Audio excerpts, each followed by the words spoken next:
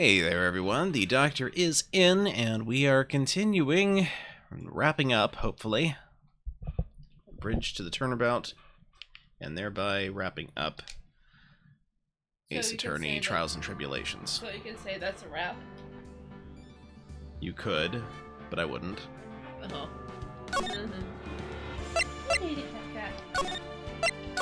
Alright, here we go.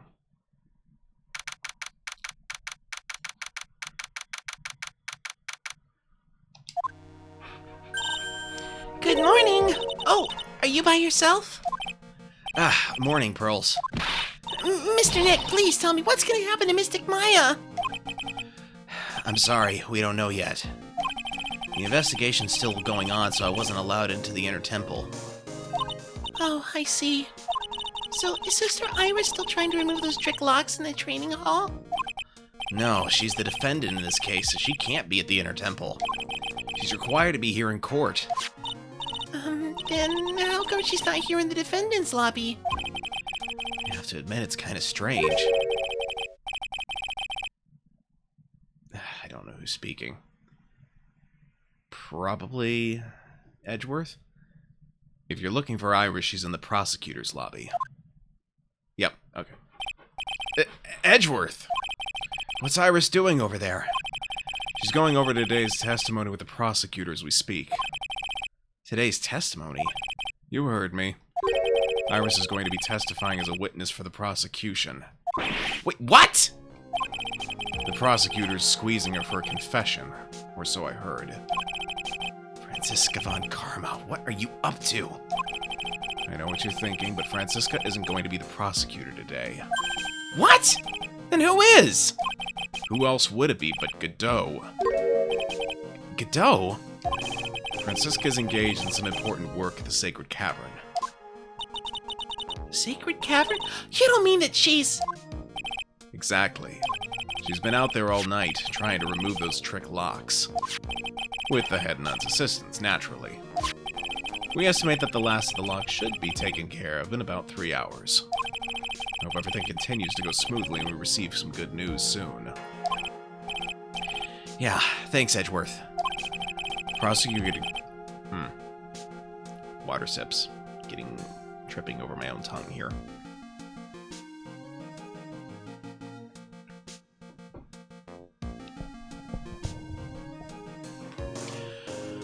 Okay. Prosecutor Godot intends to nail this case shut today. Be prepared to fight like there's no tomorrow. You don't have to tell me that. Touché. You can always see it in your eyes.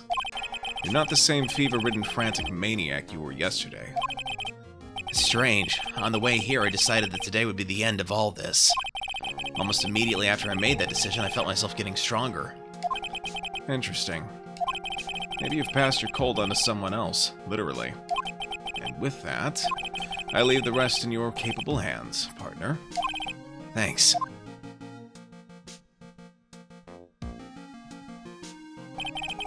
I still don't have answers for most of the riddles plaguing this case.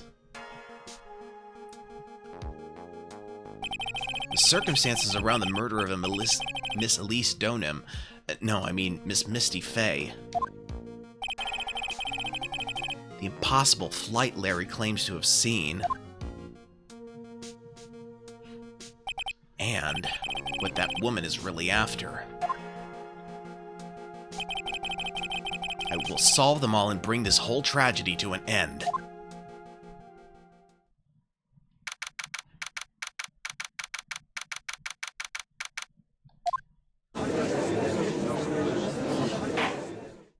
Court is now in session for the trial of Iris of Hazakura Temple. Your Honor, what are you... Oh, me? Well, my little brother came to visit me in my chambers earlier this morning. All of a sudden, in the blink of an eye, he developed a scorching fever and fainted. Therefore, I'll be standing in for him. I see, Your Honor. So they're brothers. That explains a lot. My poor brother. He looked a bit pale, not to mention sad that he couldn't be here.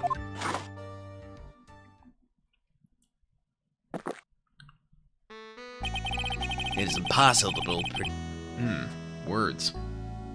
It is impossible to predict what the future has in store for any of us. This is precisely why people feel the need to judge the past. And we of the court have been charged with the solemn duty of passing such judgment.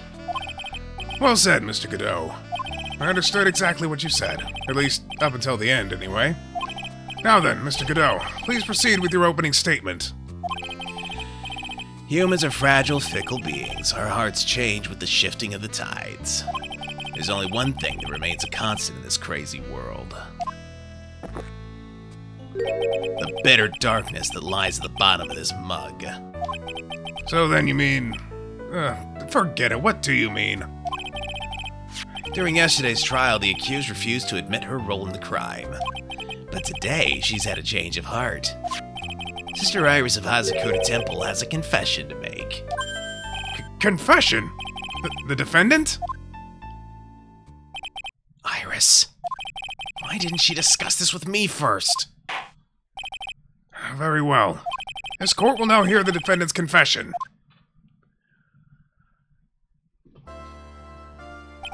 Upon meeting a beautiful lady, always ask for her name and profession. That's one of my rules. My name is Iris. I am but a simple nun undergoing training at Hazakura Temple. Witness, is there something that you want to confess to? Yes, but first I want to apologize to Mr. Wright. I can't continue lying to everyone anymore. It's all right. What is it? Mr. Wright, I have to admit that I did play a part in this terrible incident. Are you actually confessing?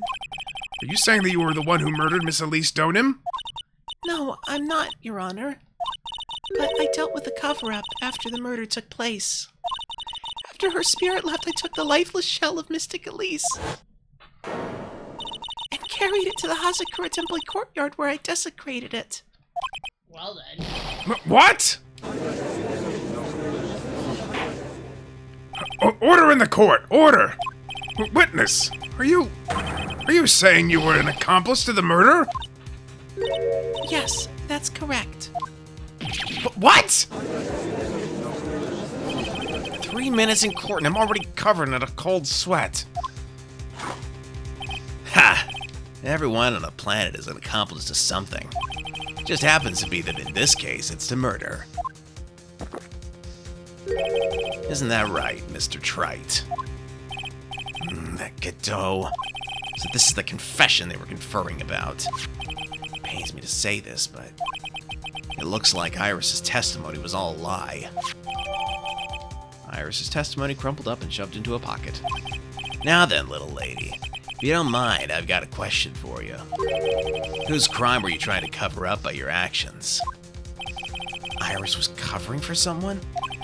Ugh, now I'm definitely have to creep without a paddle or a life jacket. I've been at Hazakura Temple ever since I was a little girl. Hazakura Temple is run by one of the branch families of the Karain tradition. One of our missions is to protect the main family. I'm sorry, but main family? Yes, and that's why I would dirty myself if need be to protect her. The daughter of the master of the Karain channeling technique, Mystic Maya Fey. Well, Huh?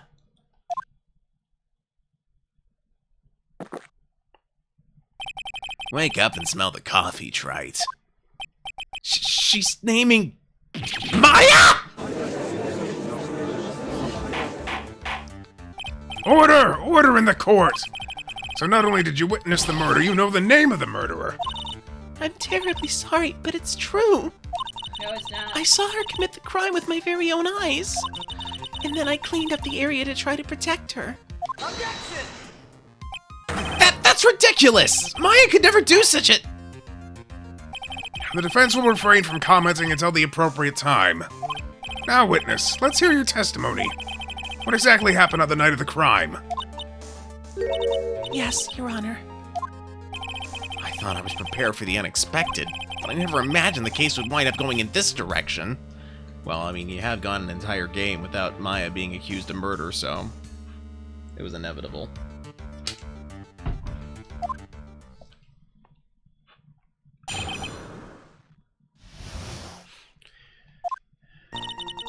I I went to the inner temple that night and I saw it all happen in the garden.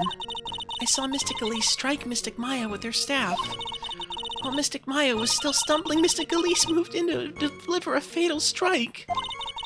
Mystic Maya tried desperately to defend herself and stole the weapon. It was only in self-defense. You can't blame her for it. So it was in self-defense. Yes, Mystic Elise was the one who attacked first. That's why I tried my best to protect Mystic Maya. You moved the victim's body to the temple so that Maya wouldn't be suspected. Isn't that right? Not bad. You got the instincts of a true criminal. Something's not quite right. I'm sure it was established yesterday that Iris never went to the inner temple that night. And that the person who did go was that woman. Iris even admitted it. Now then, Mr. Wright, please proceed with your cross-examination.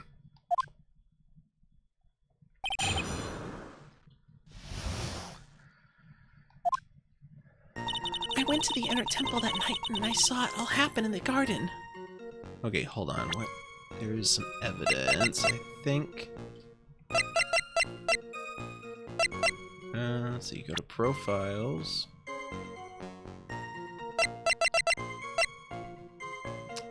Okay. Pity I can't submit Miss Donham's profile as evidence in a statement. Like,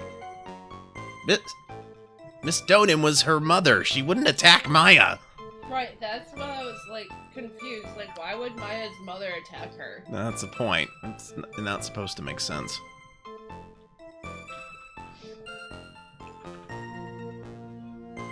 You know, they basically make up this outlandish story so that you know it's a bunch of horse hockey. Can you uncrumple her testimony? Or will it eventually be uncrumpled? It's just to show you that you don't need to use it as evidence. Alright. Sister Iris, your testimony has changed quite a bit since yesterday.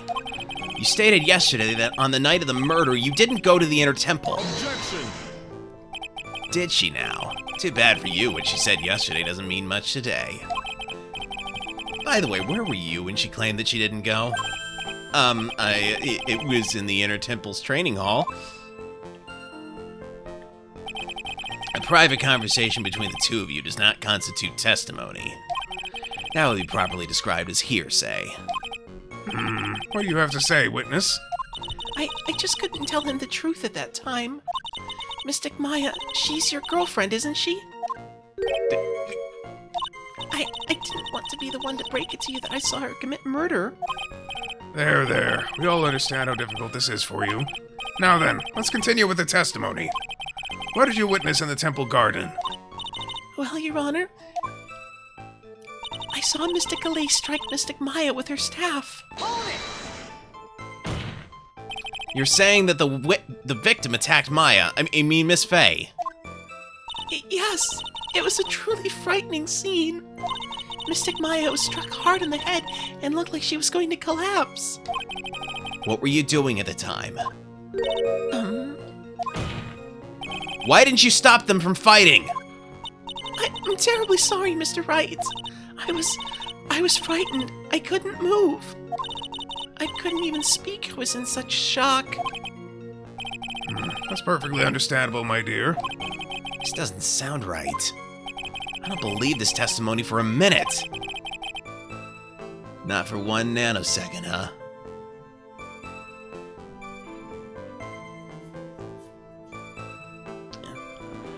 What happened after that? While Mystic Maya was still stumbling, Mystic Elise moved in to deliver a fatal strike. Oh, hold on. She moved in to deliver a fatal strike? Yes, I'm sure of it. She threw down her staff and reached into her robe for a weapon. Wait a minute. What was this weapon? It was some kind of dagger. A dagger, huh? And Elise Donham tried to stab her with this weapon? To kill Miss Faye? Yes, exactly. Ha!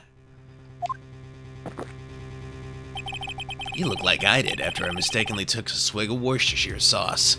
Oh. Do you have a problem with the testimony we're hearing from your client, lawyer boy? Do I have a problem with Iris's testimony? There is one thing. Your Honor, I have a small problem with the witness's testimony. You do? But this witness is your own client. Yes, well, nevertheless, that's fine. Witness, let's add your last statement to the testimony. Yes, sir. Hey, just a moment. It's my job to say that. Listen, Gramps, I won't say it again. Final judgment will be rendered by me. Careful, Godot. Okay, now, let's continue. She threw her staff away and pulled a dagger from inside her robe. She threw her staff away. Mystic Elise was trying to kill Mystic Maya. I think that's why she wanted a more lethal weapon. That's true. It's not easy to inflict a deadly blow with a staff. Sister Iris, let me make sure I've got this straight. The victim herself chose to throw away her staff. Yes, that's what I saw. Is there anything odd about that, Mr. Wright? Yeah, it's odd, all right. Mystic Elise attacked Mystic Maya with a dagger, I'm sure of this. Alright. So there's a teensy weensy little problem.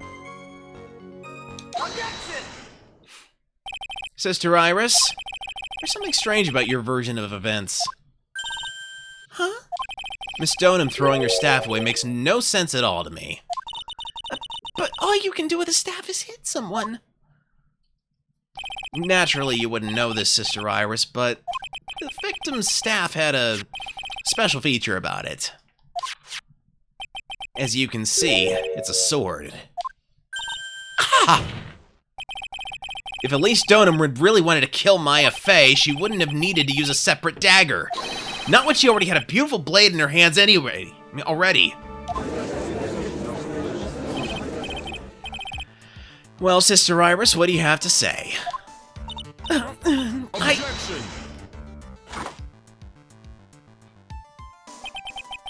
That was an impressive bit of investigating, Trite. I never would have thought there was a sword hidden in that staff. But even so, how should I put this? A long sword is unwieldy and thus quite ineffective in close quarters combat. Maybe that's why she chose a dagger over her blade. But where's the dagger? Well... Anyway, the type of weapon she chose to use isn't what's important. The important thing is that she tried to kill Maya Fey. As long as there's nothing strange about that, there's no problem with her testimony. But there is something strange about this whole testimony. Well, Mr. Wright, the prosecution has a point. Very well, Your Honor. The defense will now present evidence to back its argument. Mr. Wright! I have here another piece of evidence that shows that this testimony can't be trusted. Because Miss Elise Stoneham would never attempt to take the life of Maya Fey. Take that! Elise Stoneham would never have attacked Maya Fey. Welcome in, Petite Trianon. Thank you for joining. How are you? Hello, Petite Trianon. And thank you for the compliment. Quite appreciated. How can you be so sure? Because the victim's real name was not Elise Stoneham. Her real name was Misty Fey. Fey? Ah! No! Not Misty Fey! Who is this Misty Fey? Is she related to... Misty Fey is a master of the Karine channeling technique. She is also the mother of Maya Fey. You're okay, sir and madame? Just tired is all a bit sleepy. Yeah, I understand that. Been a long day here as well. Are you serious? Is it really true, Mr. Wright? Was Elise Stoneham actually the great Mystic Misty? There's no doubt about it. Looks like Iris had no idea. I can hardly believe it. The idea that she would try to kill her only daughter, one she hadn't seen in 17 years. Perhaps the prosecution can offer some explanation for why she would do such a thing. Ugh. Order! Order in the court! Upon first hearing the witness's testimony, it seemed natural enough. However... Is who a lawyer? In light of some facts that have just been presented... One, that the victim supposedly threw away a sword during a fight. And two, that the two people battling to the death were mother and daughter. Despite the facts being believable when taken on their own, when taken together, the entire story seems difficult to believe. The girl Iris. No, she is a, Defendant. she's the defendant, and let me see her profile. She's a nun from Hazakura Temple. Shrine maiden, if you will.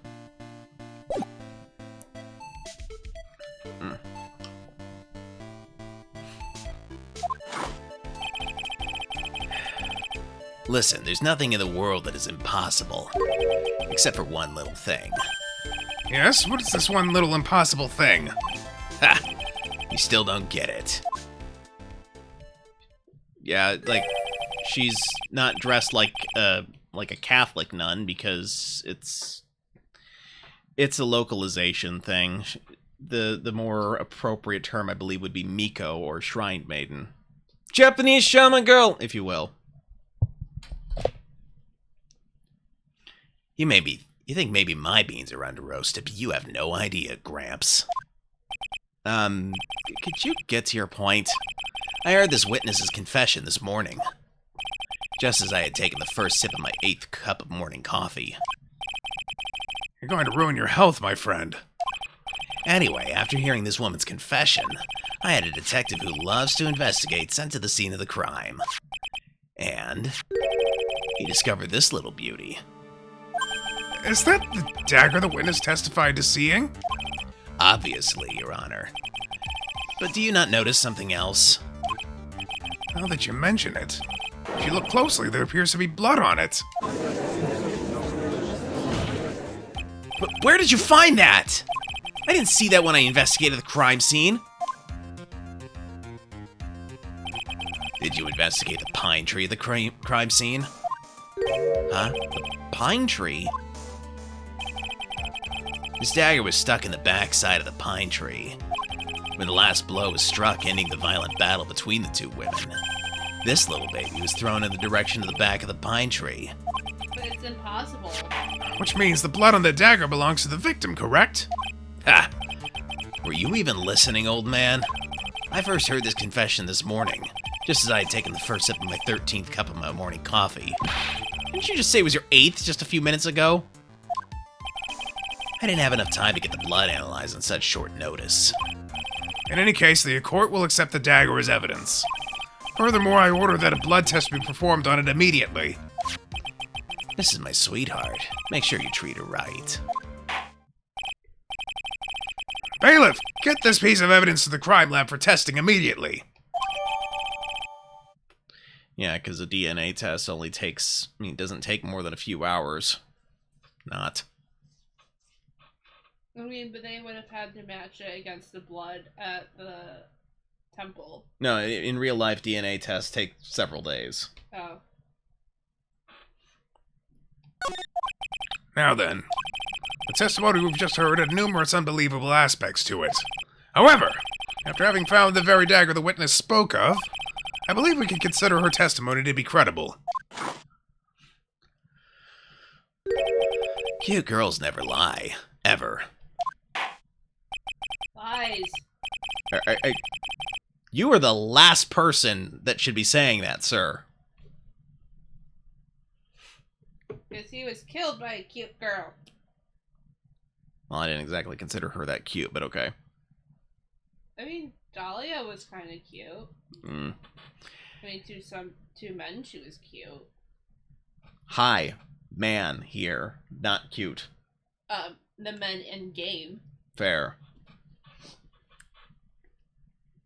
It's weird, though, because, like, her hair's like a palette swap of Iris's, and, I find Iris to be cute, but not Dahlia. Well, I think it's the Dahlia's sickeningly sweet, butter won't melt in her mouth kind of thing. yeah.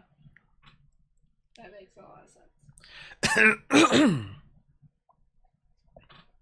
In any case, witness, if you could please testify again to this court. About what, Your Honor? About the incident you saw, the battle between the two women. Yes, Your Honor. He has the same manner as his other sister. Like I said, palette swap. Twin. Her hair's grayer. Palette swap. That means the color's not the same. Oh.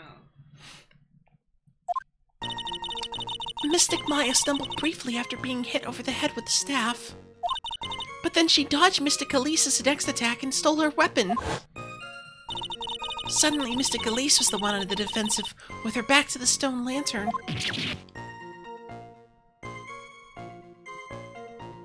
But the problem was she wasn't strong enough. That's when Mystic Maya stabbed Mystic Elise. Mystic Elise managed to fling the knife away, but then she collapsed. What's the problem? But there's a couple problems. The Donum wasn't stabbed in the front. She was stabbed in the back. And she was tossed out of a freaking window. Well, I mean, the body fell 10 feet after death, but that doesn't necessarily mean that she was tossed out of a window. She could have been tossed over a fence. That's true, but here's the other problem. How did she get to the courtyard and being tossed 10 feet from 10-foot drop? An excellent question, but From the inner courtyard. you shall see. Anyway. That was a very heartbreaking story. I don't know if there were any bad feelings between them, but it had been 17 years since Mystic Misty's disappearance. Perhaps they simply didn't recognize each other anymore. That seems reasonable. Now then, Mr. Wright, proceed with your cross-examination.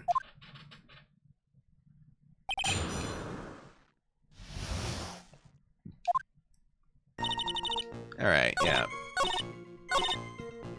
Back to the stone lantern. That's when Mystic Maya stabbed Mystic Elise. Aha! Right. Here's the problem. Autopsy report. Something about you just isn't right today, Iris. Huh?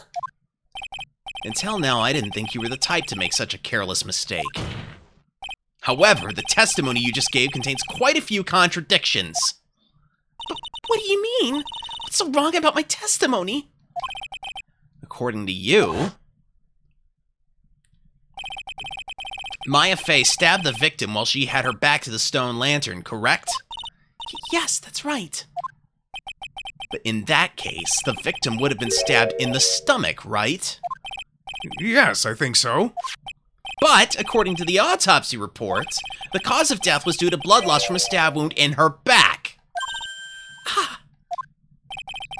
This proves that the victim was stabbed from behind, not from the front.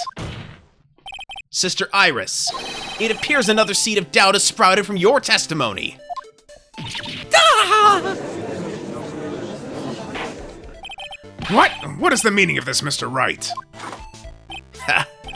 It's simple. People are like books. We've all got a front and back. You get my drift? Is that all you have to say? I can also say that darkness loves to play with the human mind. Could you please knock it off with the cheesy proverbs and illogical metaphors already? The point is, too much of this testimony just doesn't make sense. Throwing away a useful staff, the people fighting being mother and daughter, and now she falsely claims that the victim was stabbed in the stomach. Certainly are some inconsistencies. Well, Iris, how about it? Well, it's just... If you ask me, you're just being too naive about the whole thing. What do you mean?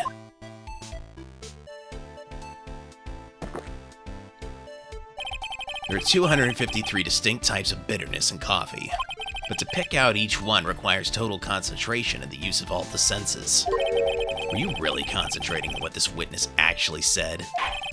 Prosecutor Godot, explain yourself. The witness was quite unambiguous about her own ambiguities when she said that the garden was dark and that she couldn't see clearly. When was that? When was that in her statement? I think she did say it. I just don't remember it. A human needs one thing to see clearly, and that is light. Light. By the way, did you know? Hazakura has a rule that on nights when an acolyte is at the inner temple training, the stone lantern in the garden must be kept lit. I did wonder what that stone lantern was there for. Well, if that's true, shouldn't the witness have been able to see the crime more clearly? Normally, yes, Your Honor. But according to the head nun, Sister Bikini, on the night of the crime, it was impossible to light the stone lantern. Impossible? It hadn't been used in a long time and the wick was no good. In other words, it had to have been nearly pitch black in the garden that night. There could have been a faint light coming from the training hall, but that's all. Most enlightening. Ironic, isn't it? Yes, that illuminating fact has chased all the contradictions away.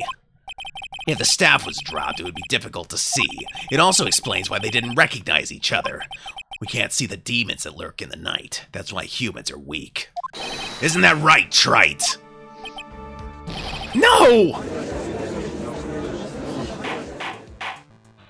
Order! Order! Order! Order in the court. Here, Your Honor, let me present the stone lantern into evidence. Maybe it'll rekindle the flame of truth in your mind.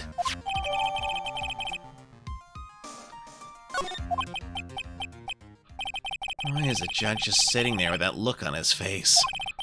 What's wrong, Your Honor? Was that flame too hot? This lantern! There's something written on it. Why, it's written in blood! Oh boy. So the judge didn't know about that yet. Written in blood? It says... Maya upside down! What the? Oh, yes, that's right. After being cornered and then stabbed by Mystic Maya, Mystic Elise didn't fall down right away. She must have been writing on that stone lantern behind her, with the blood that was draining out of her body.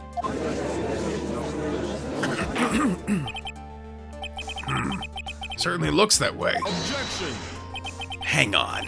Hang on just a minute. What are you all talking about? What do you mean, what are we all talking about? We're talking about the message written in blood. Nonsense. This lantern, it's as clean as a whistle. Could it be? He can't see the bloody writing at all? Now that I think of it, he did say something to me yesterday. My eyesight is pretty messed up. Even with these huge goggles on my head, I still can't see everything. So that's what he meant by that. In any case, this is obviously an important clue. We now know that the crime scene was dark, and that the victim scrawled this message on the stone lantern. Well, Mr. Godot, anything further? Mr. Godot? Okay then, let's move on. I was literally shaking, and somehow I don't think it's from caffeine overdose. I believe it has now been established that Miss Stoneham was killed by Maya Fey. That's just wrong. Now it's time to turn our attention to you. Yes, sir. After the victim died, you did something, didn't you? Let's hear it. We're all ears.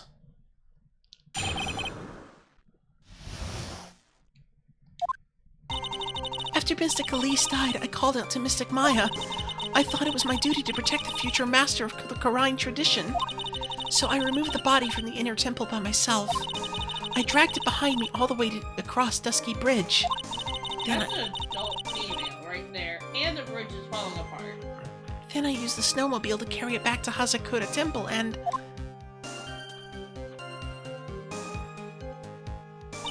I used the 7-branch sword to alter the way the wound looked. So you moved the body. Yes, I was raised at Hazakura Temple. I owe a great deal of thanks to the Fae clan. But even so, I never imagined that Elise Stoneham was actually Misty Fae. I've committed a terrible sin. Terrible trick of fate. believe you're looking for Twist of Fate, Your Honor. I intended to return to the inner temple after taking care of the body, but You were spotted by the head nun, correct? yes, and that's why I couldn't go back. Your story makes sense, I suppose. Mr. Wright, go ahead with your cross-examination. Yes, Your Honor. Alright, I am going to go on break for a little bit, so I'm going to run some ads while I'm gone. If you don't like seeing ads, just do consider subscribing. Where's the button? Who's got the button?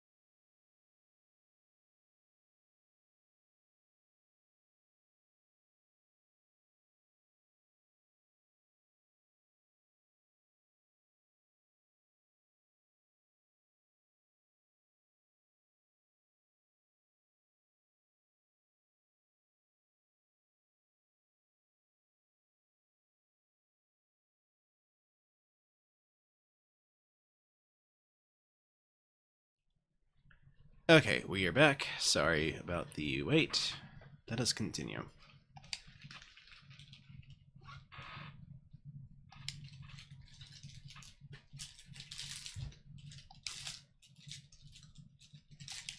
Why is this not working? Hold on.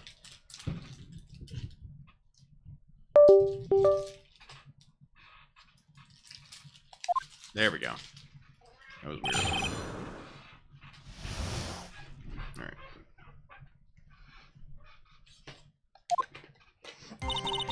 After Mystic Elise died, I called out to Mystic Maya.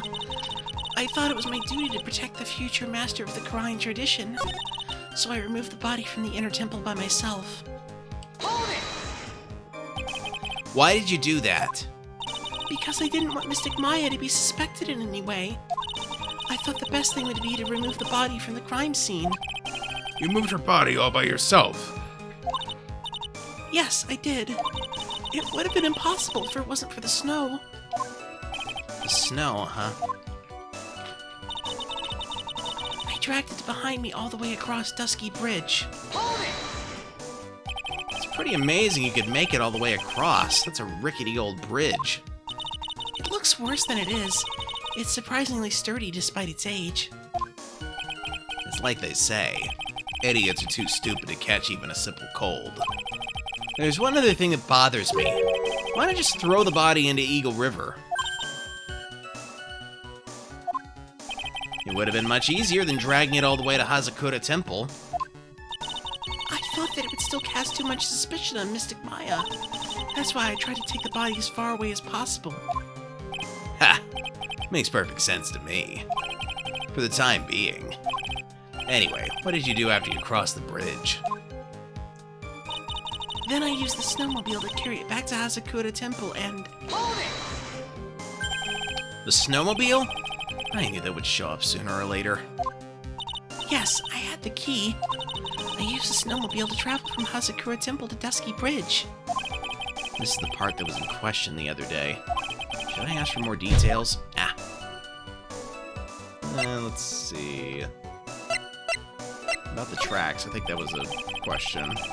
If you really did move her body by snowmobile, then there should be tracks left in the snow, right? Oh, yes, naturally you'd expect tracks. This picture was presented at yesterday's trial. Are these the tracks from that ride? Yes, I think they are. But I can only see one set of tracks here. I don't see what's so strange about that. Snow was still falling when I left Hazakura Temple. I see. Snow was still falling, huh? And then when the murder took place, it had already stopped. That's why there are such fresh-looking tracks. How about it, Mr. Wright? What do you think about this testimony? It's very important. When the murder took place, the snow had already stopped? That doesn't make sense if you stack it up against the other evidence. Your Honor, I'd like the statement Iris just made to be added to the testimony. But, does it have something to do with the case? All would be made clear if you allow her statement to be added to the record. Ha! This should be fun. Let's get the snow business cleared up, shall we? Yes, sir. By the time the murder took place, the snow had already stopped. Alright, so... according to the weather report, snow went from 7 to approximately 10:50. Lightning struck the bridge at 10:45. I think the weather data is going to be important here. No? What? This evidence clearly reveals the contradiction in that statement, Your Honor. How exactly are the evidence in the statement just now related? They aren't, are they?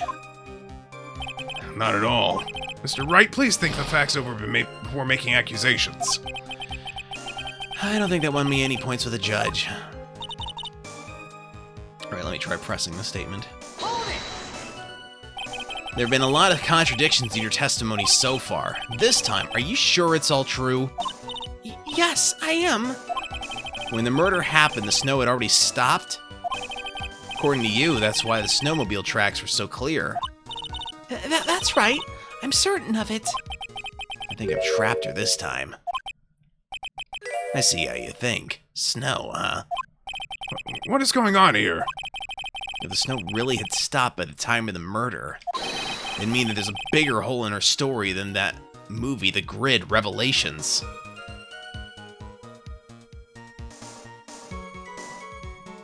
Does he mean The Matrix Revelations? No clue. Ha! Well then, Mr. Trite, perhaps you'd like to share your theory with us. Let's see what's up your sleeve, or rather at the end of your index finger. I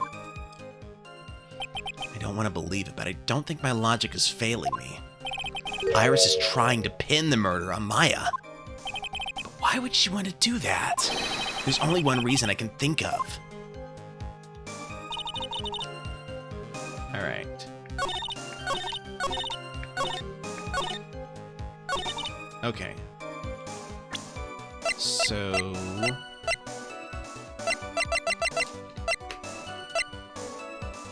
Tracks photo, crime photo. Cool. No, that's not it.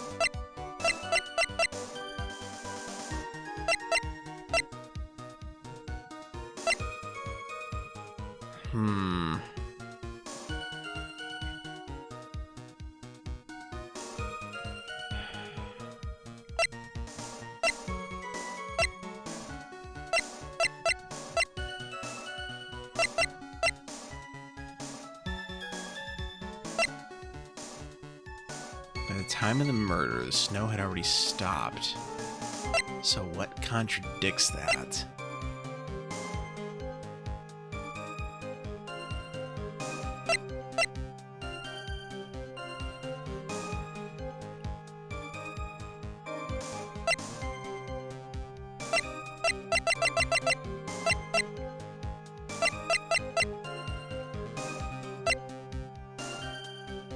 Not the dagger, not the talisman, not the crystal sphere.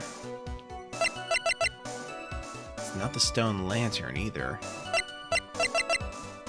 By the time the murder took place, the snow had already stopped.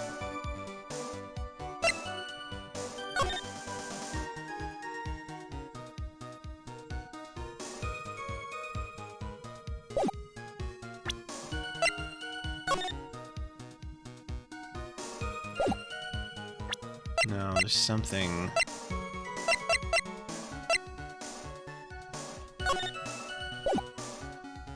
No...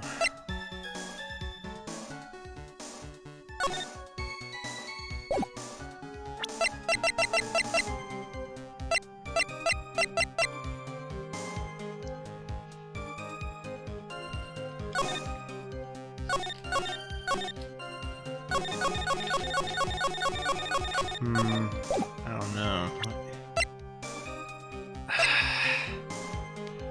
What's the evidence that the snow had already stopped at the time of the murder? Not that.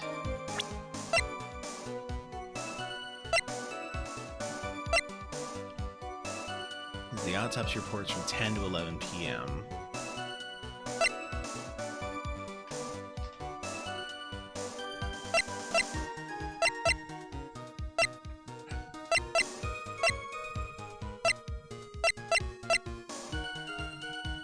I don't think the stone lantern's it.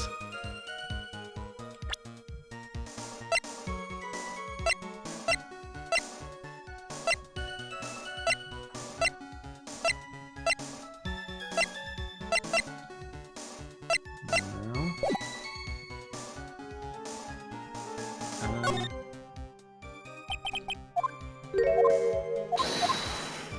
Alright. I'm gonna press everything. Maybe something will become more clear.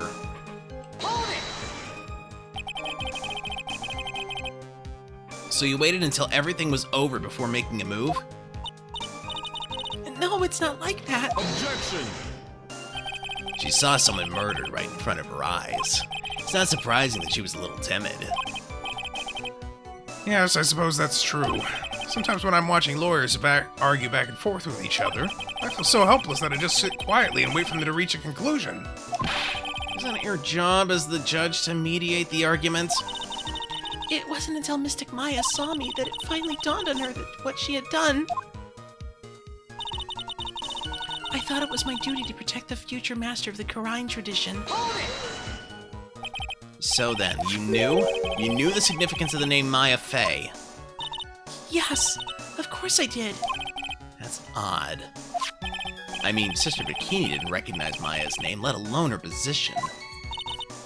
Anyway, she was a very special person indeed.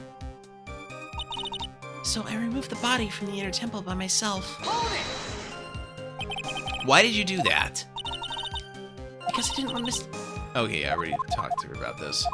I dragged it behind me all the way across Dusky Bridge.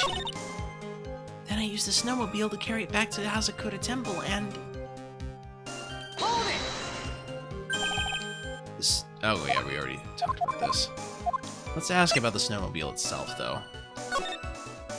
Let me hear more about the snowmobile ride. Well, it was very cold that night, so I rode it all the way to the foot of the bridge. Objection! I'm sorry, witness, but now I've got a problem with your testimony. Excuse me? Godot, what are you up to now? That night, after the head nun left the remainder of the train to you, she said she walked from the inner temple back to Hazakura Temple. Yes, I'm fairly certain that's what the record indicates. Let's recall her comments on the subject. Maybe, but when I made it back to Hazakura Temple, it was there by the main gate, the snowmobile, I mean. The snowmobile was in front of the main gate. This is one of those contradictions, wouldn't you say?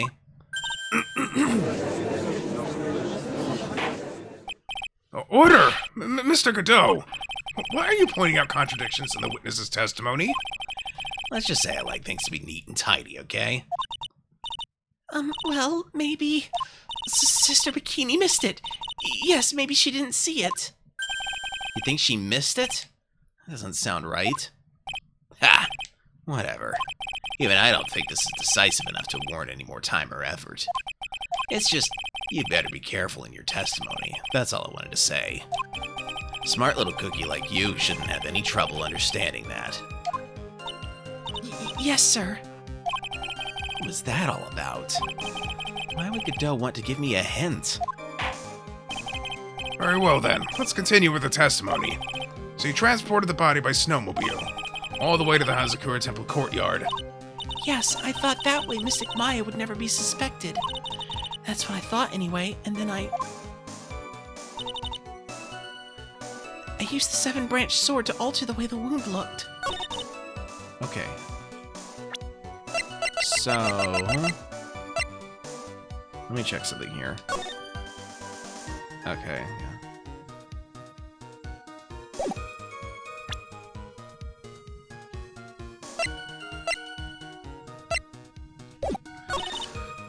Okay.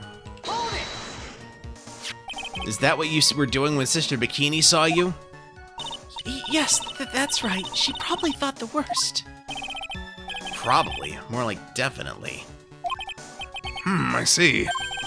So Sister Bikini mistakenly thought you were the one who murdered Miss Donum. I'm so sorry. Please forgive me. It's my fault that this case has gotten so confusing.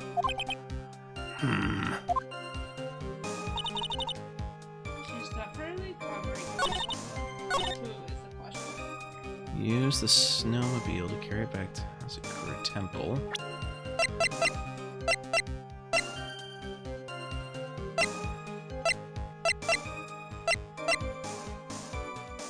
Alright, so there's something that doesn't add up about the murder taking place after the snow had stopped. What is it?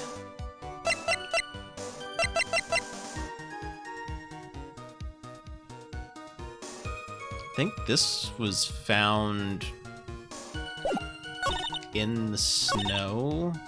I'm gonna save though, because I'm stumped. Probably because I took too long to get to the trial part.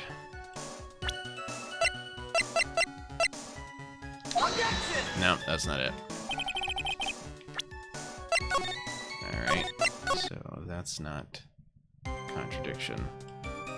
What is the contradiction then?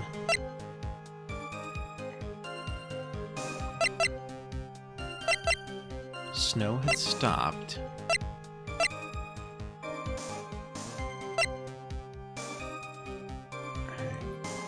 The weather data was not the contradiction I was looking for. So it's got to be one of these photos for sure, but which one? Because this one shows this being after the snow.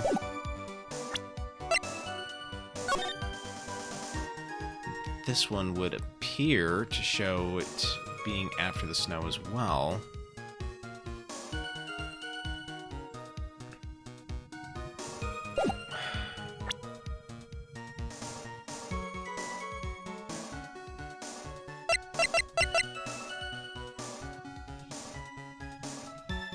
Let me try the burnt letter, because I think that it has something to do with the incinerator, or the stove, or whatever it was, having snow on it, and then not the day after. Nope, that's not it.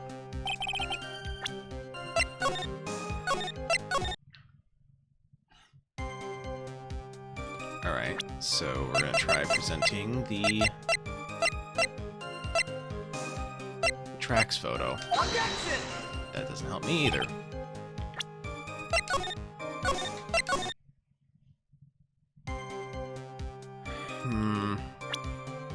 Maybe I'm supposed to present the autopsy report? Nope.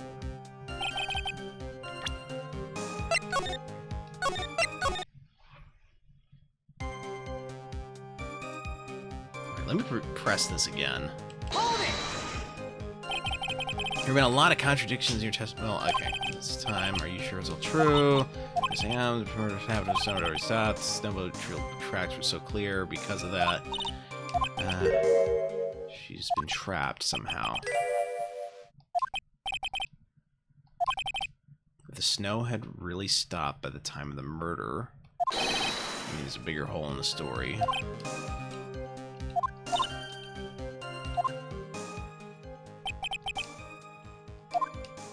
Alright, so why?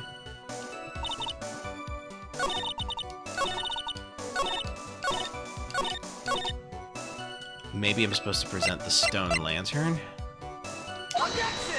No.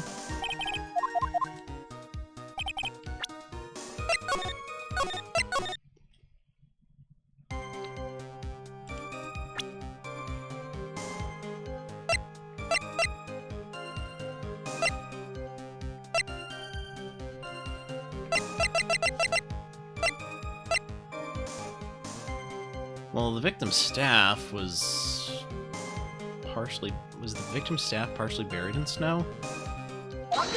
No.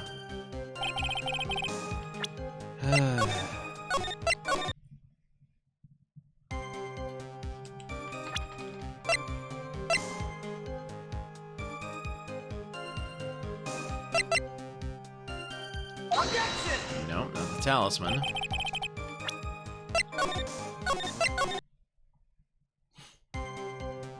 Maybe one of the profiles? No, no, no, no.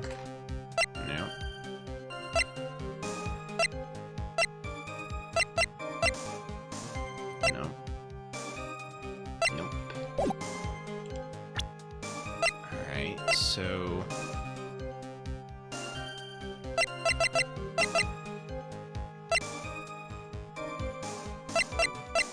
Try the crime photo. I'm just literally throwing things at the wall to see what sticks here.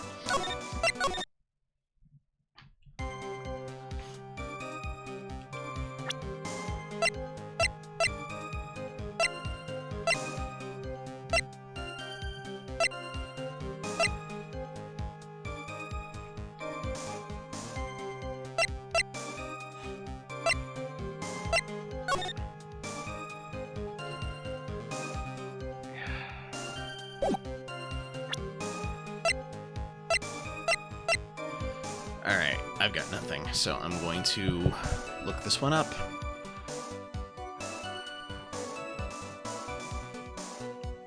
You know, I'm surprised I haven't looked anything about this particular case up so far. Good. Keep it that way. Alright, let's see here.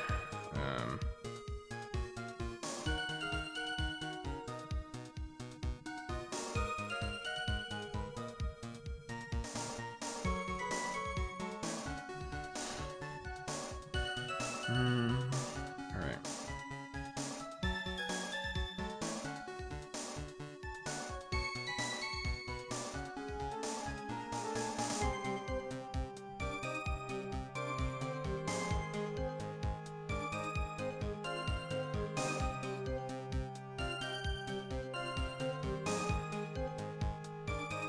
Okay, remove the body.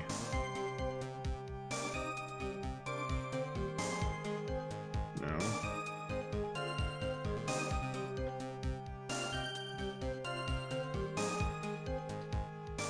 Lady Catherine. Ow. It hurt. Wait, what?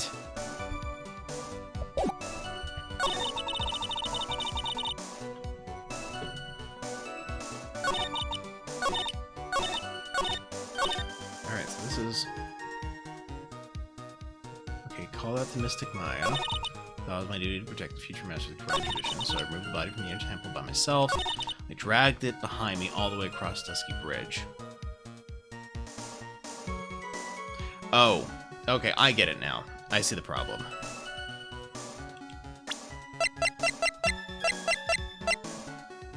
Objection! You claim that the snow had already stopped when the murder occurred. But I'm sorry, Iris, that just isn't possible. What? This is the weather data from the night of the murder. According to this, the snow didn't stop until 10:50 p.m. But you couldn't have crossed Dusky Bridge at that time. But why do you say that? Because 5 minutes before the snow stopped, Dusky Bridge was struck by lightning and it caught on fire. What did you say? The bridge? It was on fire? Yes. You don't mean to say you didn't know about it? It's because of that lightning strike that the bridge burned down. What? But it can't be. It looks like you still haven't figured it out. No matter how hard you try to deceive or conceal the truth, you can't pull the wool over the eyes of a real defense attorney. No! Order! Order! Order! The bridge was already on fire when the incident took place. That's right, the inner temple was already totally cut off from the outside world. There's no way you could have crossed the bridge, body or no body.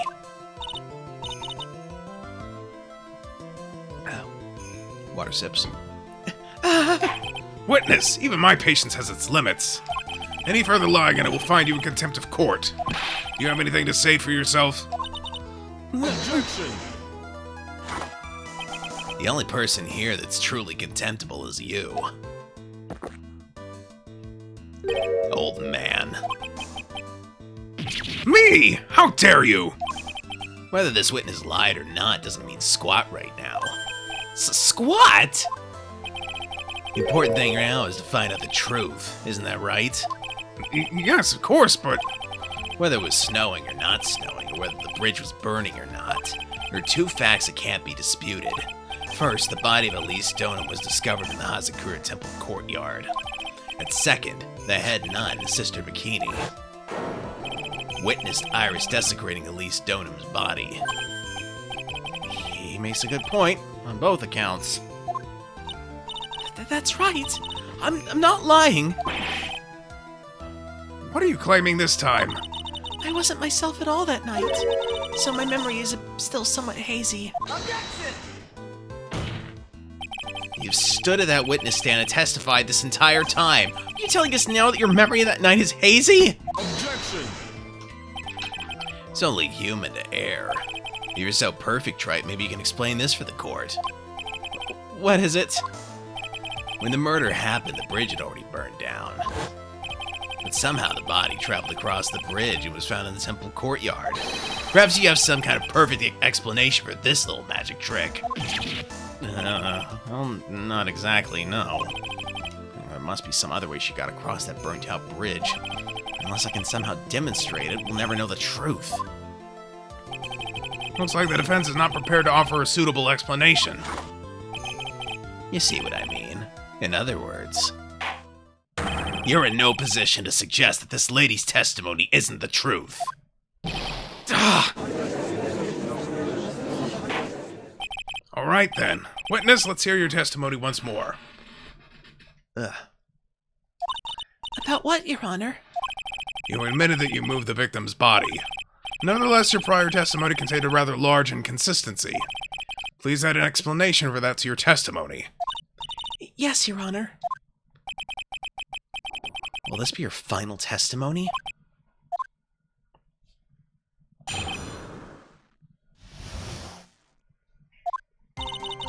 Other than walking over the bridge, there's no way to move the body. So I must have just gotten confused, I guess. Was the snow still falling or had it stopped? Does it really matter that much? Or are you saying that there's a way to cross a burning bridge? So it was just a misunderstanding. I see. This is a photo of Dusky Bridge after it burnt down from the lightning blast. It was taken in the morning after the incident.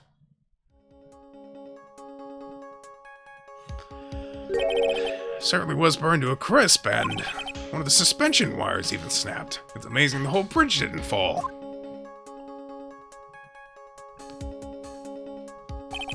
Clearly it would be impossible to carry a corpse across a bridge in this condition. Unless I do something to discredit this testimony, it's going to be deemed as the truth. Maya will be accused of murder. Tried, I'm only going to say it one more time. It's only human to err. And only humans can spot the errors of our ways. The more sense he makes, the less sense he makes. All right, Mr. Wright, please begin your final cross-examination.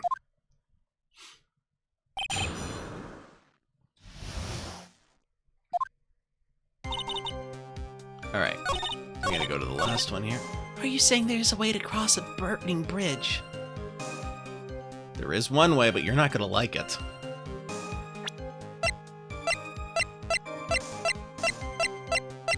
Can you guess what it is? Yeah, the picture of her flying. Objection! A dead body flying over a burning bridge. I wouldn't exactly rule out the possibility. What? You're saying it's possible. Don't make me laugh. The only thing that's possible about your claim is that it's been pulled out of thin air. I don't know about that. In any case, we have a witness who did see it happen. Preposterous! Who is it? Who is this witness? I can't chicken out here. I gotta keep on the attack and go, go, go. Miss Elise Stoneham's brilliant and a highly gifted apprentice, Laurie Stoneham. Hello there. Hello there, Reeve. Yes, Larry Butts is one special individual. Brilliant. Highly gifted. Apprentice? Remember what he said in his testimony? That night he was at the Mountain Shack, Heavenly Hall. And that's when he witnessed the event. I think you've all seen this sketch before. It's an exact drawing of what he witnessed that night. Are you serious? Today's not April Fool's Day, is it? Mr. Wright, are you seriously claiming that the victim flew through the air? And you're using this pathetic scribble to support your argument? Uh-oh, the judge looks like he's about to blow a gasket. Ha! Well, Trite, there's nowhere for you to hide now. Other than looking like it was drawn by a 6-year-old, does this sketch prove anything? Yes! I'm pretty sure it does, and I'm gonna prove it. Listen, I know your tricks. You're trying to turn this whole thing upside down. If you're so eager to turn this case upside down, why not start with this sketch? Hello there, Spider's Head. Welcome in, and you're okay. That's perfectly fine. Glad to have you here.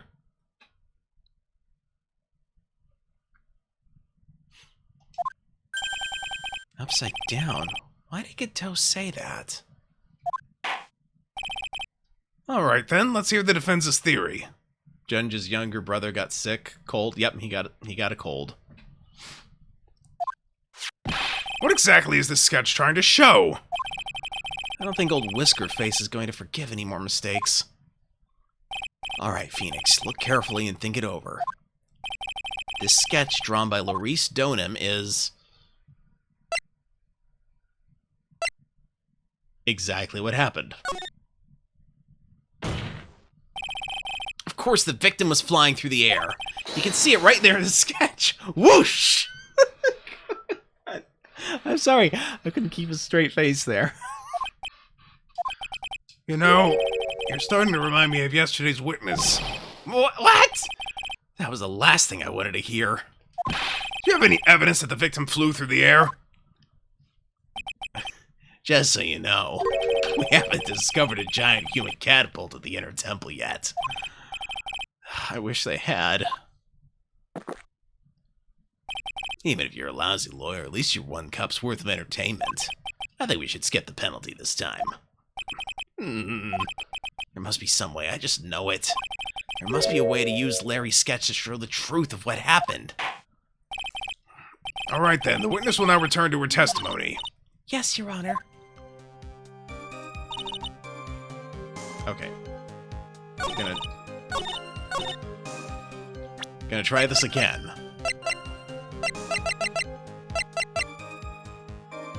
Objection!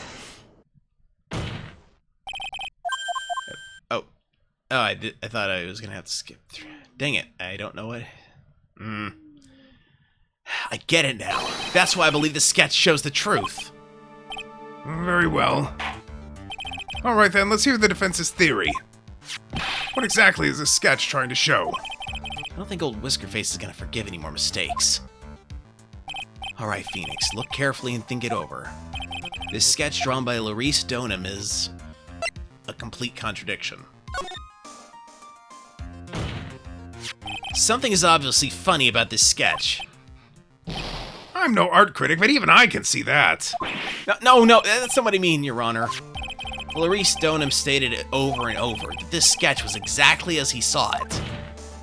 However, if we're to believe his testimony, then this sketch contradicts reality as we know it.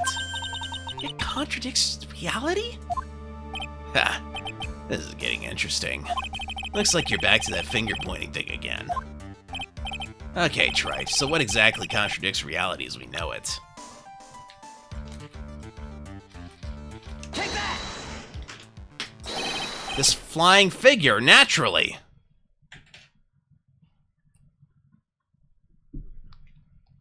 After all, people haven't learned to fly yet, or did I miss something? Mr. Wright, the answer just now, it was lethal. Mr. Wright, after dragging us all the way to this point, that answer was embarrassing. It was so embarrassing I'm actually blushing. Blushing only suits women, not the elderly. Anyway, what now? Point to something else. I think I got it. I should have figured it out from the beginning. But Your Honor, please give me one more chance. I'm in a tight spot now. What I really need to do is turn this case upside down. So it's time for me to flip things around and get them straight in my head. Do you know what you're saying this time? Laurice Donham stated it over and over that this sketch was exactly as he saw it.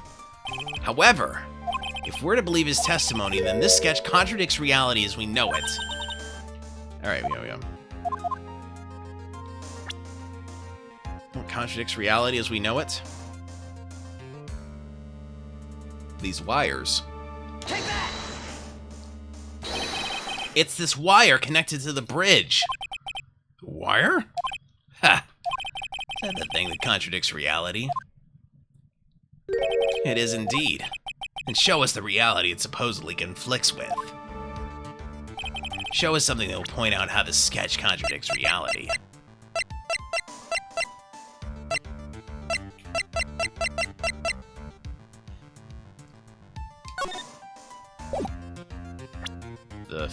the actual bridge.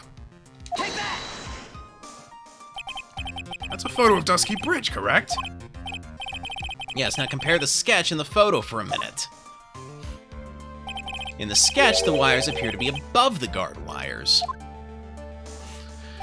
But on the actual Dusky Bridge, Jumping Jehoshaphat! the wires are below the guard wires. What?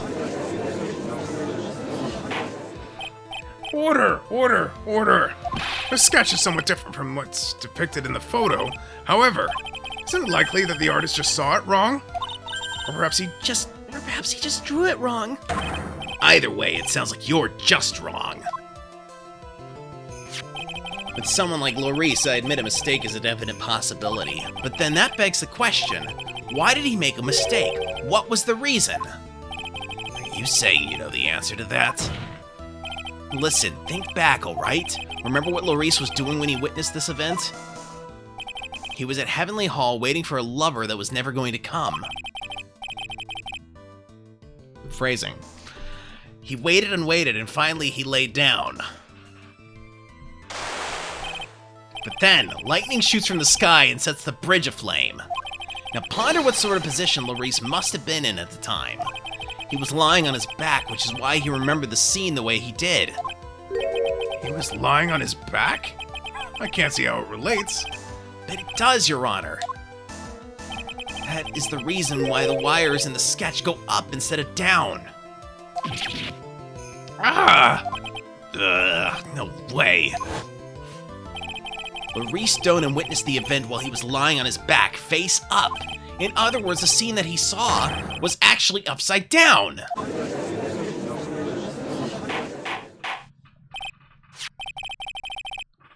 So then, this sketch should actually... I think you finally get it, Your Honor. The correct way to view Lorice Stoneham sketch is like this.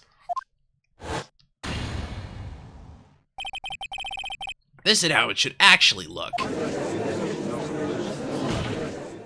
The victim's body wasn't flying above the bridge, it was actually swinging below. That's right, just like a pendulum. Ridiculous! Objection! Of all the things to say, a pendulum? The bridge was burning to a crisp. There was no way to get across it. But if the body had been found at the inner temple, it would have caused problems. This is where the criminal decided to take a gamble. They used the burning bridge to get the body across to the other side. And a pendulum was the only way to get it done. Objection! Let's think about this for a minute, shall we? Dusky Bridge is about 20 yards long, which means it's about that far from the inner temple to the opposite cliff. Yeah, so that sounds right. In order to cover that distance with a pendulum, you need a rope at least 10 yards long. To get a rope that long, you have to plan ahead. Objection! A lightning strike that night can only have been an accident, so it doesn't make sense that the culprit would have prepared the rope beforehand. So then, they didn't have to get the rope ready. The rope was already right in front of them. What? I'm saying that it was just a matter of using what was already there. In that case, Mr. Wright, please give us an explanation to support your theory. What makes you think the criminal had the rope on hand to create a pendulum? I mean, the photo of the bridge. Take that! And the meaning of this is? If you want to know where the rope came from, it's hanging right there in front of your glorious beard. Ah! This is one of those wires from the bridge. When the lightning struck the bridge and set it on fire, one of the suspension wires came loose from its anchor. The criminal didn't have any time to waste, so they tied the wire around Elise Stoneham body.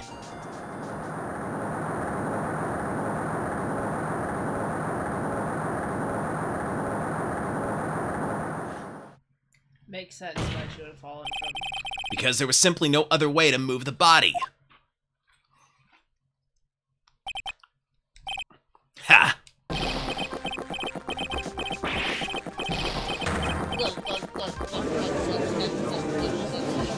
I'm not doing that. They already have the sound effect for it. Mr. Godot? Seems Mr. Godot is more focused on his coffee than answering my question. It seems that the odds of a rope being readily available were very high. So I suppose that it's not an impossibility after all. Objection! Possible or impossible? That's not the question we need to ask. There's only one question. Did that really happen? Trite, I wonder if you can prove what happened to us. Do you have any actual evidence that the body was swung over like a pendulum?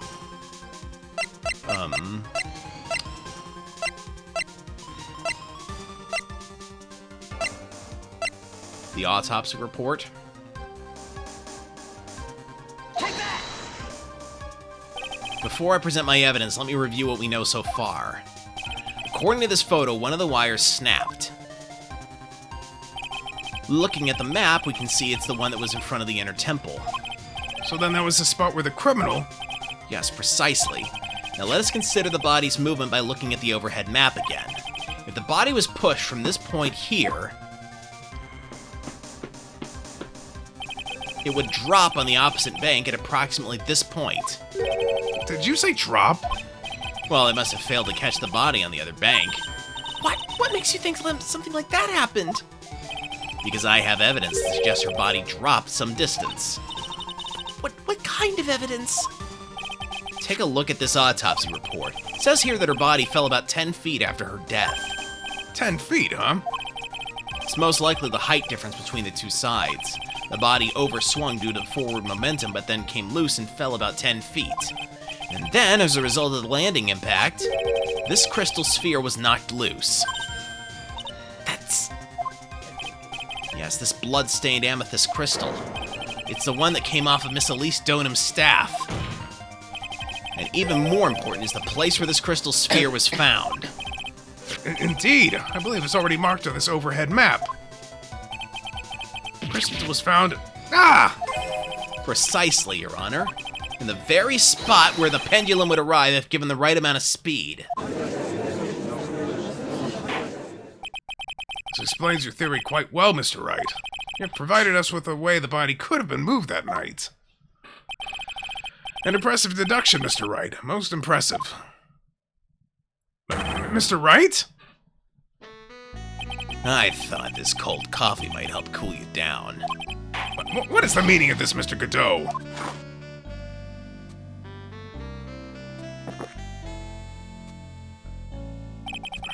That was a dark and bitter guess that you made, Trite. But you forgot about one thing. Oh, and what would that be? The aroma. Huh? Coffee's most reliable accomplice is its deep and profound aroma. The rest of the court doesn't speak Coffinese. Can you please elaborate a bit more? If the criminal had sent the body to the other side like you say, then naturally there must have been an accomplice lying in wait to catch it. An accomplice? The criminal wasn't able to cross Dusky Bridge, so who collected the body? What do you have to say about that, Trite? Well, Mr. Godot is correct. This can't be the work of a single person. Well, Mr. Wright, you know what you must do. Yes, Your Honor. The body couldn't have made it to Hazakura Temple without an accomplice. Very well, then. If you please, Mr. Wright. Who was the person that received the body on the Hazakura Temple side? Well, that would be Iris, obviously. Take that! It can only be you, Sister Iris. Huh? Gah! But I... I don't see why you're so surprised. The only way to transport the body from Dusky Bridge is by snowmobile, but with her bad back, Sister Bikini could never pick up a body like that. You're the only one that could have managed it. Objection! Trite, weren't you even listening to the witness testimony? On the night of the crime, this little cutie pie was on cleanup duty in the Inner Temple Garden after the mother-daughter bloodbath. Objection! I haven't forgotten, but have you, Mr. Godot?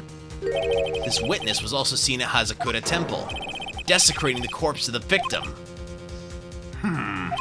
Strange indeed. It's almost as if, on that night, the defendant was in two different places at the same time.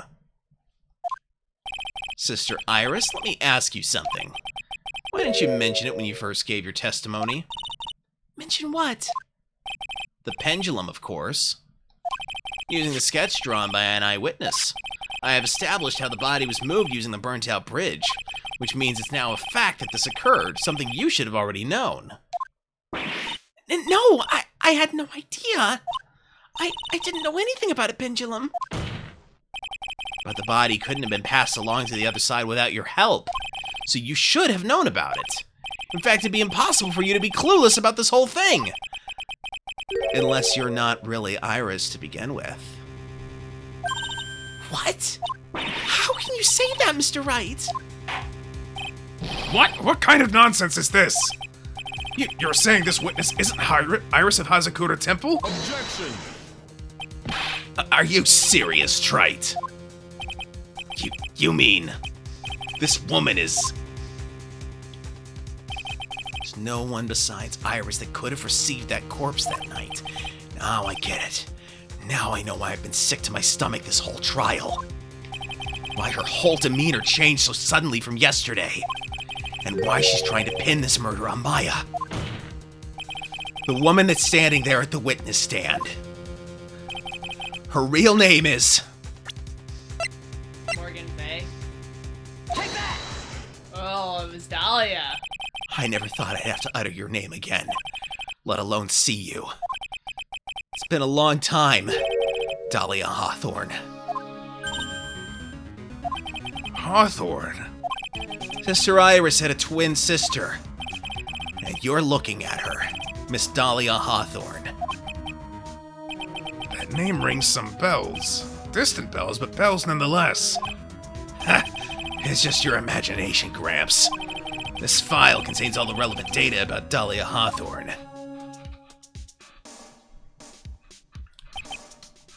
Oh, yes, I remember now. A case 5 years ago. My name is Dahlia Hawthorne. I just want to say, it's an honor for me to be here in your noble presence. The honor is all mine. No, the honor's all mine. But according to this, Dahlia Hawthorne is already dead. It says her execution was carried out last month.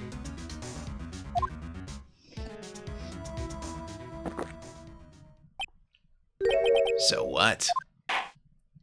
Death has no meaning in this courtroom. What? Order! Wait a moment. How can you... My sister, she's already dead. What kind of... Objection! You, of all people, should already understand. After all, the blood of the master of the Karine channeling technique flows within that body. The Karine channeling technique. Where have I heard that? That's right, you're not Dahlia Hawthorne herself. You're the spirit of Dahlia, currently inhabiting the body of a spirit medium. What an exciting story. Exciting, but quite impossible. You're asking us to buy that Dahlia Hawthorne just happened to be channeled by someone on the very night of the murder to a temple where her twin sister Iris was. Well, if you're gonna put things that way, then... Yes! Objection! We're supposed to believe a coincidence like that just happens? Objection! Naturally, it was no coincidence. The whole thing was part of a plan from the very beginning. It's all written right here in these instructions. What's that? These instructions were written by your mother, Morgan Faye. And part of the plan called for Dahlia Hawthorne to be channeled. That night, there were 2 irises at Hazakura Temple. 2 of them. Even the time of the channeling was planned out. As soon as you hear the lights out bell. In other words, 10 p.m. However, Iris was seen before dinner time. That means the Iris that was at dinner was the real Iris. And the Iris who gave me this hood in the main hall was also the real Iris. Meaning that the Iris Sister Bikini saw at the inner temple was someone else dressed as her, namely one Dahlia Hawthorne. Objection! Do you even know what you're saying, Trite? This whole channeling the spirit of Dahlia Hawthorne business. Yes, it's true that you found plans to talk about it. However, There's one thing that's perfectly clear. The witness currently standing in the witness stand is the real Iris. What?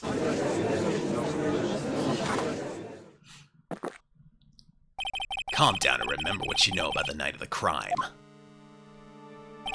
After meeting Sister Bikini, the Dahlia Hawthorne that had been channeled would have been stranded at the inner temple due to the lightning strike.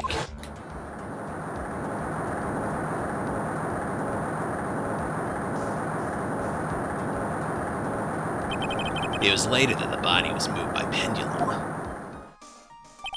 That's right. Naturally, that would mean that the Iris that received the body was the real Iris. Are you with me so far? Yes. After being notified of what happened, the police came to Hazakura Temple's main hall. There they found Iris in her room and arrested her. And ever since, she's been under police supervision at the detention center. Yes, I suppose. Can't deny any of that.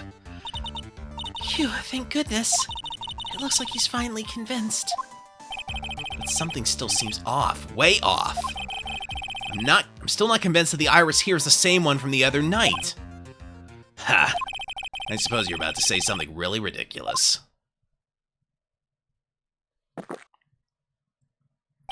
Like, the real Iris and the spirit of Dahlia somehow switch places?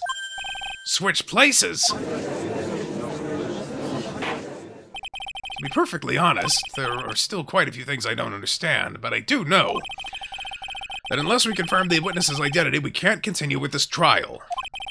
Iris doesn't have the spiritual power needed to channel Dahlia, which means they must have switched places somewhere. Well, Mr. Wright, since the time she was arrested at Hazakura Temple, have there been any chances for Iris to switch places with Dahlia Hawthorne? Give me one moment. I gotta mute myself.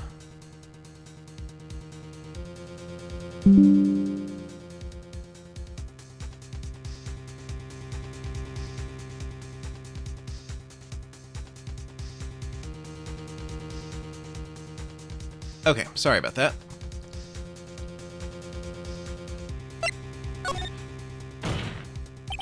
Your Honor, I think there might have been one chance. Oh, explain yourself. Yesterday, for a few minutes, Iris's whereabouts were unknown. Unknown? What do you mean? What I mean is, there was a span of time in which Iris was able to move about freely, unsupervised. Well, who was it? Who would give a murder suspect time to move about freely like that? I'm sorry, I know you didn't mean to. It wasn't your fault. The person who gave Iris a chance to freely move about was... Edgy.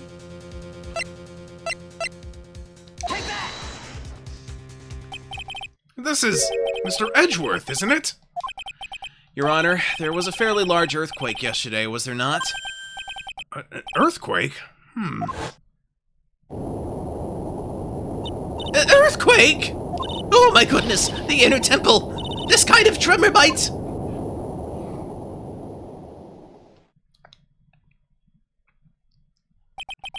How could I have... She fled. She escaped. We went to the inner temple right away. And it's true, Iris was already there. However, they had already switched places by that point in time. When I arrived at the training hall, I was met by none other than Dahlia Hawthorne. That's quite enough already, Mr. Wright. Now see here. No judge in his right mind would consider the idea of spirit channeling it. Be quiet. It's been a long time, Mr. Judge. That voice. Guess I'll have to ask again.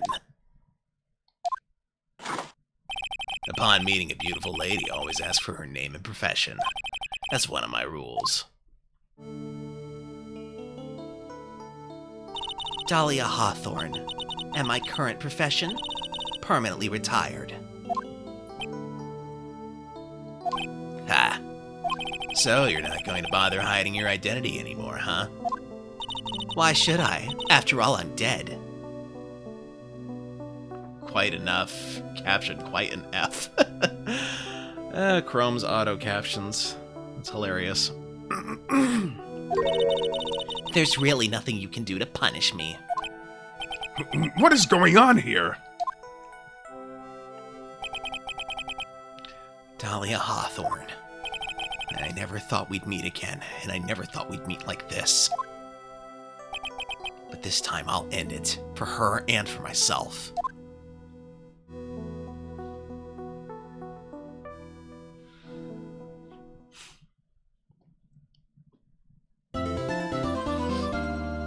Alright, I'm going to take a brief break. I need to get some more water, because I'm all out yet again. So I will be back in a few minutes.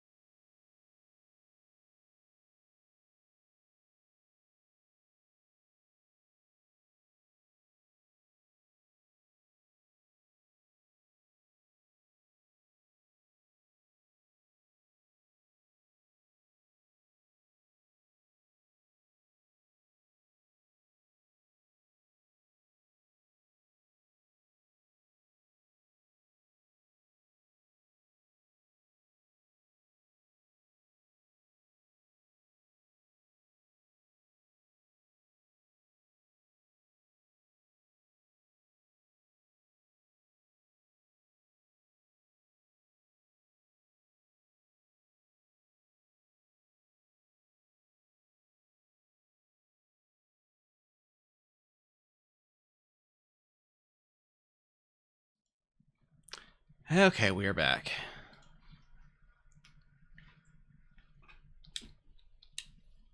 Welcome back. Oh, it's done it again.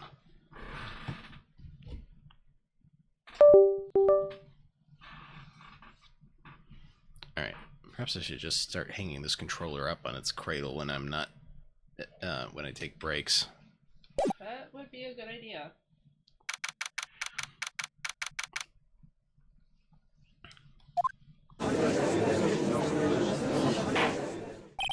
Now then, let's continue where we left off, shall we?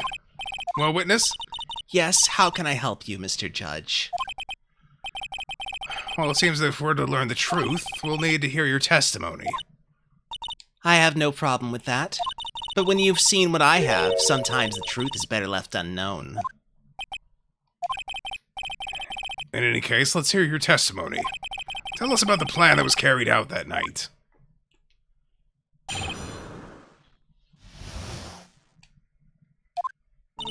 The whole plan began with my death.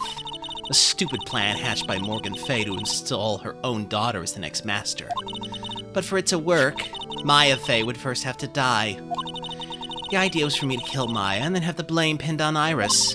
The plan went wrong, but it seems to have succeeded anyway. So that means you really are... Wait a minute! Did you just say the plan was to kill Maya Fay? Yes, you have a problem with that? Don't give us that nonsense! There's no way that... Watch yourself, Trite. If you've got a problem, solve it during cross-examination. That's one of my rules. Mr. Godot is correct. By the way, that's one of my rules as well. To kill Maya? Could it be true?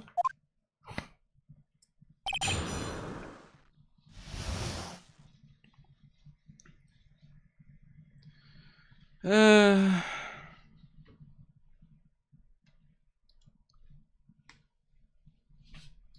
must report someone here.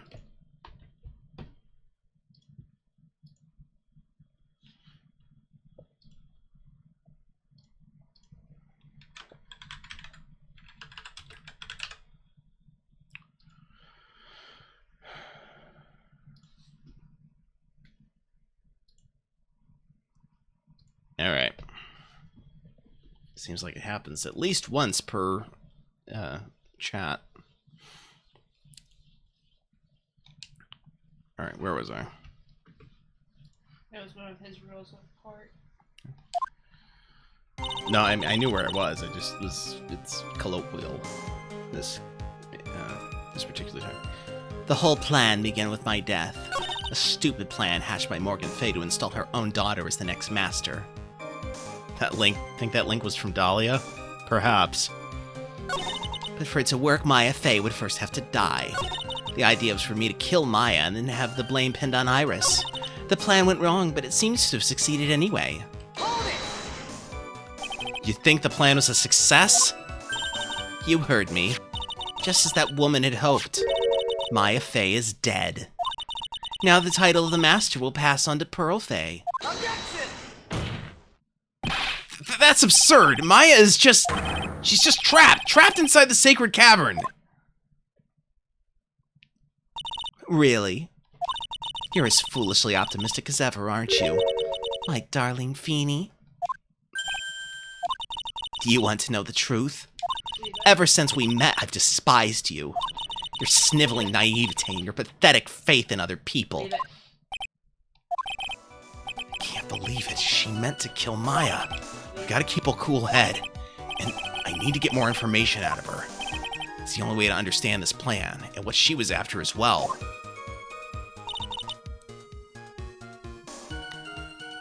Alright, the whole plan began with my death.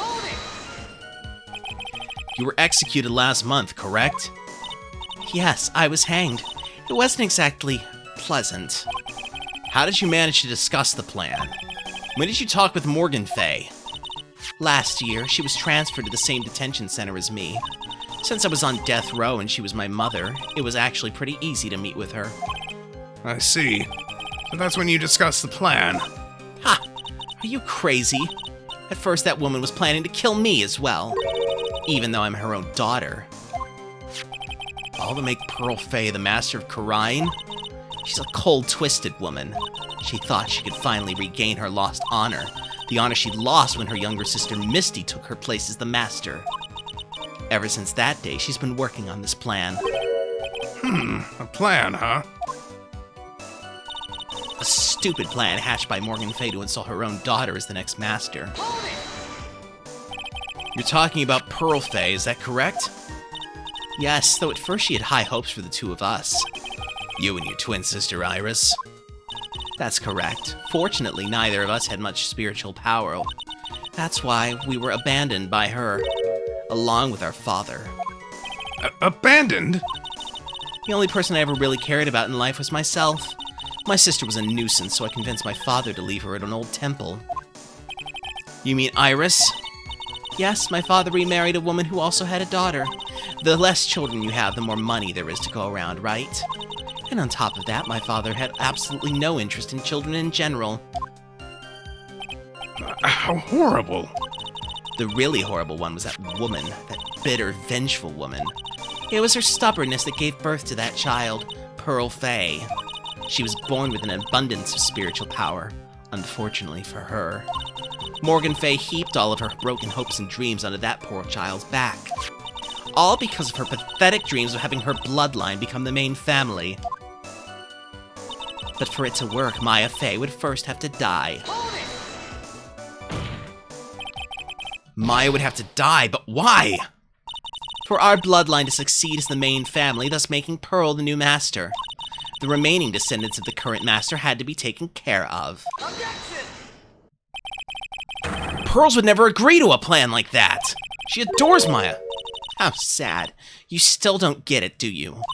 What Pearl wanted had nothing to do with it. Morgan didn't care one bit about Pearl. The only thing she cared about was the position of the master. That's all. That's ridiculous! She was willing to sacrifice anything and anyone to achieve her goal. The life of her daughter, and naturally the life of Maya Fey as well. How could anyone do that?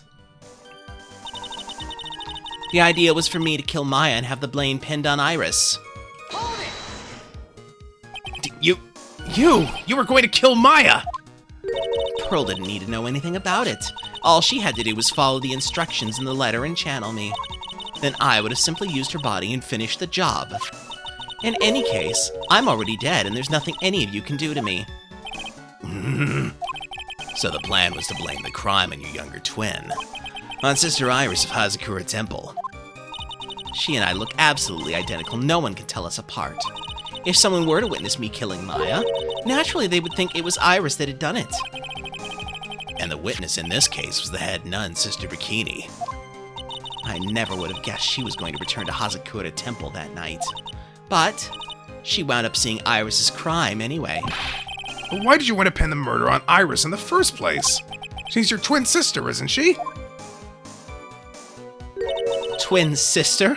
Don't make me laugh. She's nothing but a backstabber. I couldn't care less about her. Backstabber? You just don't understand. You never will. Anyway, I just want to know one thing. What did you personally think of Morgan Fey's plan? I had told you already, didn't I? It was a stupid plan. It had no point, no value other than fulfilling her own greedy desires. Yes, it was certainly nothing to be proud of. If that's how you feel, why did you help her carry it out? Why would you do it? Why would you kill Maya? You may not understand it being the kind and gentle soul that you are. You may not be able to appreciate why someone like me would help a woman like that. So then tell me, why? Isn't it obvious? I'm not like that woman. I only act in my own self-interest. The reason I helped her was for myself. For my own personal satisfaction. What did you say? So this woman, Dahlia Hawthorne, she had her own reason for wanting Maya dead? Do you understand why I would kill Maya Fey now? What my goal was? No, I really don't. Obviously, it's because you were helping Morgan Fey. Helping? Don't make me laugh. From the day I was born to the day I died, I never helped anyone. I lived for myself, and in the end, I died for myself. I thought that was obvious. So she wasn't actually cooperating with Morgan. She was just using Morgan and her plan so she could accomplish her own goal. All I wanted to do was to kill Maya Fey. That was the only way I could think of to get revenge. Revenge? Looks like I have no choice but to present that piece of evidence. I can't believe it. She meant to kill Maya. Gotta keep a cool head. And I need to get more information out of her. It's the only way to understand this plan and what she was after as well. Alright.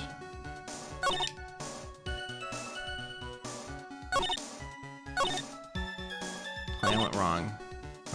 Do I understand why you would kill my...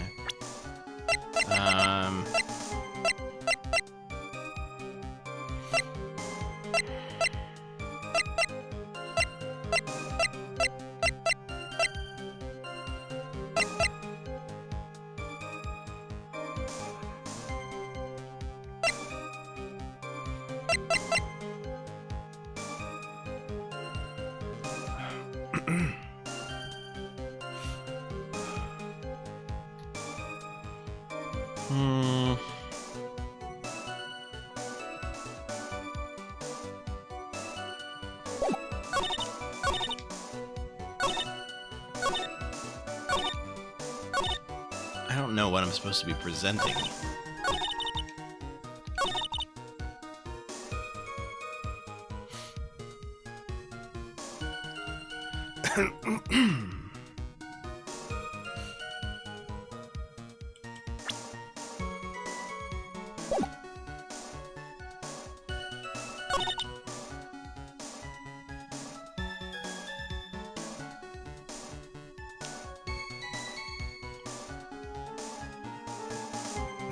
What about the Tao's?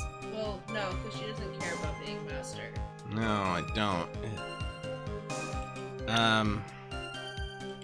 Maybe I'm supposed to present... Well, I can't present myself.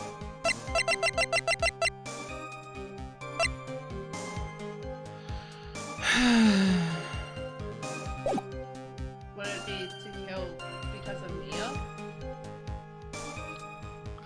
Oh, that could be revenge against Mia. Objection! There we go. Thank you. You're welcome. Could it be that your actual goal had nothing to do with Maya Fey herself? As I said, none of you have the power to punish me anymore, because I'm already dead.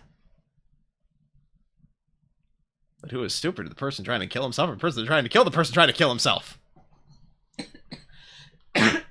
That's what I thought. Well, I had the same problem, you see. You can't punish the dead, and you can't take revenge against them either. You wanted to take revenge on someone? I was sentenced to die because of that woman, Mia Fey.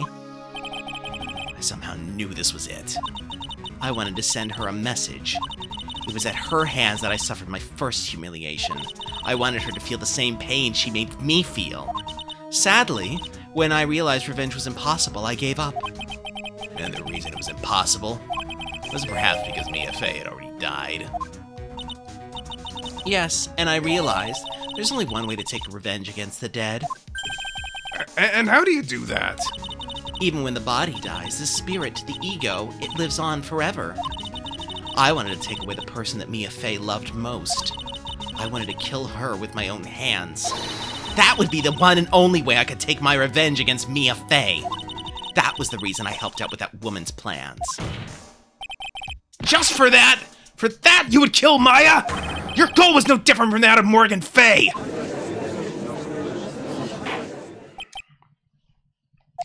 As they say, the apple doesn't fall far from the tree. What a cruel plan. Cruel, cold, and heartless. Don't waste your time preaching to the dead. I've already told you, there's not a thing you can do to me. At night. At about 9:30 p.m., I materialized into this world. I quickly pinned my hair up and put on a demon warding hood. Then I picked up the staff that was by my side and left Hazakura Temple.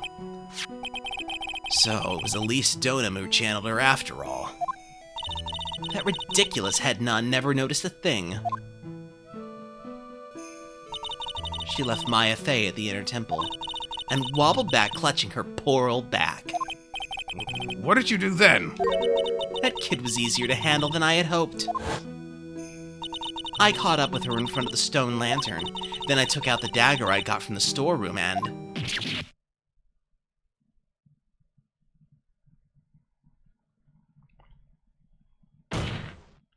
So then you...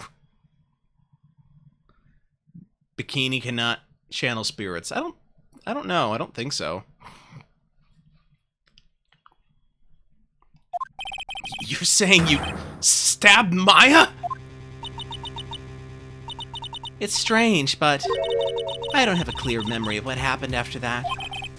What does that mean? No clear memory. I don't know. I think I was stabbed. You were stabbed? At the last minute. Maya Fey must have stabbed me. I'm sure of it. That's not like her at all. Maya wouldn't stab a French fry with a plastic fork. Anyway, I suddenly lost consciousness. But before I did, I scrawled her name on the lantern. Just as I was passing out, I wrote Maya behind my back. I had hoped it would cast suspicion on her. I can't believe she was thinking of that until the bitter end. That's where my memory temporarily stops. It stops. I don't have any memory of actually killing Maya Fey with my own two hands. My very last memory was Maya's terror-filled eyes. When I woke up after that, I was in the sacred cavern surrounded by darkness. You were in the sacred cavern. The entrance was sealed with one of those trick locks. Somehow I'd been trapped in there.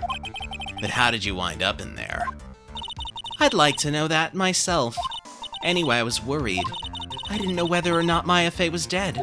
And I swore I wouldn't return to the underworld until I knew I'd killed her myself. For a ghost, you're one tough cookie. I wanted to get out of there and make sure she was dead.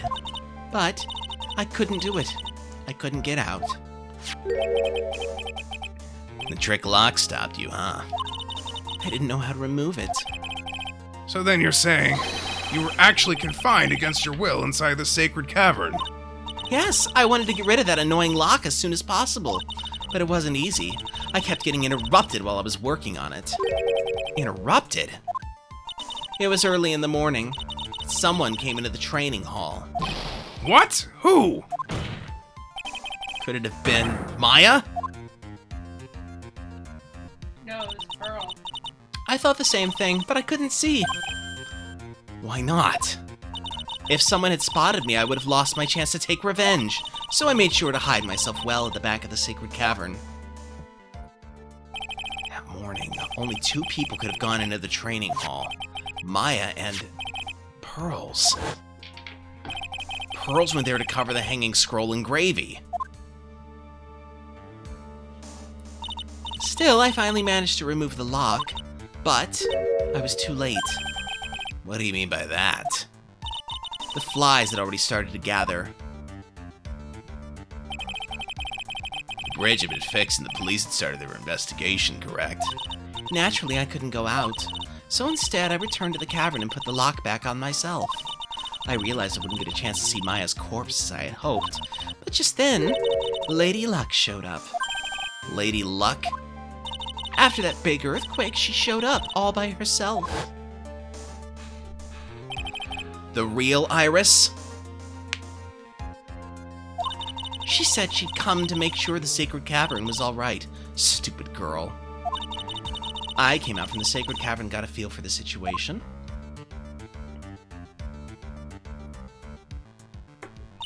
And I locked her away in my place.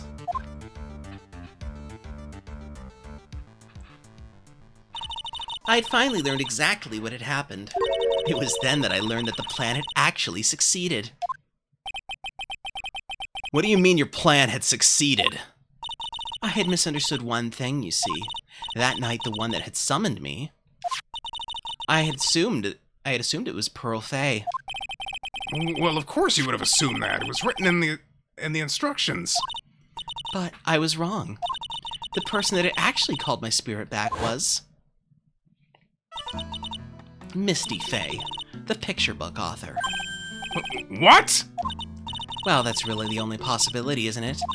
After I lost consciousness in the garden, it was her body that was left lying there.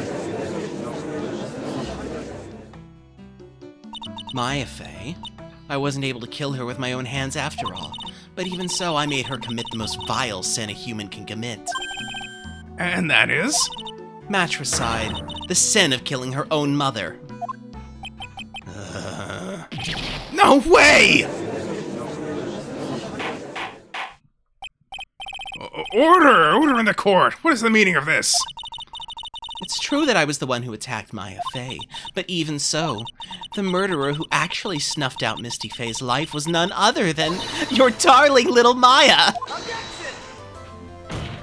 It's ridiculous! That's nonsense!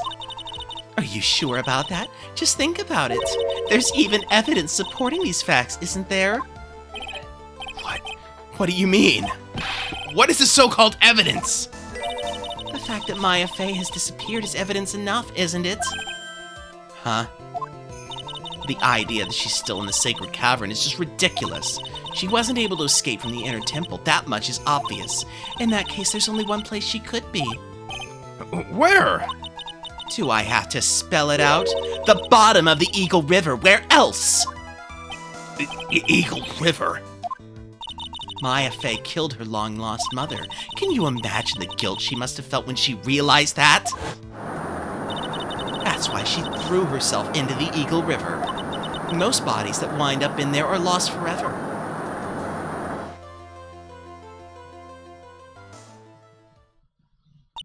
So what do you have to say now, Feeny?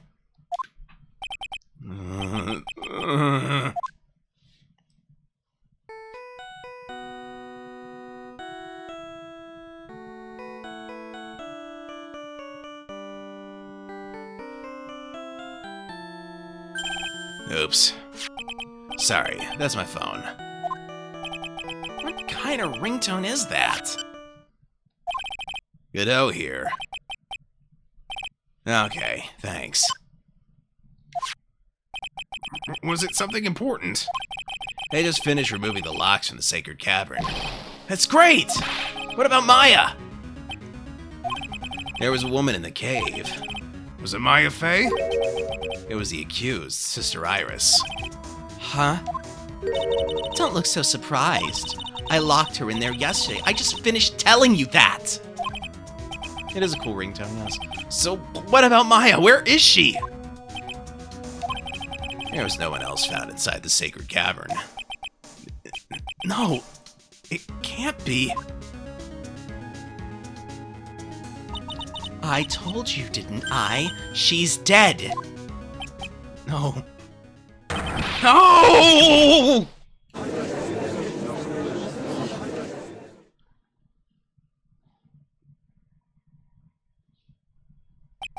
It seems that this case has come to an end. A tragic end.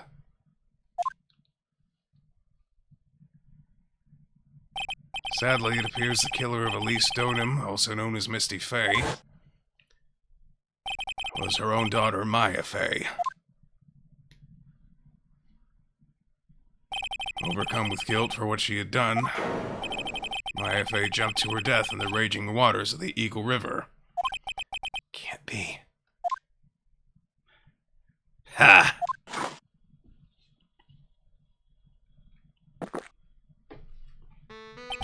Right. Have you ever heard this one?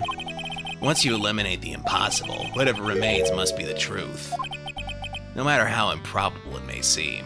I know that quote very well. What is that supposed to mean, Prosecutor Godot? According to this witness, Maya Fay threw herself into the Eagle River. However, is that really the truth? Remember, this woman testified earlier that the bridge was already on fire when the murder was taking place in the garden. Which means if Maya had thrown herself into the river, it must have been from the inner temple side near the bridge. That's right, that's where she jumped from. But that's impossible. It's impossible to jump into the river from there. What? Don't get your panties all twisted up, Trite. Just relax and think through the whole thing again. So it's impossible? Maya couldn't have thrown herself in the Eagle River? Well, Mr. Wright, Miss Hawthorne claims Miss Faye threw herself into the river from the inner temple side. Do you have any evidence that refutes this claim?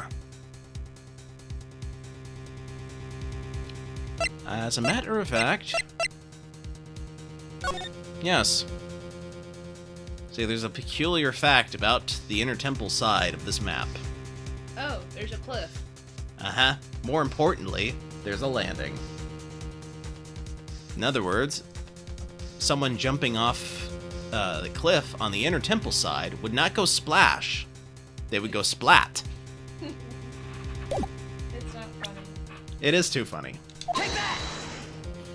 It's dark humor, but it's funny.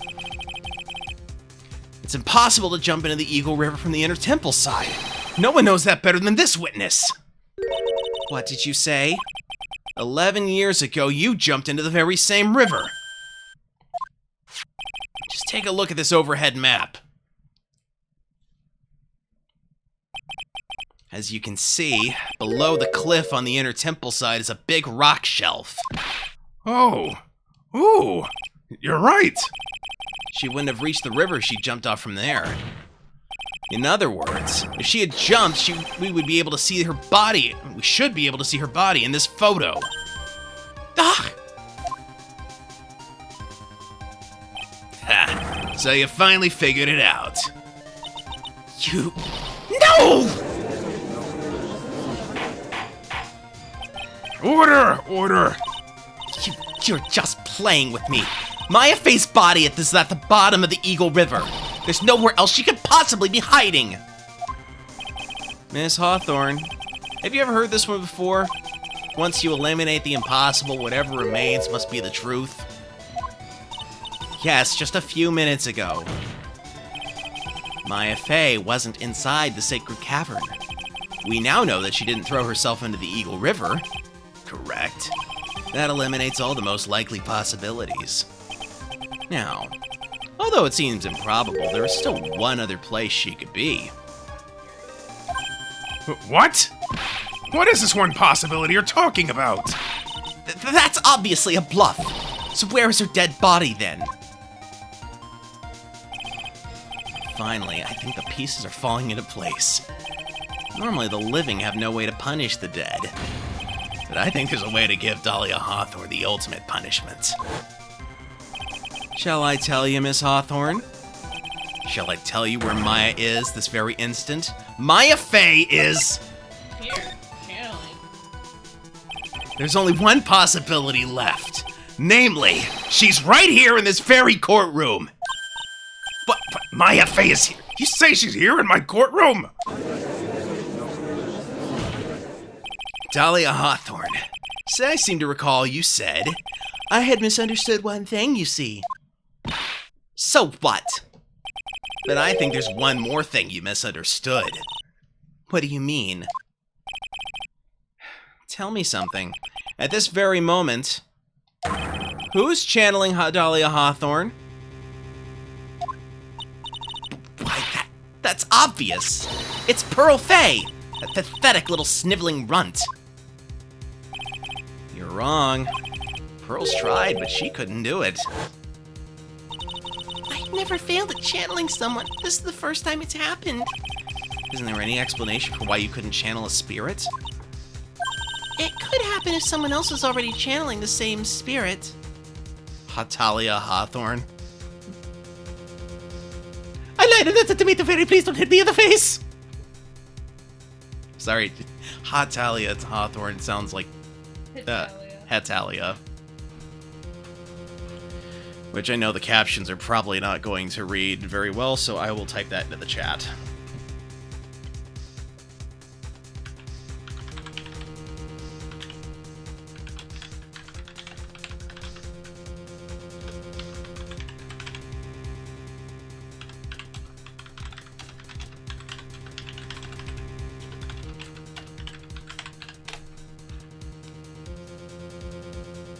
Okay, there we are.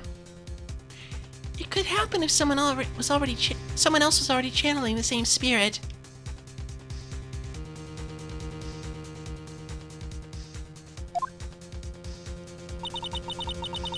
Someone called me before Pearl did, but who?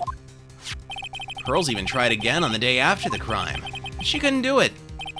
What could that mean? I think the truth is becoming clearer to you right about now. Am I correct? Ah! It wasn't Pearls that channeled you. There was someone who called you before she could.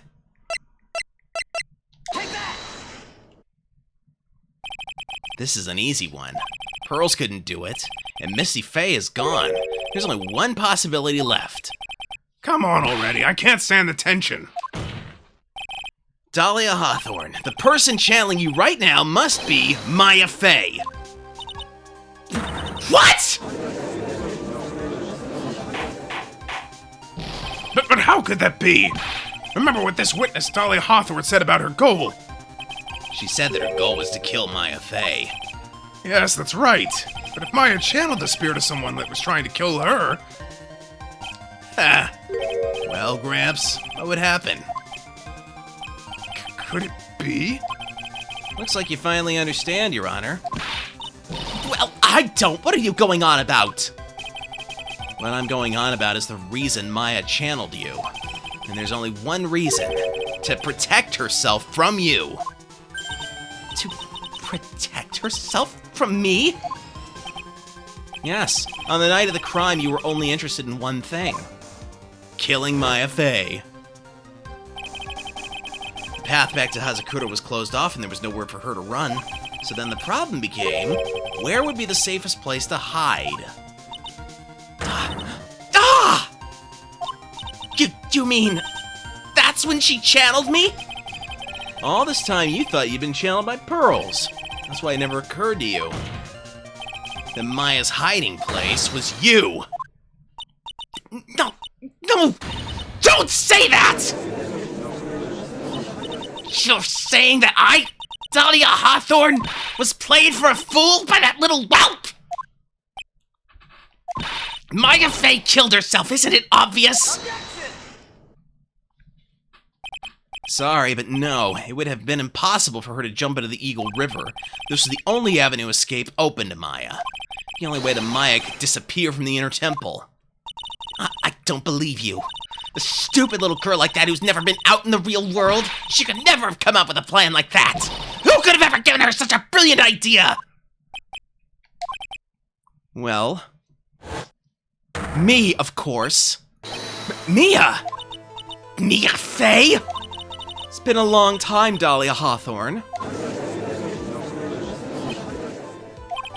So it's true. It was you. Yes. Ha! You're something else. But what? What are you doing here? That hair. It's Pearls, right? Tell me something, Dahlia. I want you to think back to that night one more time. You had just cornered Maya in the Inner Temple's garden, and then, in the final moments of the fight, you lost consciousness.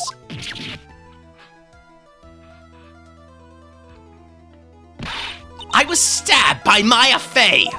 Actually, Maya lost consciousness at the same time as you. She did? Not terribly surprising since she was about to be killed.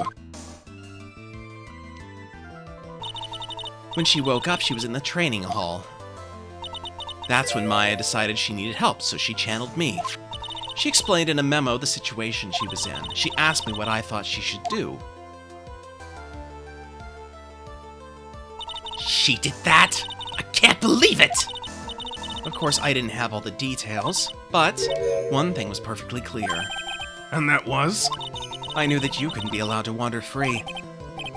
Free? What do you mean?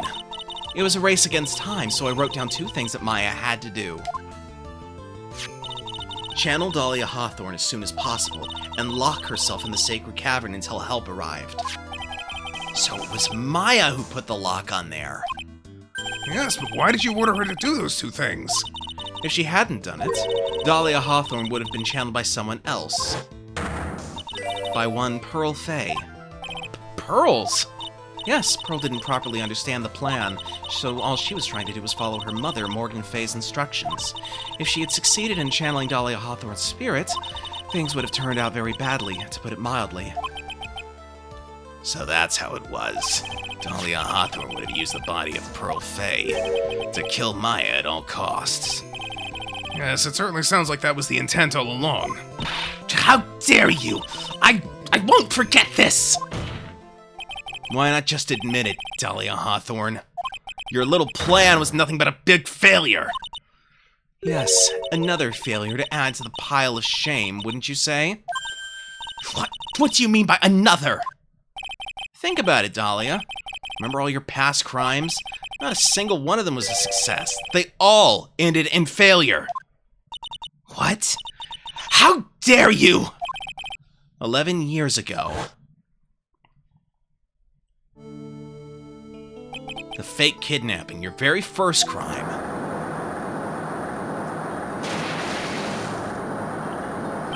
You got your hands on a $2 million diamond, but...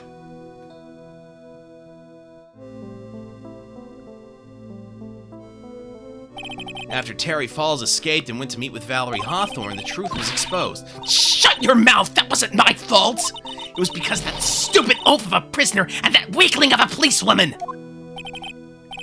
And then 1 year later, you tried to kill me. Well, I'm still alive, but...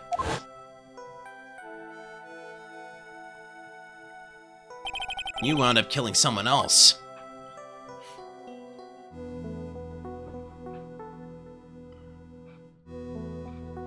As a result, you were sentenced to death.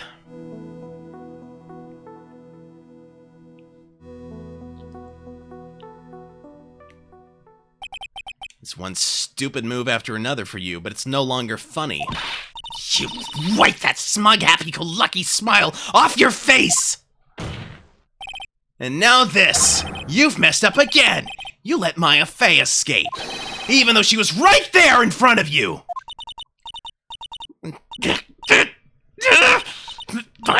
Mia Fay!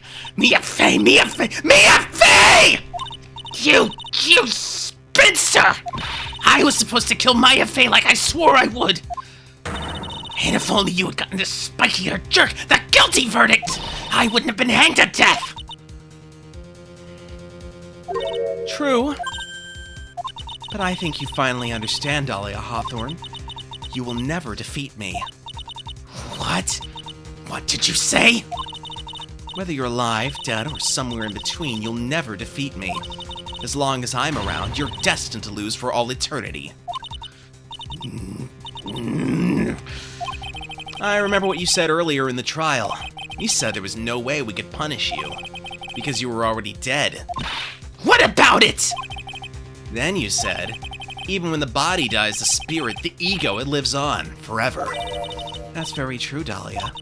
And that's exactly the punishment you'll never be able to escape from. For all of eternity, you'll have to remain as Dahlia Hawthorne. A miserable, pathetic, weak creature who can never win at anything. And for you, there's no escape from that. No hope of freedom. Since the day you were executed, the narrow bridge that once stretched out in front of you has burnt to a crisp. You're wrong! It can't be! How could I lose to the likes of you? Easily. It no longer matters. I don't care whether you win or lose her anymore. The only thing I want is for you to come out of Maya's body right now!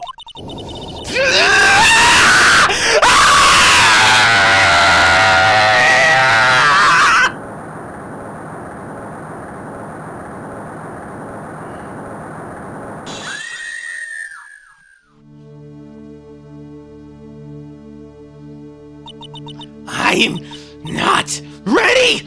Not ready to go!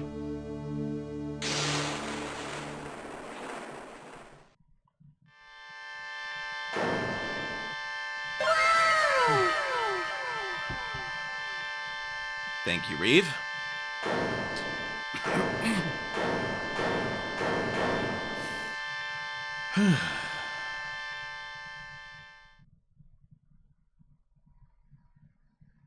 One of the rare instances where you see Maya with her hair down. Goodbye. Nick, sis.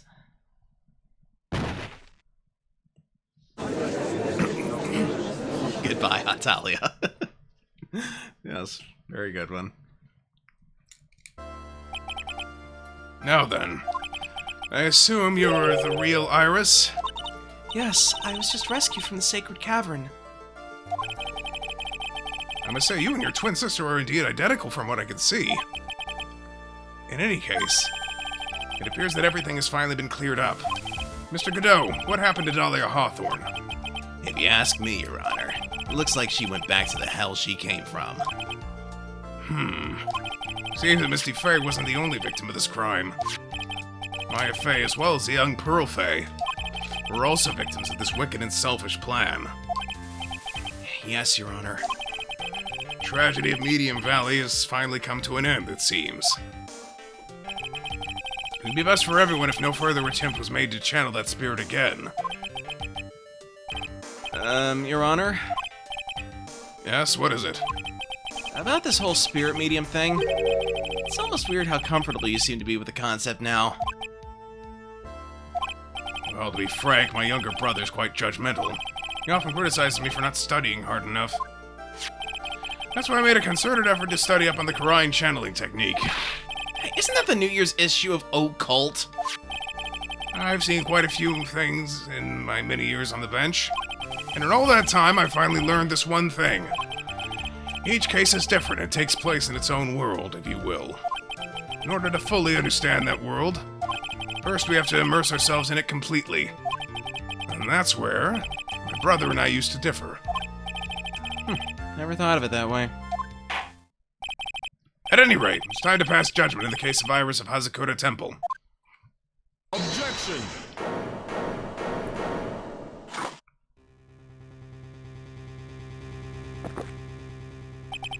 You're a little too fast with that gavel, Your Honor. What do you mean by that, Mr. Godot? This trial, it isn't over yet. That's what he means. But what? That's right. Remember what Miss Evil Spirit said in her testimony? Huh? Dahlia's testimony? I caught up with her in front of the stone lantern. Then I took out the dagger I got from the storeroom and...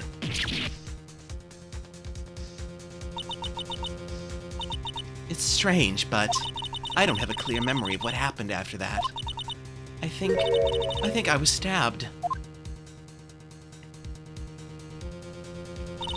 Just as Dahlia Hawthorne was about to attack Maya, she was stabbed and killed by someone. Yes, that's right. The person that was ultimately killed was a spirit medium that channeled Dahlia. Elise Stoneham. No, Misty Faye. But who killed her? We still don't know who did it. This isn't over?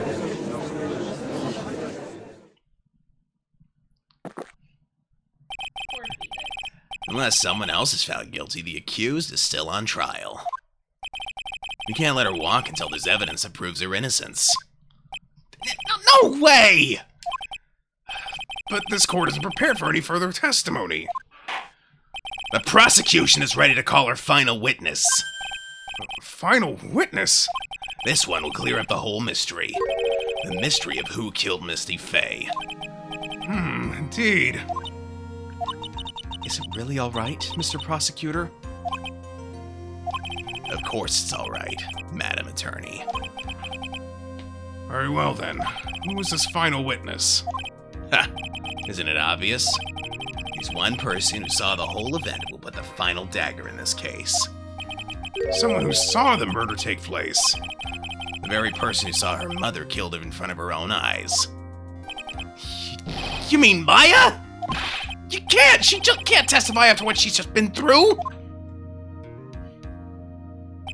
We need to find the truth. The prosecution calls Maya Faye to the witness stand. Very well. But first we'll take a brief recess. We'll have to wait for Miss Faye to recover before summoning her. Once we receive the doctor's permission, we will proceed with the trial. Hey, Wright, I got something to say to you, so listen up. What is it? I don't think much of you as a lawyer. It's always the same with you. You somehow manage to just squeak by without even a faint understanding of the case. Some beautiful woman always seems to come dashing in at the last minute to save you. You've gotten some nerve. But that's not going to happen this time. This time, you're going to have to do this by yourself. That's enough. This court is now in recess.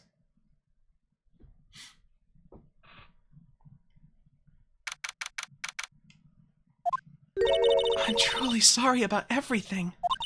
You were working so hard to defend me. But I was missing all day and we didn't even have a chance to talk. She's right. When I met Iris at the training hall yesterday, they had already switched places, and Iris was inside the sacred cavern. I wanted to at least be in the defendant's box today to root you on. Well, it wasn't your fault. You were locked up this whole time. There's something more important than that, though. I have to ask you, why did you help your sister out as much as you did? Huh? If you had tried to get help at the sacred cavern yesterday, you wouldn't have spent an entire day locked up in there. My sister. I felt sorry for her. She was abandoned by her mother and never got any love from her father either. Yes, but it was the same for you too, wasn't it? Yes, but at least I had Sister Bikini, who was like a mother to me. If only Adalia had come with me to Hazakura Temple. I don't think it would have done her any good, but... I always loved her. Adalia was always so smart, so strong. She never complained about a thing. That's why I promised her that I would help her. Are you talking about the fake kidnapping case 11 years ago? Yes. I wanted to be useful to her in some way.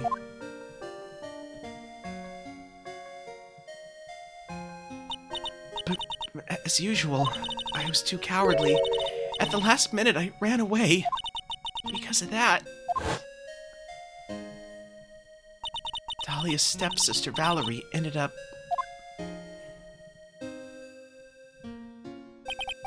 That was the case that wounded Mia so badly.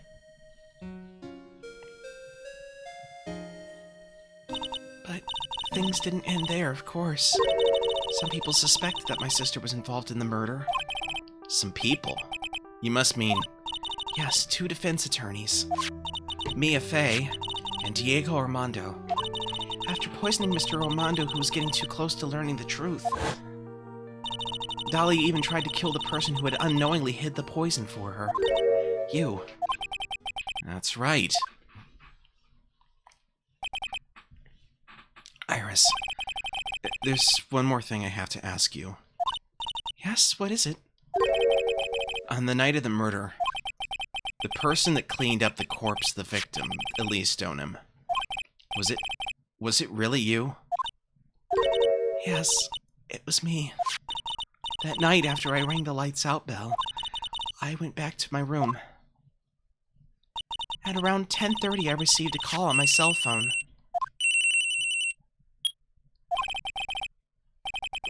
There's a problem. Come to the inner temple right away. I got on the snowmobile and headed for the inner temple. But The path to the inner temple was cut off, right? exactly. We can't just leave the body here. So you've got to do this exactly as I say, got it?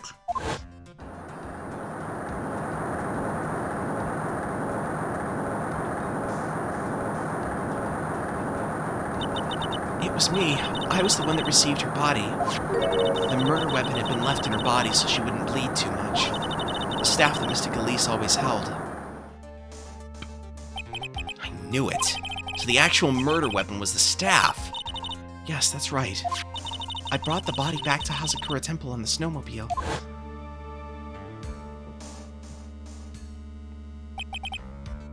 But why? Why did you alter the body? I didn't want anyone to know that the staff was the murder weapon. I I didn't want to leave anything that would lead back to Misty Faye. So I dressed her in a robe and stabbed her with the 7-branched sword. I wiped the blood off the staff's blade and left it next to her on the ground. Iris, just tell me one last thing. Tell me the name of the person that called your cell phone. The real killer. I'm sorry, Mr. Wright. I can't do it. I can't say who did it.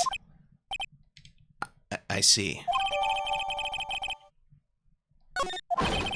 Defendant! Yes? The judge is calling you. He wants you to see you in his chambers. He has some questions about Dahlia Hawthorne. All right. Well then, I'll see you later.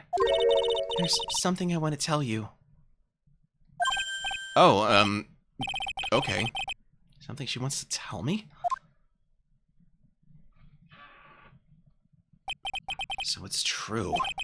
Iris cooperated with the real killer. Maybe even from the very beginning. Phoenix. Mia! How is Maya doing? Physically, I'm not worried. She'll recover completely. But emotionally, she's been hurt very badly by this case. I see. You don't mean she learned who Elise Donham really was? Yes, I went to the medical office and talked with her. I told her everything I knew. But why? Maya's stronger than you think. I knew she could take it. All of it. What do you mean by that? I want you to figure that answer out by yourself. The trial's about to restart. The real killer. Do you know who it is yet? Iris wouldn't tell me who called her, but still.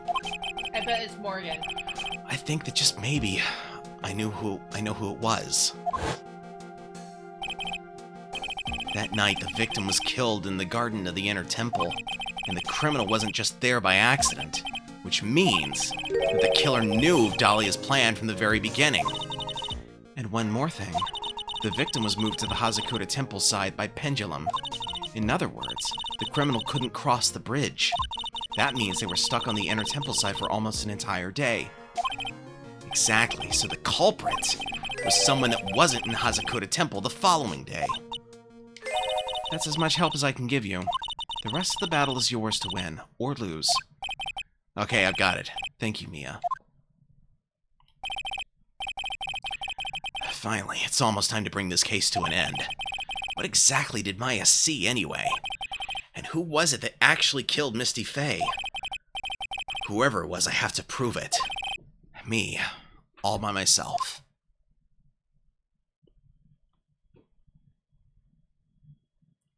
Dun dun dun. We're gonna press on. Okay. We don't have too much longer to go. Just a few cross-examinations.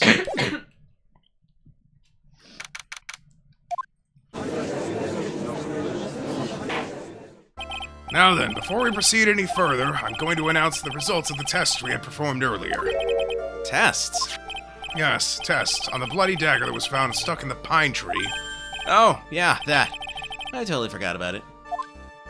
That's the weapon that Maya Faye used when she fought with the victim. So what are the results? Was the victim's blood, or... Due to time constraints, a full test was impossible. However, there's one thing we can say with certainty. The blood that was on this dagger was not the victim's blood.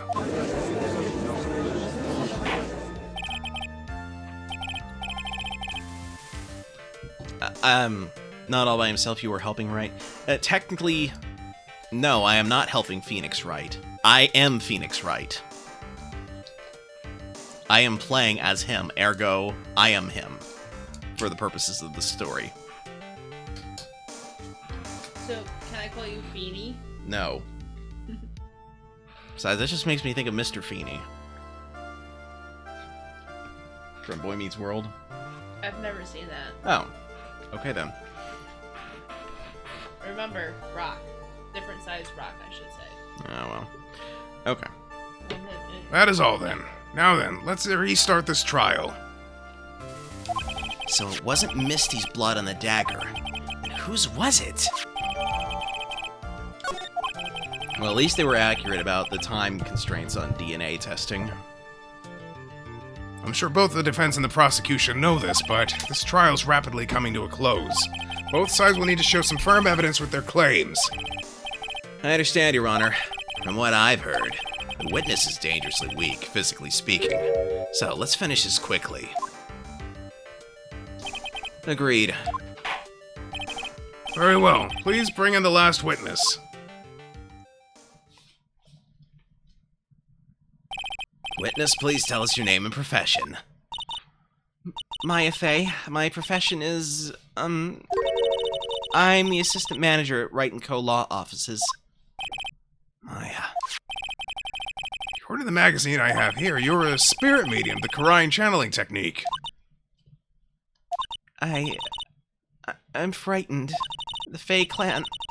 I don't want any more to do with it. Oh, Maya. The pain the Fey bloodline causes must be unbearable. Very well. Now then, Miss Fey. When the event occurred, you were in the garden of the Inner Temple. And you witnessed the moment of Miss Elise Stonham's murder. Is this correct? I didn't see anything. Straighten up this instant, young lady. Huh? Pick your head up and speak clearly. There's always time for crying later. But Your mother was killed right in front of your eyes. There's nothing you can do to change that fact. But there's something you can do. You can finish this. You've been watching the whole thing, right? You've seen the witnesses come out and you've seen us squeeze the truth out of them. Now it's your turn. Let's hear your testimony. On the night of the crime, what exactly did you see happen?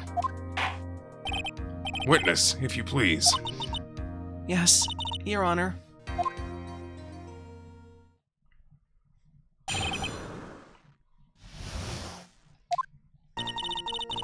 I was passing through the garden on the way to a spare prep room when it happened. Suddenly, someone struck me over the head. I stumbled and ended up against the stone lantern. I think I screamed, "Help me!" Then something warm splashed over me. That's when I lost consciousness. So you were struck on the head. I suppose it must have been the staff. Maya, the person who hit you. It was Dahlia Hawthorne, wasn't it? I'm sorry, Nick. I couldn't see. I don't know who it was. Maya, think hard. Sorry, Nick, but I really couldn't. Ha! Can't say it was an especially good night for young ladies to be walking around alone. Seems that it will be hard to determine the criminal through testimony alone.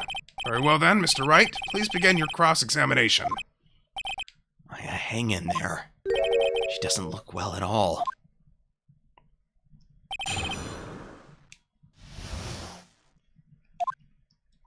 I was passing through the garden on the way to a spare prep room when it happened. Suddenly, someone struck me over the head. I stumbled and ended up against the stone lantern. I think I screamed, "Help me!" And something warm splashed over me. You don't mean... Was it... I didn't know it at the time, but I think it was probably blood. Is she saying that's when Miss Donham, who was channeling Dahlia, was stabbed in the back by the killer? At that moment, I was paralyzed with fear. I was just sitting there in the snow. I'm sure blood got on everything around me. That's when I lost consciousness. So what happened next? I don't remember. How were you saved? You don't even remember that? No. I haven't got any idea! I really don't know what happened at all. That's too bad. I worked side by side with Maya for 2 years now. I can tell when she's trying to hide something by how she acts. And right now, I'm absolutely certain she's hiding something. Alright, I'm gonna have to press everything then. Who else was on the Inner Temple side that night? Well, Sister Bikini, of course. But I remember her saying that Iris would be coming later as well. On the day after the incident, Edgeworth met Bikini at Hazakura Temple. That means she couldn't be the criminal. So then did Iris actually come later like she said? Well, let me think. She seems confused. Probably because she's so tired. No, I'm sure I didn't see her. She must have come while I was preparing for the training. Suddenly, someone struck me over the head. Who did it? Who hit you? Well, I didn't see who it was. I was hit from behind. You didn't see the person? But after that, your attacker was in front of you. How could you not see who it was? Oh, let me think for a sec. I'm sorry. I just can't remember. Maya's really having a hard time. What should I do? Press her harder. Come on, Maya, this isn't making sense. Why didn't you see this person? Well, let me think. It was, Oh, yeah, that's right. It was dark, that's it. It was dark? It's not good to have too much light around when someone's undergoing spiritual training. Come to think of it, there was earlier testimony to that effect as well. So it was dark in the garden on the night of the crime. Which is why she didn't see her attacker. I thought maybe she was trying to hide something, but I guess not. Judging by the testimony thus far, the identity of the attacker was most likely... The spirit that was channeled by Elise Donham, Dahlia Hawthorne. Very well, please continue with your testimony. What happened after you were struck on the head? I stumbled and ended up against the stone lantern. Let me check something here. It was not lit the night of the crime. Okay. What happened afterwards? My attacker was in front of me, blocking off my escape, I think. You think? After getting hit like that, I was in a state of panic. There were only two things rolling around in my mind at the time. Well, now, this is beginning to get interesting. So what were the two things rolling around in your mind? My name is Maya Fey. 1 + 1 = 2. You see, for some crazy reason, I was afraid that I was going to lose my memory. I know it's odd, considering my life was in danger, but that's how it was. Well, I suppose she has experience with someone she knows getting hit on their head and losing memory of things like that. She does. Oh. Nick. Uh-huh. Ah. That's not odd at all. Your actions are understandable given the circumstances. So, what did you do then? I think I screamed, "Help me!" You think you screamed, but you're not sure. Listen, I was a complete wreck. It was dark and I couldn't see my attacker. Was it a man, a woman, an adult, a child? I had no idea. I was scared out of my wits. Believe me, my dear, I'm certain I would have soiled my robes. I thought this person might attack me, so I... Anyway, I'm pretty sure I screamed. I thought that it was my last hope. Wow, it sounds like poor little Maya really was out of her mind. I wonder what she meant by last hope. What do? Do I press her for more details? My last hope, yep. Wait a minute, Maya. What's this my last hope stuff? What? What do you mean by your last hope? No, that's what you said. You said my last hope. Huh? What? I said what? Look, you were facing an attacker that you couldn't see and you screamed, right? You screamed, "Help me!" Yeah. But you testified that you screamed that because you thought it was your last hope. Oh, well, you know, that's like, what do you call it when that happens? Maya's not doing so well up there. Oh, yeah, Oh, that's right. I remember now. I was facing my attacker, but that's not who I was screaming at. What did you just say? Yeah, that's right. It was the person behind my attacker that I was yelling at. That's who I was screaming to for help. Ah! What is it now? I messed up. I didn't mean to let that slip out. Huh? A witness, are you absolutely sure of what you're saying? Behind the attacker, there was another person? I am, well, I meant to keep that part a secret.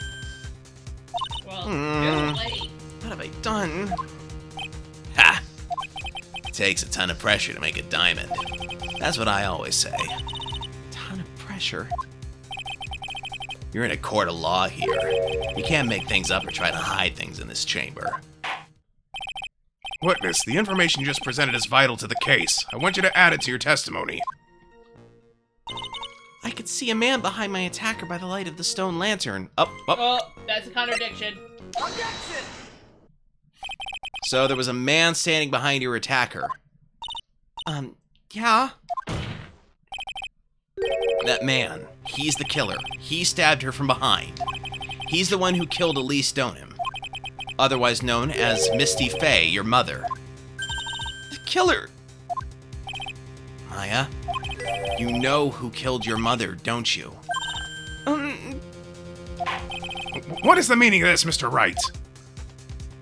To be frank, Your Honor, I think she's in shock and quite confused. That's why she hasn't noticed the huge problem with her testimony.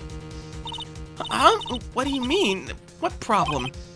Maya, on the night of the crime, that stone lantern was out of commission. Huh? What? It's true. There was no light anywhere in the garden that night. No! Order! Order in the court! Mr. Godot, explain this! Add the pureness of milk to the perfect clear darkness of coffee. Stir. That is the state of the witness's mind right now. A cup of cafe au lait. Cafe au lait? Is that even legal? Mr. Trite's words are the milk and you are the spoon. Your Honor. I'm a spoon? I'm no spoony bard, I'll have you know. You must have noticed it too, Trite. His witness's mental state is highly unstable right now. It's not hard to understand why she would make a little mistake like that. Objection! Sorry, but that's not gonna cut it. What did you say? If there truly was no light in the garden, then there's a fatal contradiction in the witness's last bit of testimony. Nick! May I? Recall the witness's statement about her attacker. She said that she didn't know if it was a man or a woman, adult or child. And yet, the witness could describe a person that was standing behind her attacker, and she quite clearly described him as a man. Ah! In other words, that would have to mean that Maya actually saw our mystery person, despite it being so dark that she couldn't see the face of her own attacker. No! Order! Order! Order! What in the world does all this mean, Mr. Wright? Are you saying Miss Fay saw the real killer under pitch-black conditions? Objection! Trite, do you have any idea what you're proposing? How could she have seen in the dark? There's no other light source at the scene. Objection! There are some things that you can only see in the dark, Mr. Godot. Maya, you did see who the killer was in the dark. And now, you're trying to cover for him. Cover? For the man that killed her mother? There's only one conclusion I can draw from this. You know who this man is. Please, Nick. I don't know anything. Please, I'm begging you. Ha! You talk a good game, Trey, but let's see if you can walk the walk. It was pitch black, so what could the witness see? I'm calling your bluff. No, Nick, don't! Please, stop! Maya's dead set on protecting this guy, the man who murdered Maya's long-lost mother. But I can't let him get away with it. I'm a lawyer, an officer of the court. I'm here to find the truth. All right, Mr. Wright. Time to show us what you've got. Who was the person that you say Miss Fay saw in the darkness? Who do you think it was? Well, we can obviously rule out Larry. Uh-huh. Because he's dumb as rocks. Well, he was also on the temple side of the bridge the next day. Right. The main temple, not Yeah, the the main temple, yes. Okay. But then, here's the other thing. Godot is highly suspect because he went missing. Yes, he did go missing. That is a very good point. And I don't know what Godot has against Misty Faye, but clearly he got something against her. Maybe. But there's one other thing. There's one way that she could have seen the killer in the dark, but not her assailant. But his goggles, they would have glowed. Exactly. Take that! Because it was pitch black, Miss Faye was able to recognize the killer easily. I'm sure the court would like to see for itself how this is possible, yes? What? But how do you propose to show us something like that? It's easy. We just need to recreate the conditions of that night. Conditions? Your Honor, the defense officially requests that all the lights in this courtroom be turned off.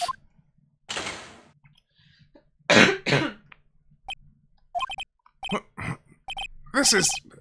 But it can't be! Ha.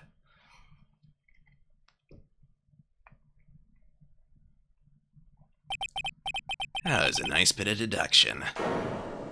Trite.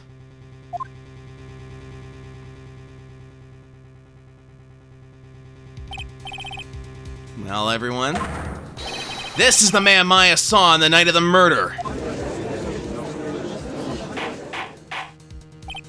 Order! Order! Order!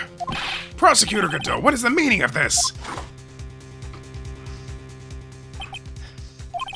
Surely you must be shocked to hear yourself accused of such a thing. Why aren't you denying it? Ha! Your Honor, you're asking the wrong person. What do you mean by that? If you got a question, ask the witness. That's one of my rules. Well, Maya, how about it? What you saw that night? Was it 3 glowing red lights? Well, witness, answer the question. You're wrong! I never saw that! Maya!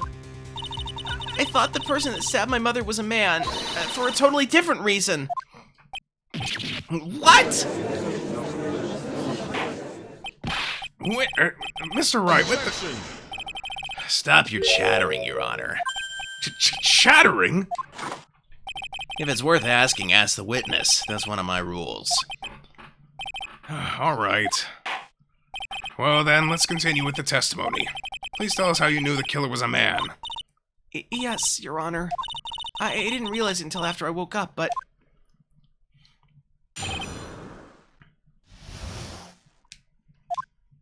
When I came to, I was just lying there on the training hall floor. By the time I got back to the garden, the place had totally changed. The torches were lit, and the body was gone. And all of the snow around the stone lantern had been carefully cleaned up, too. Since the person did all that work alone, I just assumed it was a man. No. No. So it was after the crime took place that the witness came to think the killer was a man. Yes, that's right. I'm sorry, Your Honor, No need to apologize. It's as Mr. Godot said, you're utterly exhausted. It's only natural that you would be a little confused. Also, if you consider the situation you described, it doesn't seem too much of a stretch to assume that the culprit was a man. Mr. Wright, proceed with your cross-examination.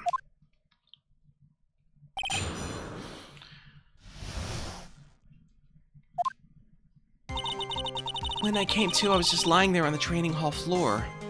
By the time I got back to the garden, the place had totally changed. The torches were lit and the body was gone, and all the snow around the stone lantern had been carefully cleaned up too. Hold it! So you're saying the killer cleaned up the snow? It did look really odd. The snow was removed in an unnatural-looking rectangle shape around the lantern. There were a lot of shovels around the inner temple, but they're all really heavy, way too heavy for me to use. An odd fellow indeed, this killer. Why on earth would anyone want to take snow away? Well, there's one thing I can think of. Didn't you say that a lot of the victim's blood sprayed onto the snow? Yeah, the area I collapsed in ended up being splattered. In other words, the killer's purpose was to hide the bloody snow. I think that's the most reasonable explanation. Perhaps. However, there's something that's bothering me. If the killer just wanted to hide the snow with blood on it, there was no need to remove that amount. That's true. Could have scooped up just the snow that was stained with blood. But they couldn't see. But they It looks couldn't- like there's some mysteries behind this issue. Yeah, I know what I know what you're getting at. But I think this will help explain them. Since the person did all that work alone, I just assumed it was a man. Hold it! So you're saying that you never saw the killer, right? Yes. But earlier you very clearly stated that you saw a man behind your attacker. Nick, I'm sorry. The killer certainly went through a lot of trouble, moving the body by pendulum, manipulating the crime scene. For what purpose? Why do all that? Maybe Maya knows more than she's letting on.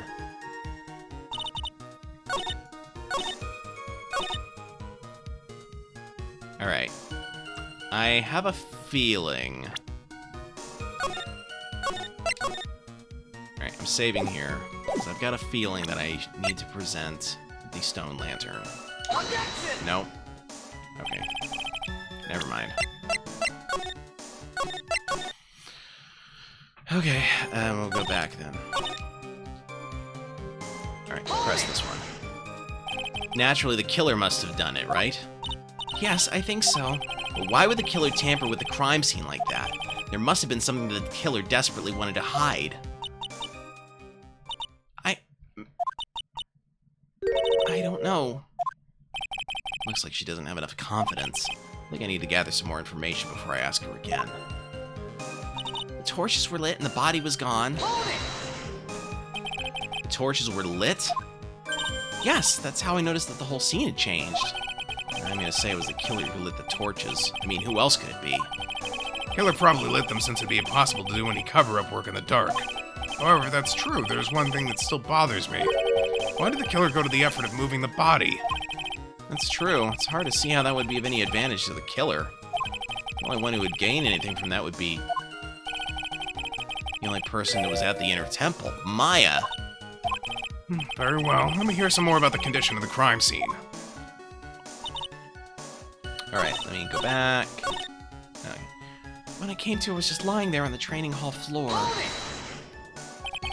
So you lost consciousness while you were in the garden, is that right?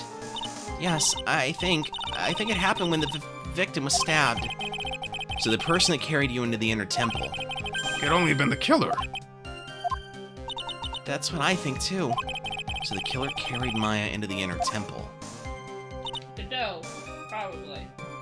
Hold it! Naturally, the killer must have done it, right? Yes, I think so. But why would the killer tamper with a crime scene like that? There must have been something that the killer desperately wanted to hide. The truth is, when I saw the crime scene, I felt something. You did? Yes, I felt like the killer was hiding the evidence for me. For my sake. What? Hiding it for you? Everyone knew that I was the only one at the inner temple that night. If Sister Bikini had come back and looked at the garden... She may have thought you had done it.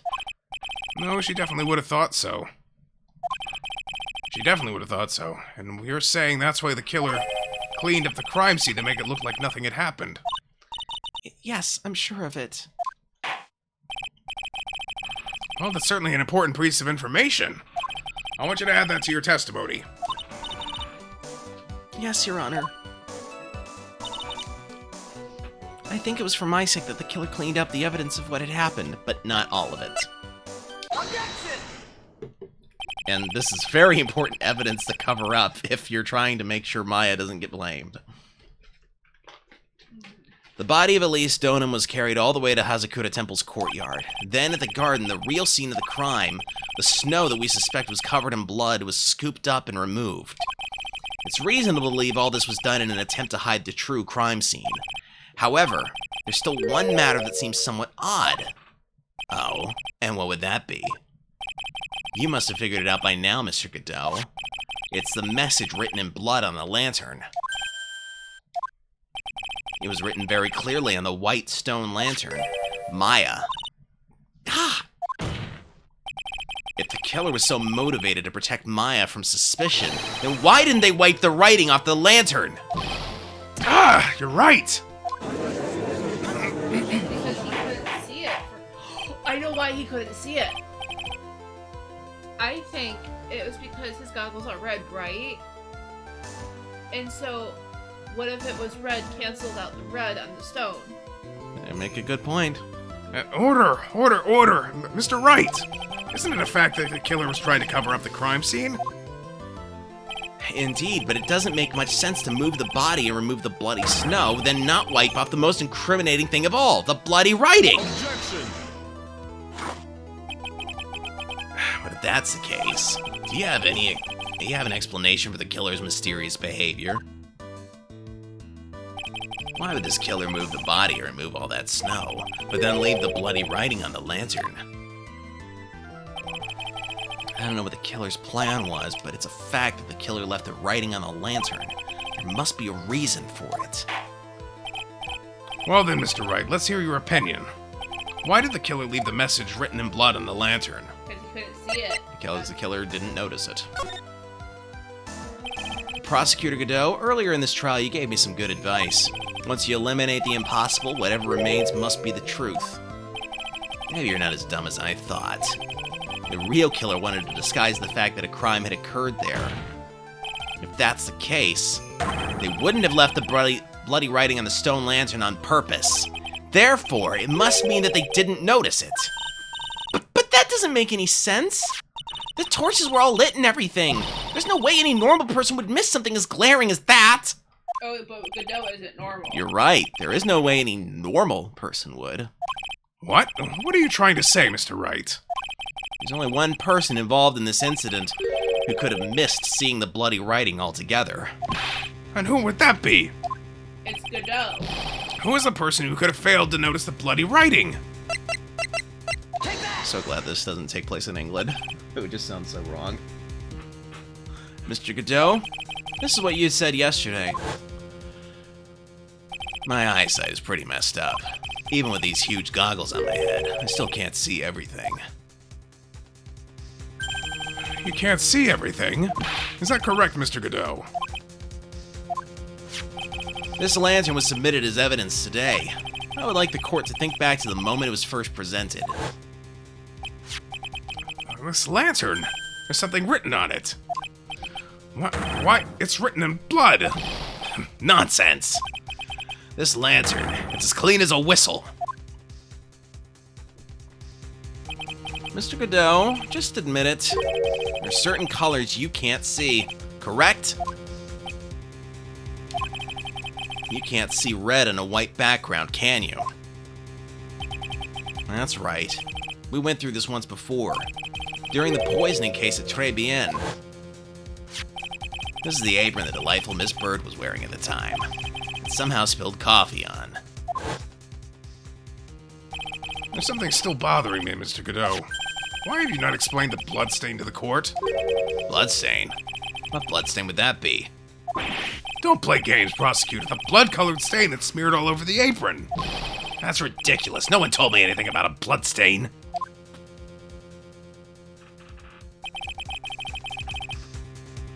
You could see the coffee on the white apron, but you couldn't see the ketchup, because it was red. Ha! Strange. In a black and white photo, those letters would appear black to me. I wonder, why am I the only one that can't see them? So then, Mr. Godot, are you admitting it? Are you admitting that you can't see the red lighting on the red writing on the lantern?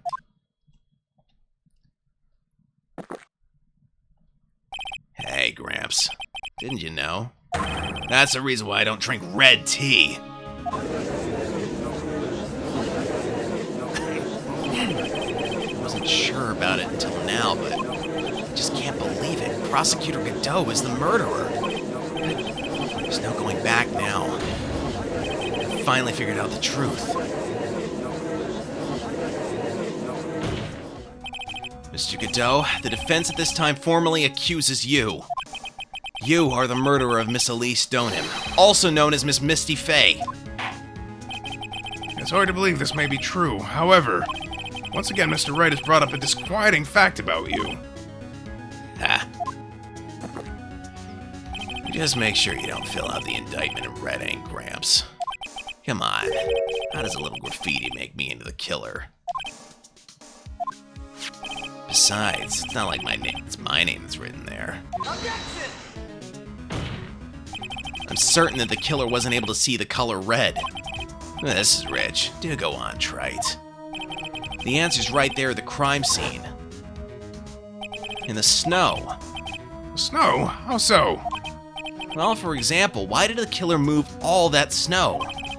Your Honor, you said it yourself. If you wanted to hide the bloody snow, why not take out just that area? Yes, why didn't he take just that area? Ah! Could it be? Yes, the killer couldn't see the red blood that had seeped into the snow, and so he had to remove all of the snow. He couldn't be sure of where the blood had landed, so he removed the whole area. Objection! Isn't it more likely that the killer couldn't see the blood because it was dark? Not a chance. The torches were all lit. He would have been able to see just fine.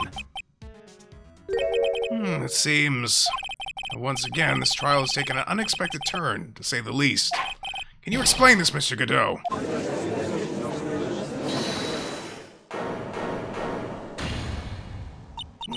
Wait just a minute. Maya. What is it, witness? Mr. Godot, isn't the killer... Mr. Godot isn't the killer. After all, he didn't even come to the Inner Temple Ma'am, he until was missing. 2 days after the murder took place. Ma'am, he was missing. He didn't show up until after that old bridge got fixed up. Objection! Rude. Maya. You can't testify to something like that. Why? What do you mean? I may not look it, but I'm... After the murder happened, you didn't even exist. She didn't. I'm afraid I don't follow. Are you senile, old man? We established this just a little while ago. After the murder, this witness was unconscious for a long time. Because she was channeling Dahlia Hawthorne. Oh, that's right. Please, Your Honor, let me add to my testimony. Nick, please, listen to me. Maya, do you plan to cover for Godot no matter what the cost? If that's the case, then I've got no choice. Your Honor, let's hear her testimony. If it means we're going to hear the whole truth, I say we should not silence her. Ha! Nicely done, Trite.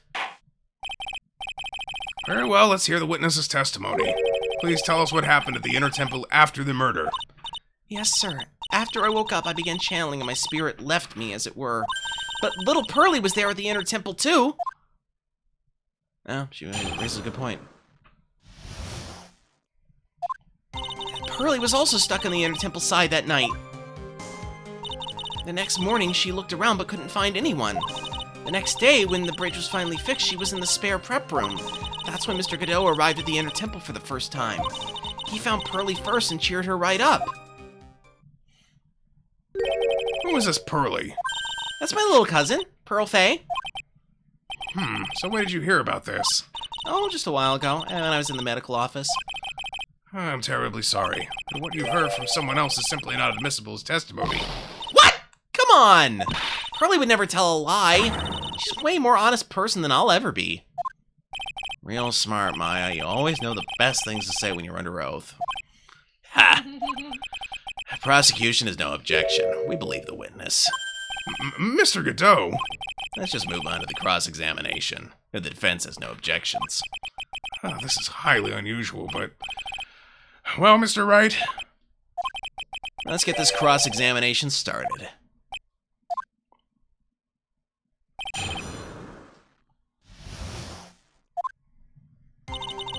Pearlie was also stuck on the Inner Temple side that night. So where do you think Pearl slept that night? In the spare prep room next to the training hall, I guess. There's a rule that you can't enter the training hall during an acolyte's training. But even so, why did she go to the Inner Temple in the first place? Seems that Pearls became very worried about Maya. She knew that the spiritual training I was about to undergo was very intense. Pearls was supposed to channel Dahlia Hawthorne, but she couldn't do it. That's why she headed to the inner temple. However, Dahlia Hawthorne was already there, possessing the body of Elise Donim. The next morning, she looked around but couldn't find anyone. She searched the entire inner temple side, end to end. Well, you see, Pearlie gets pretty scared when she's alone, and there weren't that many places to look. She says that she even went back and forth several times. The inner temple side has two structures, the training hall and a spare prep room. And there's also a storage shack, I think. That's about it. There's a storage shack, too? Pearls is looking for other people, right? Would she have really examined a storage shack all that carefully? Well, if it was me, that would be the first place I would investigate. So that means it's possible that someone may have been hiding in the storage shack. The next day when the bridge was finally fixed, she was in the spare prep room. Pearls didn't hear the sound of them working on the bridge? What do you mean? I was just wondering why she would stay in the prep room. If it was me, I'd at least go out and wait at the foot of the bridge. Oh, well, Pearlie said she was sleeping at the time. She said she was so scared during the night that she couldn't sleep well and woke up a bunch of times. Poor little girl, all alone like that. Well, we know that she at least had one friend in the sacred cavern. Dahlia Hawthorne, who was busy battling with the trick lock. She couldn't let anyone see her, so she wouldn't have shown herself to Pearls. What happened after the bridge was finally fixed? That's when Mr. Godot arrived at the inner temple for the first time. So it was your first time on the inner temple side, Mr. Godot. Huh? That's funny. Am I imagining things? The defense asked me a question. Mr. Wright, please save your questions for the witness. What you heard from someone else is simply not admissible as testimony. Those are your words, Your Honor. Touche, Mr. Wright. Oh, well. What do you have to say, Mr. Godot? Hot nights and even hotter coffee. That's what I always say. If it hadn't been for this case, I never would have visited there. A freezing cold temple in the mountains? I think I'll pass.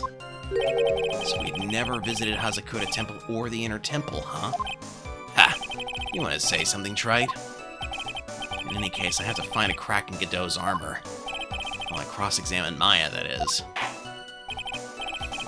Very well. Please go on with your testimony. After fixing the bridge, the policeman came over to the inner temple side, right? Yes, then Mr. Godot. He found Pearlie first and cheered her right up. He cheered her up. And that's what Pearlie said. She said he was a very nice older gentleman. Thank you for looking after my cousin, Mr. Godot. And here I was thinking that you were nothing more than a coffee addict. Ha! Cut it out. You're making me blush. This guy's really beginning to get on my nerves. In more ways than one. Truth is, there aren't that many places to look on the inner temple side. The policemen were all busy going over the garden with fine-tooth combs. So I decided to carry out an investigation in my own way, Godot style. I'm the same way. I like to hand down verdicts in my own way, judge style. Maybe I should ask some questions, Phoenix style. What's the cheering Pearls up thing? So you cheered Pearls up. When I found that little girl, the first thing she asked was about her cousin Maya Fey. Really? The bridge had burned down and she was huddled up in that tiny shack with no heat. Even though she must have had a truly terrifying night out there, she asked about you before she said a thing about herself. Pearlie. I noticed that you weren't anywhere on the inner temple side, but I couldn't find it in me to tell her that. So I gave her my last cup. With milk and sugar, to hide the bitterness of the harsh truth. Oh, what a sweet story. You had a thermos of coffee? Why does that not surprise me? There's only one thing of any importance here. Where was Godot when the murder was taking place? He must have already been at the inner temple when it happened. Otherwise, he couldn't have killed Elise Donim. Alright, so cheering Pearls up is not relevant, so we're going to fast forward again. And this time we're going to ask him about his investigation.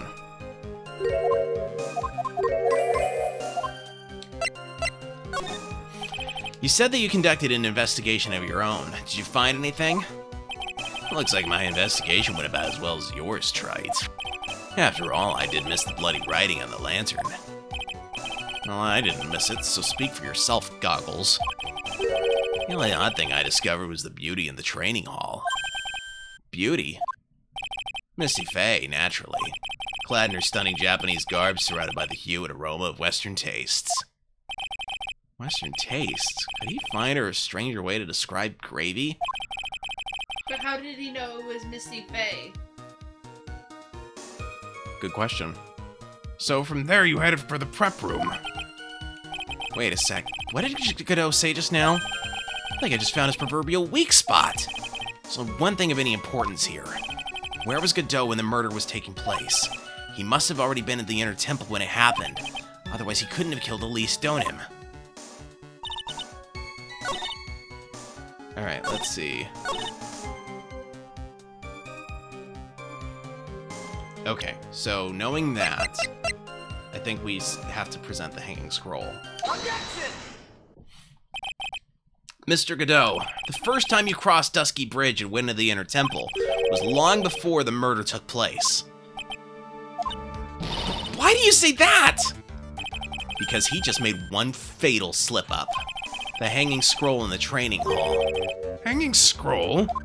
But Mr. Godot is right. That scroll shows a picture of my mother. I know you know who it is, but here's something you didn't know. By the time the bridge had been repaired 2 days after the murder, the Hanging Scroll in the training hall looked like this. It's kind of hard to make out Misty under that gravy. It's technically curry, but, you know, localizers. Yeah. What is that wonderfully delicious smell? The morning after the crime, someone covered it with gravy. Gravy? But why gravy, Nick? Ask Pearl. Because gravy was much more than a condiment to the culprit. Well, Mr. Godot, if you really hadn't seen the Hanging Scroll until after the murder, you wouldn't have had any way of knowing that it was Misty Faye. Wait a minute, Nick! Yes? Take another look at the Hanging Scroll. Look, at the top! There's a crest there. Ah, that's the mark of the master, correct? Exactly, so if you know the meaning of the mark... And you could guess there was a picture of Misty Faye on there. True, but Mr. Godot described what was underneath like this. Clad in her stunning Japanese garb, surrounded by the hue and aroma of Western tastes. Oh. Yes, it's possible that he knew what the crest meant. However, he couldn't have known that she was wearing Japanese clothing. Mr. Godot, on the day of the murder, you were hiding at the Inner Temple long before the crime took place.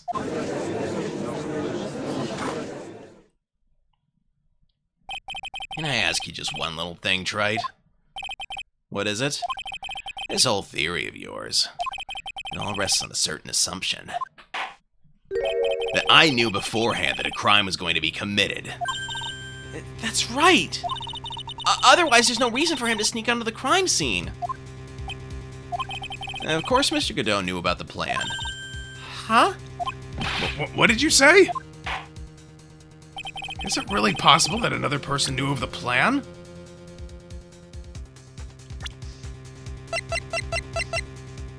Iris. Well, I mean, there's one other person that had to know the plan. Why else would she have channeled Dahlia? Oh, Misty. Take that! Mr. Wright, at this stage of the game, a mere guess is simply unacceptable. So, in the end, you were just bluffing, huh? Well, don't expect any sympathy cards from me, Trite. There's only one way you could have known about the crime. Mr. Wright will give you just one more chance. Of course Mr. Godot knew all about the plan. Huh? What did you say? Is it really possible that another person knew of the plan? Oh, wait, that's right. I think... Opened once before. Take that! This crime was actually planned over a year ago. Morgan Fay authored the plan for her daughter's future, and these instructions were hidden somewhere in the Fay Manor for a year. However, by the time Little Pearls found these instructions, they had already been unsealed. Unsealed? Yes, the killer had read these instructions long before Pearls ever found them. That's how he knew the crime was to take place at the Inner Temple. Hey, you still insist this crafty killer is me? You bet I do. You just said that the instructions were hidden. That's right! Mr. Godot couldn't have known where the instructions were hidden. If he really wanted to know, he had one great chance to find out. Yes, and when was that? During a visit. A visit? Morgan Fay told her daughter, Pearl, about where the instructions were hidden. During one of her visits to the detention center. That would be the only time for someone to have learned where they were hidden. Eavesdropping on a visit at the detention center. Yes, it could be arranged if you were someone with easy access in and out of there. Like, for example, a prosecutor such as Mr. Godot.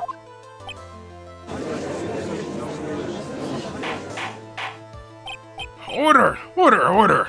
Mr. Godot, you're under fire again. This murder could not have been carried out without prior knowledge. And you were the only one who could have acquired this information before the murder.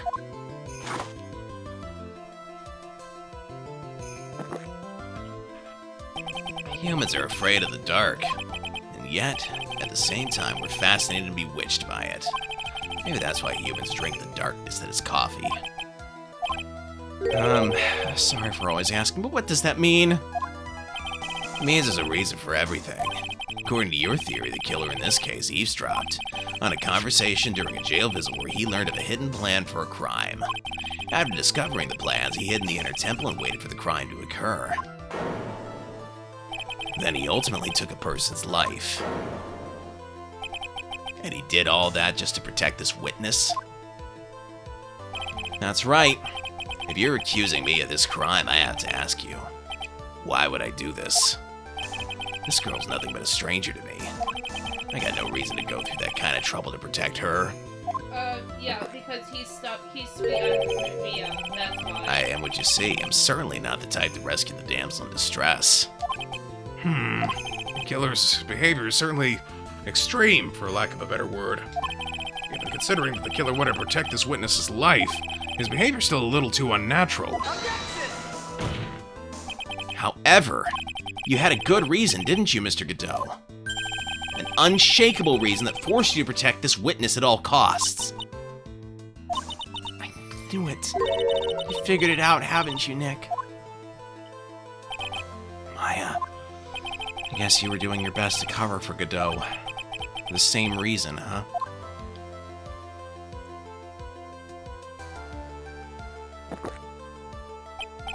Okay, Wright, I'm all ears. Let's hear it. It's very simple. Maya Fey is a lot more than just a stranger to you. What's this? There's one person who lies at the very center of this whole story. One person that ties you and Maya Fey together inextricably. It's Mia! Take that! There's a very good reason why Maya Fey's life is so precious to you. After all, she's Mia Fey's only sister. Mia Fey. You once worked alongside her. That was when you were a defense attorney. Wait a second here. Mr. Godot is a defense attorney? With your Honor's piercing intellect, you must have figured it out by now. The real name of this man who calls himself Godot. His real name is Diego Armando. Isn't that right?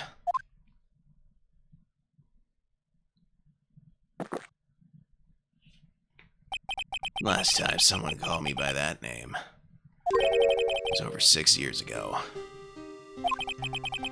Diego Armando. That name rings a bell. Should, Your Honor. All this is related to a single case. A case in which a convict named Terry Falls killed himself. Mia Fey's first time in court, the tragic outcome left a deep wound in her heart.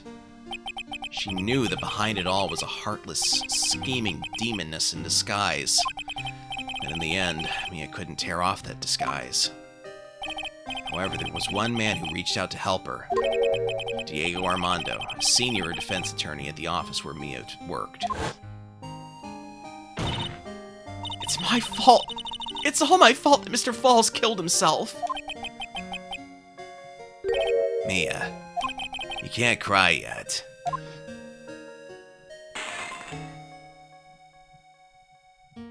The only time a lawyer can cry is when it's all over.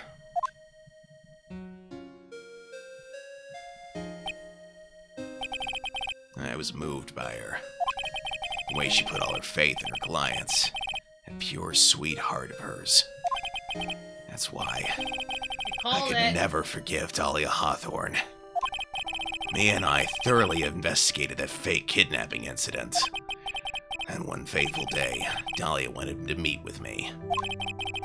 It had been 6 months since the trial. We met in the courthouse cafeteria. Ah, I just remembered. 6 years ago, right here in this courthouse, you were poisoned. Even I didn't see it coming. Dahlia Hawthorne slipped some poison into my coffee. Some newspapers at the time called it a murder. Very little information about the case was released to the press. But you weren't dead at all. No official reports ever actually called it a murder. I was just in a deep, deep coma. I see. My body shut down and my life became nothing but a long, deep sleep.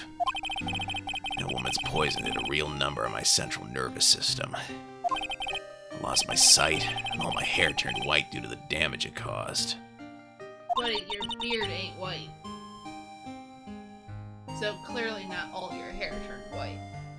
That's a coffee stain, okay?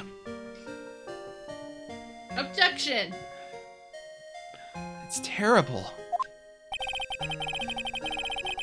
Apparently, it was a miracle that I ever regained consciousness.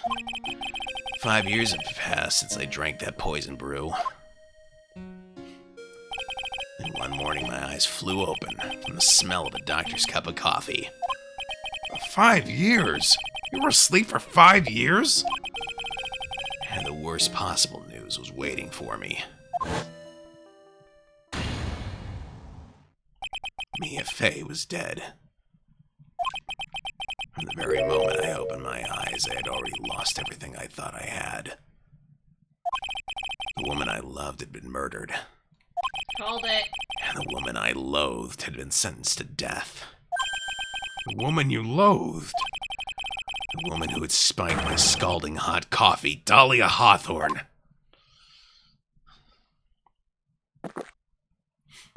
Ha! Good old Mia. She didn't let me down. She got her revenge before she checked out. In the end, there wasn't anyone waiting for me when I woke up. That's so sad. For someone like me, for someone who had slept away their best days, there are only 2 reasons left to live. And it was for those 2 reasons that I decided to become a prosecutor. If I may ask, what were your 2 reasons to live? The first was you, Wright. Huh? Me? If I hadn't drank that stupid poison, Mia Fey never would have died, much less the way she did.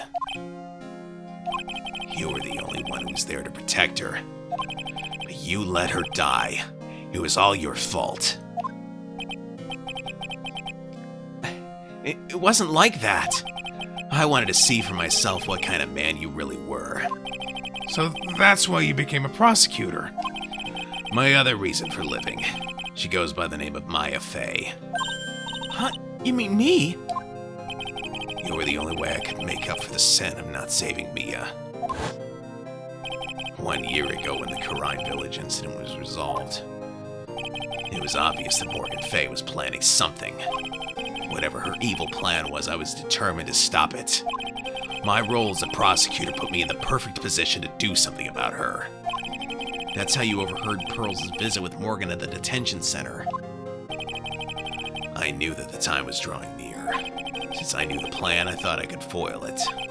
My goal was to outwit the plan. I thought if I could do that, I could keep that girl from being caught up in it. That makes sense. If Pearls had known that the actual purpose of the plan was to kill Maya, she never would have helped out. Finally, the day of the plan was drawing near. I contacted both of my accomplices. Accomplices? Iris of Hazakura Temple and Misty Faye. I especially needed the help of Iris. She was to take the fall on my backup plan in case we couldn't control Pearl. But how did you contact my mother? She'd been missing for almost 20 years. Officially, yes. What do you mean, officially? You've heard about it, haven't you?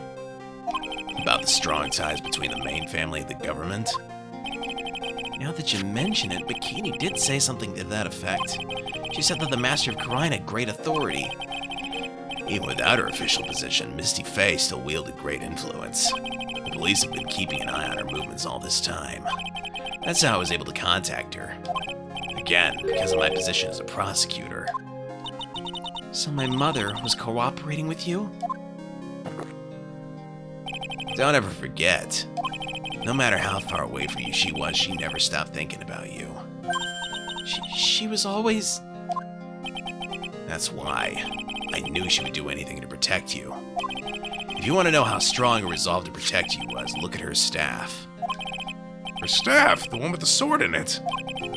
The day the plan was to be carried out arrived soon enough. We met for the first time at Hazakura Temple. That's when your mother showed me your special staff. I realized at then just how far she was willing to go. She was ready to use that sword to protect you from Morgan Fay, if necessary. Yes, even if it meant paying the ultimate price. Mother...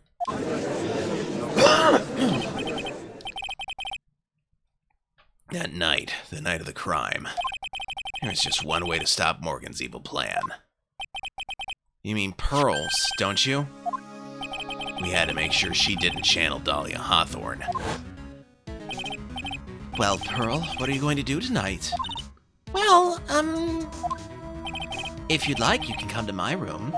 Perhaps we can read some books together. We thought we could prevent her from playing her part in Morgan's plan, but she never showed up. She was worried and followed me to the inner temple. That was the thing we were most afraid of. And that's why Misty Faye had to do the channeling herself. She channeled Dahlia Hawthorne into her own body. What do you mean? If she channeled the spirit first, then Pearls wouldn't be able to do it herself. As Master of Karai, Misty Faye's power was supreme. So that's how it went down. She channeled Dahlia Hawthorne so that Pearl Faye wouldn't be able to.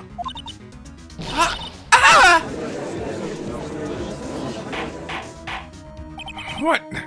Is this true? My role in the plan was to make sure no one was going to hurt Maya Faye. That's why I hid myself in the inner temple, just in case you need to be saved from Dahlia Hawthorne. Cadeau. Anyway, that's all I'm going to admit to, Trite. Huh?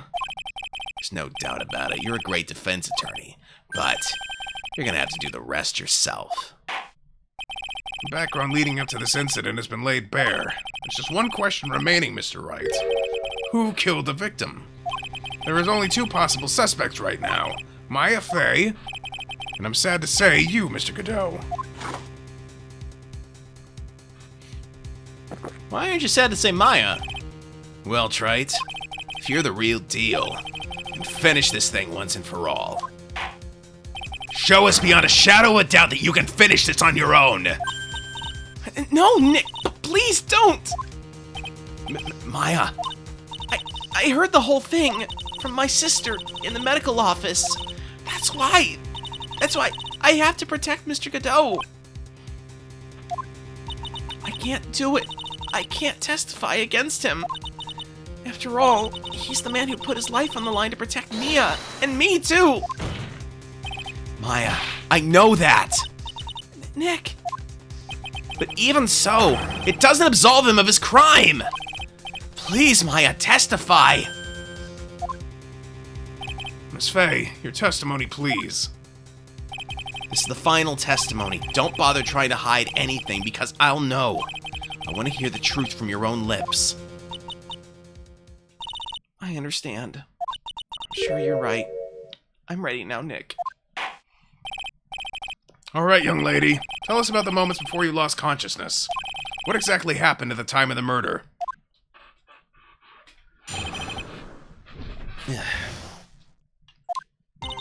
Just before it happened, I think I saw some red lights. 3 of them. I thought I'd ask for help, but just then I was splattered with blood. She wasn't dead, though, and she struck back at the enemy behind her. Suddenly, the red lights went out and the whole area was dark. Just at that moment, there was a horrible scream. Right after that, Dahlia collapsed and I lost consciousness. These red lights, I thought you said you don't remember seeing them. I'm sorry. I thought I saw them, but then they disappeared all of a sudden. Ha! Things break, Trite, even the best of theories. Who was it that stabbed Misty Faye? Looks like you still can't prove it. Maya's telling the truth this time, I know it. The rest is up to me. Well then, Mr. Wright, proceed with your final cross-examination of the witness.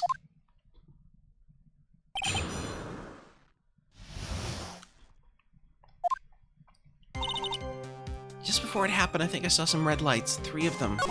I thought I'd ask for help, but just then I was splattered with blood. She wasn't dead, though, and she struck back at the enemy behind her. Suddenly, the red lights went out and the whole area was dark. Just at that moment, there was a horrible scream. What do you mean by just at that moment? Do you mean the moment when the red lights went out? Yes, that's right. The scream that you heard then, was it Dahlia Hawthorne? I don't think so. I'm pretty sure it was a man's voice.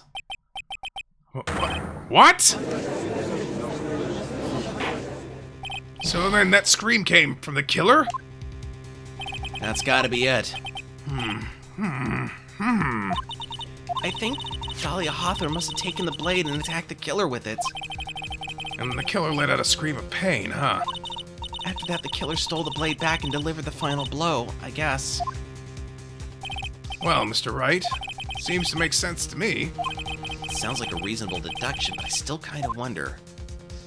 There's a contradiction. I'm sorry to say this, but that interpretation would create an enormous contradiction. That makes sense. After all, my deductions are almost certainly never correct. Poor judge. He tries. He really does. Remember the testimony she just gave? Before the killer let out a scream, Maya said she had already been splattered by the victim's blood. In other words, the blade and the staff had already been plunged into the victim. Is that right?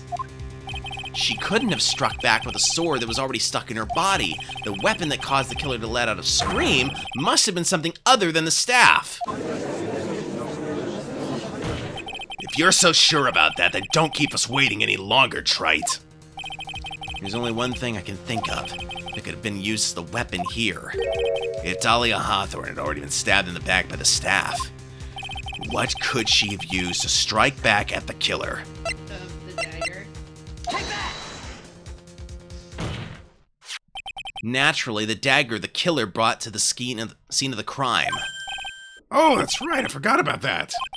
This dagger was found at the crime scene, stuck into a pine tree. Yes, the detective found that this morning and brought it to me. Dahlia Hawthorne struck back at the killer with this, and she managed to wound him as well. Objection! Excuse me. Just because he let out a scream doesn't mean that he was wounded. For all we know, the blood on the dagger could have been from the victim. Objection! Have you forgotten that that blood has already been tested?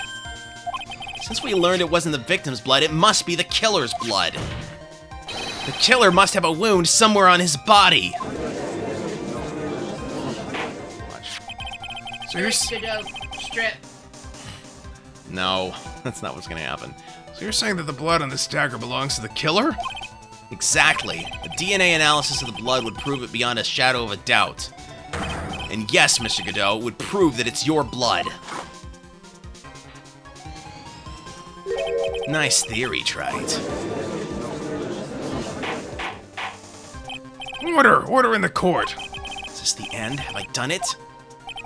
Even he won't be able to change the results of a scientific test. Ha! Let me ask you something, Trite. Let's just say that it turned out that I was the killer. Do you really think I would be stupid enough to leave evidence like that? What? Just think for a second. This dagger was found this morning by a detective and brought to me.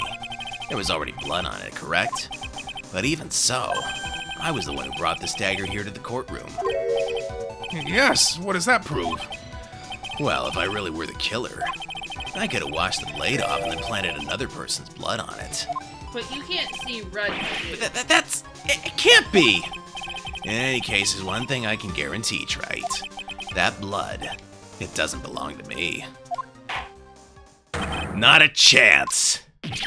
What?! In any event, it seems to be established that the killer was wounded. Alright then, witness, continue your test. Wait a minute! What's the problem? I know I probably shouldn't say this, but there's a big contradiction in Nick's explanation. Maya?! This dagger, he said that it wounded the killer. That's right. But, if Mr. Godot had really been cut with a dagger, his clothes should be bloody or have a rip in them, right? Maya? Maybe he just changed his clothes. That'd solve the contradiction pretty easily. What are you talking about? It's not that simple at all. Remember back to the day of the murder? Everyone that was on the Inner Temple side got trapped there. Ah, that's right! And once the bridge was fixed and the police headed for the Inner Temple, Mr. Godot was already there waiting for them. Oh, that's weird. Godot was the one waiting instead of people waiting for Godot. He never had a chance to change his clothes. Ah! Order in the court. What the witness says is true. Well, maybe he brought a change of clothes with him. But no one could have predicted the lightning strike that shut down the bridge. Why would anyone have brought a change of clothes? Did the judge just take smart pills during the last recess? Well, then maybe the killer took off his clothes before he committed them. I can't say that with a straight face. Maybe the killer took off his clothes before he committed the murder. That way he wouldn't get any blood on them. Objection! That's impossible, Trite. You know how cold it gets up there late at night. After a few minutes with no clothes on, you'd be frozen solid. Ah! Ha! So that's all you've got. I knew you weren't tough enough to finish this. Right now, if Mia Fey were here, she would have closed the book on this case already. If Mia Fey were here. So come on, Trite, can you do it or not? How about it, Mr. Wright? You've accused Mr. Godot of being the killer. Can you prove it? Have you got even one piece of evidence? The question isn't whether I can prove it or not. The fact is I have to prove it. That's the only choice I have. I was taught that it's one of the rules of being a lawyer.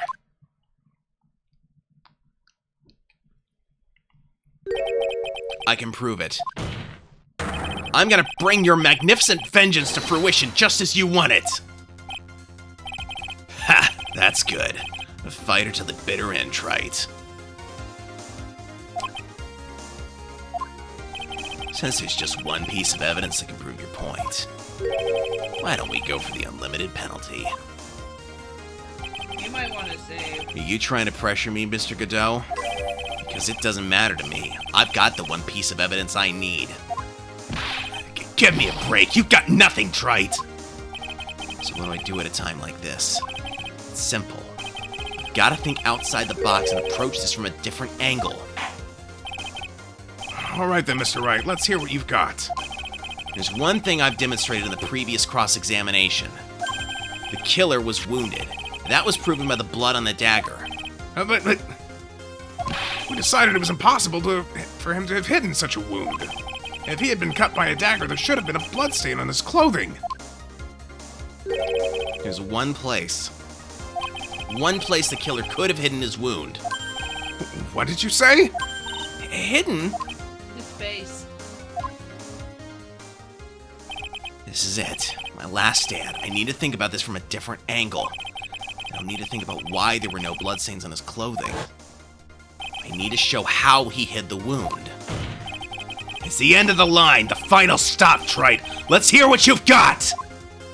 Where's this location where you say the killer hid his wound? His eyes, clearly.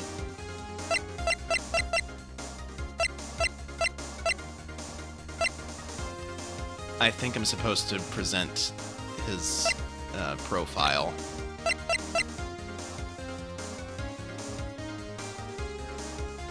I'm gonna look this up because I didn't save, but so I'm just gonna double check. I'm hoping I'm right.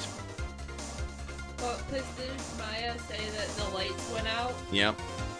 But again, that's not part of the evidence, so I just need to make sure that I'm presenting the right thing here. Bear with me, folks.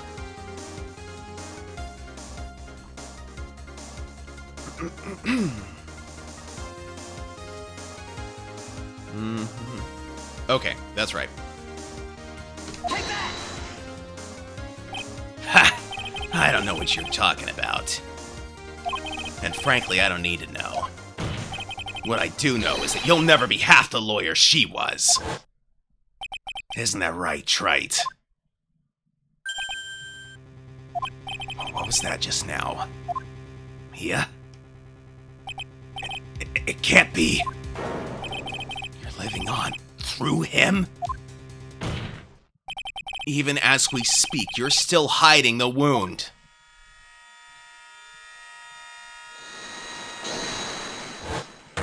It's beneath your mask! During the fight, the red lights suddenly give up. During the fight, the red lights given off by the killer suddenly disappeared. Seconds later, the killer let out a scream. That's right, your mask went flying off your face. Mr. Godot, would you mind removing your mask? If you have a dagger wound under there somewhere, then I'd say this whole case is solved.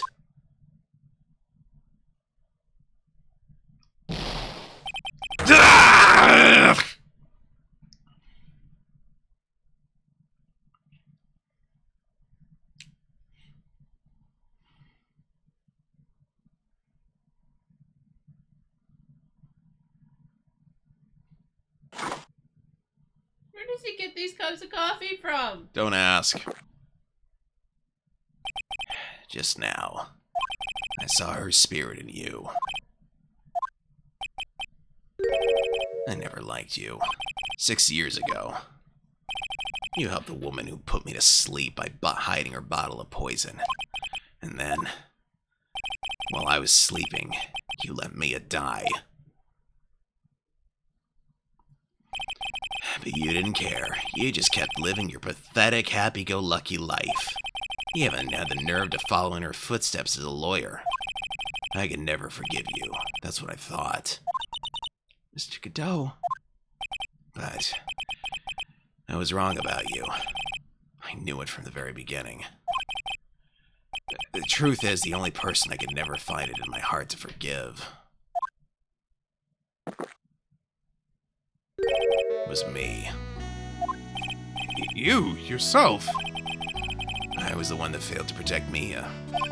Me and no one else. I tried to avert my eyes from the truth, to escape from the harshness of reality. I just couldn't face Mia's death head on, so I ran. I hid behind a mask, threw away my true name. Couldn't even deal with being a defense attorney anymore, so I quit. But you saved Maya! Yeah, that was my plan. Up until just now, anyway. What do you mean? Are you listening, Maya? If I'd really wanted to save you, then there's one person I should have gone to and talked to right away. Who would that be? Are you talking about Nick? But I didn't do it. I tried to get the help of Iris and your mother, but I closed my eyes to the most important man involved. Do you know why? The real reason? No, why? I suppose I wasn't really interested in saving you at all. Huh? I think it was just trying to salvage what's left of my own broken soul. I was trying to make up for the fact that I couldn't save Mia, nothing more. That's why I let you walk right into a situation that I knew was dangerous. Forgive me. You're wrong! You put your life on the line to save Maya! Was it really for Maya's sake? Even I'm not really sure. What do you mean by that? That night in the darkness of the garden when I saw her silhouette. Part of me must have known the truth. The truth that it wasn't really Dahlia Hawthorne standing there in front of me. It could have been Misty Faye, or even that little girl. But I still picked up the blade. It was like I was dreaming.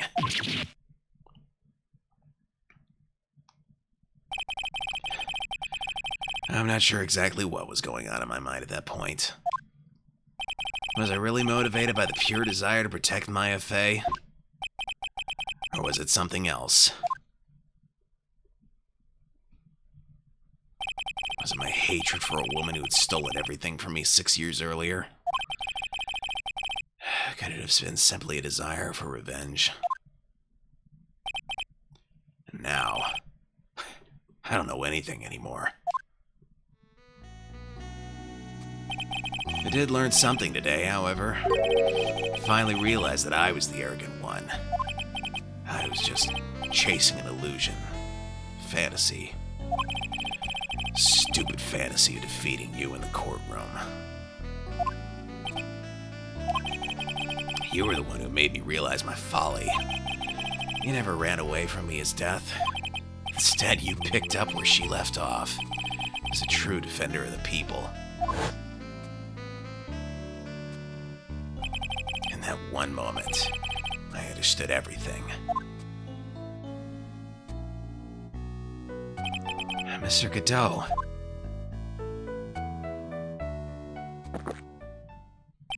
I think you already know this, but if you don't, my name is Diego Armando. Mr. Armando, I believe in you. I know you were trying to save me.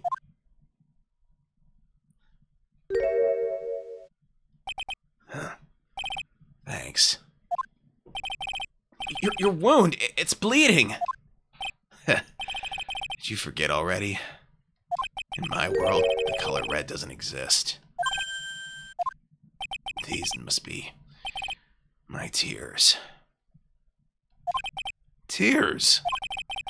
Ever since I woke up from my coma, I think I've been waiting for this very moment. Mr. Armando. You do well to remember this, Maya.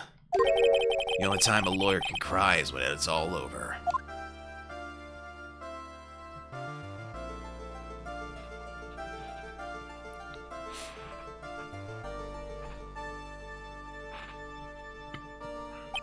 This time, it really is all over, isn't it? Defendant, Yes, Your Honor? although you weren't directly involved in the murder, tampering with the body in the crime scene is a serious offense in itself. I understand, Your Honor. Mr. Armando explained that to me very carefully. I knew the risk and I willingly cooperated anyway. Very well. Before I hand down my verdict, is there anything you'd like to say? Well, there is one thing. I'd like to say something to Mr. Wright. I want to apologize to you. Apologize to me? For what? For the case 5 years ago, of course.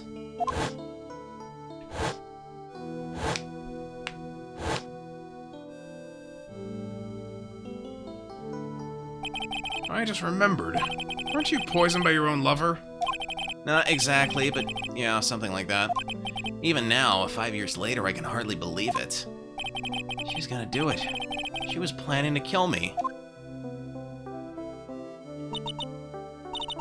It's not all that surprising. The two of you hardly knew each other. Huh? What do you mean? you and my sister, you only met twice. Huh? We only met twice? The first time you met was on that fateful day. The day she poisoned Mr. Armando in the cafeteria of this very courthouse. The next time you met her was 8 months later. You met her again on the day that she stole your cold medicine. And Doug Swallow was killed. No way! It can't be true!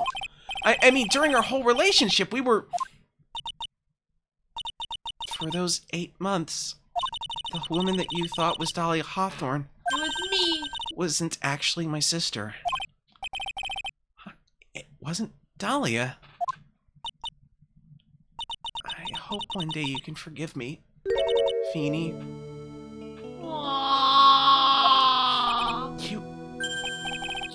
You mean... That's right. I lied to you for 8 months. But why? Why would you do such a thing? Ever since she gave you the bottle that day, my sister was trying to get it back as soon as she possibly could. Because of the police investigation and their surveillance, she couldn't move about freely. So that's why you... my sister, from the beginning, she was prepared for the worst. Prepared for the worst? She thought that you might somehow discover the truth. That's why she was always ready to deal with you at a moment's notice. I mean, she was ready to kill me, don't you? She already had so much to answer for. I didn't want any more sins on her soul. I begged her not to do it, and she agreed to give me a chance. And that's why you came to me? You came to get the bottle pendant back for me in her place? But I couldn't get you to give it back. I failed at something even as simple as that. 8 months passed, and I still couldn't get it back from you. Finally, my sister couldn't wait any longer.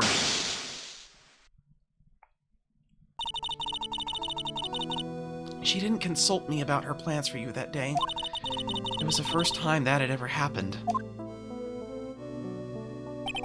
That's a bit strange, wasn't it? Up until that day, you two were partners in crime and she would confer with you. I think she must have noticed.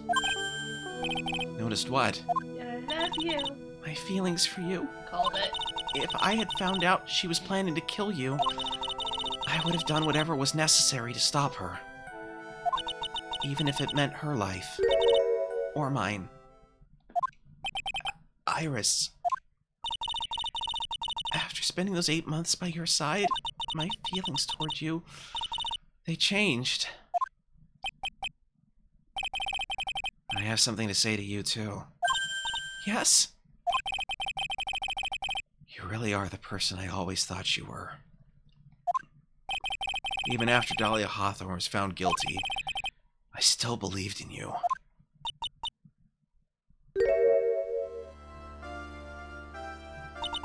Thank you. Aww.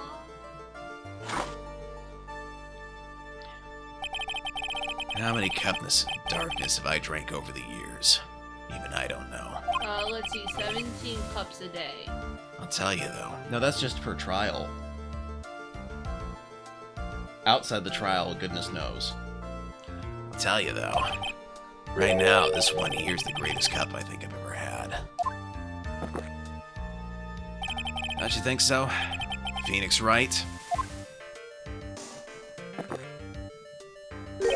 Yeah, I think you're right. The purpose of this trial was to rule on the murder of the victim, Elise Donim. At some point, I expect you will be tried for your role as an accomplice in this case. I understand, Your Honor. Very well. On the charge of murder, I hereby find the defendant...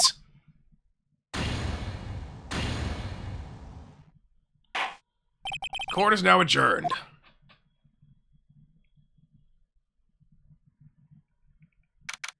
What, no confetti? Not really. There wasn't really a point to it. Oh. It's a bittersweet ending. Okay. So I guess it's all over. The way everything ended, was justice really served? The man who risked his life to save Maya is being sent to prison by my own hand. Of course justice was served. Mia! I'm proud of you, Phoenix. Your defense was truly brilliant.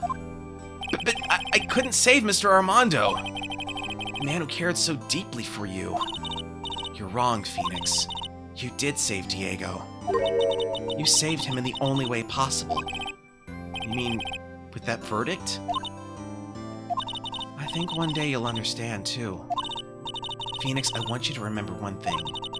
You were as good out there today as any defense attorney could ever hope to be. There's nothing more you can learn from me. Mia! You've accomplished something I wasn't able to. I owe you a great deal. Thank you. Mia. I'm sure we'll meet again. Someday, Phoenix.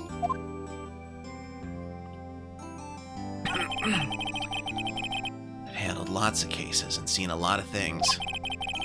Along this journey, I found myself asking just one question. What does it really mean to defend someone? I suppose today's case produced one possible answer.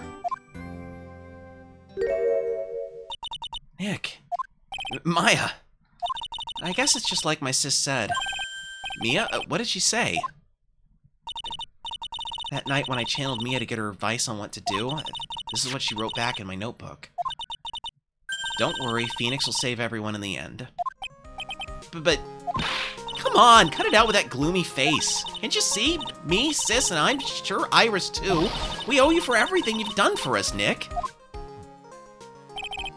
Maya, how can you be so bright and chipper after all that's happened? You were brutally attacked, you even saw your mother murdered. Ouch! Francisca! Still a softie as always, Phoenix, Wright. Excellent work, Wright.